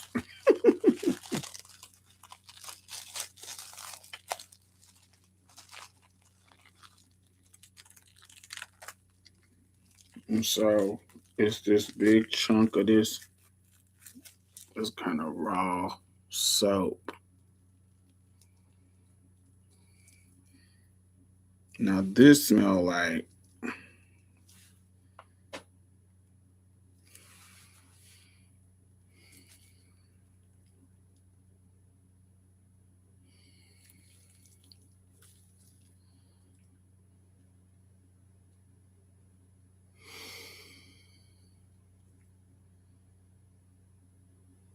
I don't know how I would describe this. clean.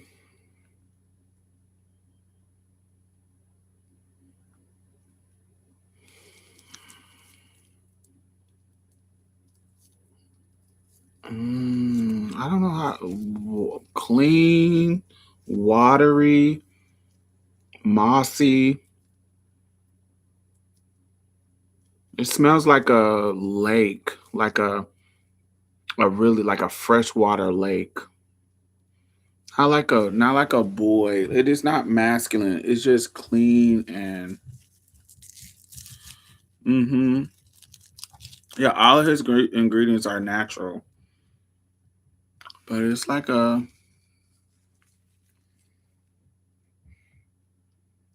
don't know. This smells like a seaside breeze. Like if you sitting, it's a cold day and you sitting on a lake and the wind is blowing in your face. It's clean. It's fresh, breezy. Yeah, I like it. Clean and fresh.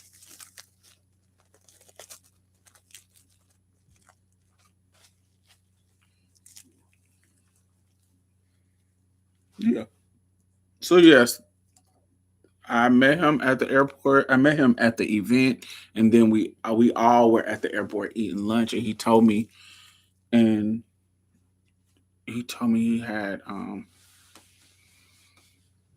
I asked him what he did, and he was like, "Oh, I make body care." And I was like, "Oh, send me the link." And I bought it, and it came.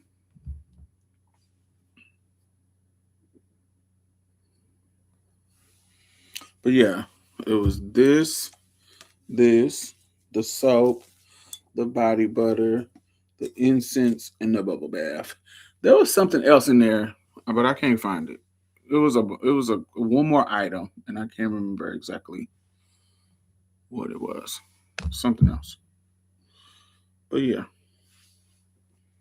Doo-doo-doo. Support a black trans owned business.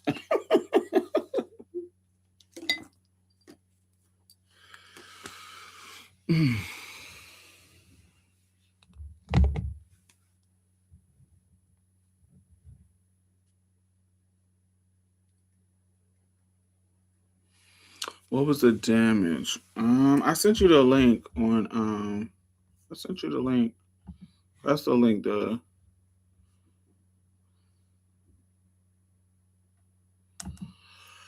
Let me see what the prices is doing. Um, I see some of the sprays that are $15. I see the bubble bath. The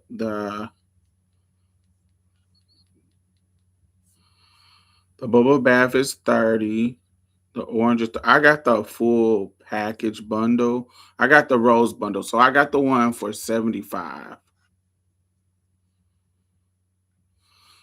But it came with all that stuff in it. But you can do stuff separately. Like you got the oil separately, which is 35. You got the bubble bath for 30. You got the sprays for 15. Yeah.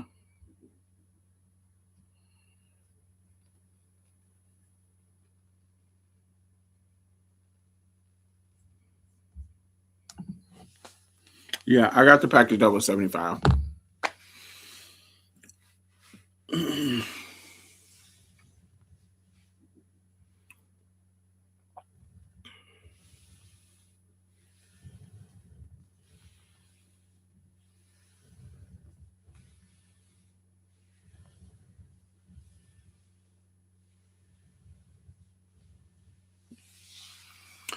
Well, all right, y'all. I'm getting off of here. Y'all have a wonderful weekend. I got an interview for y'all coming that I think is really, really powerful. So it's coming next week. So be prepared for that. But I'll see y'all later. Bye.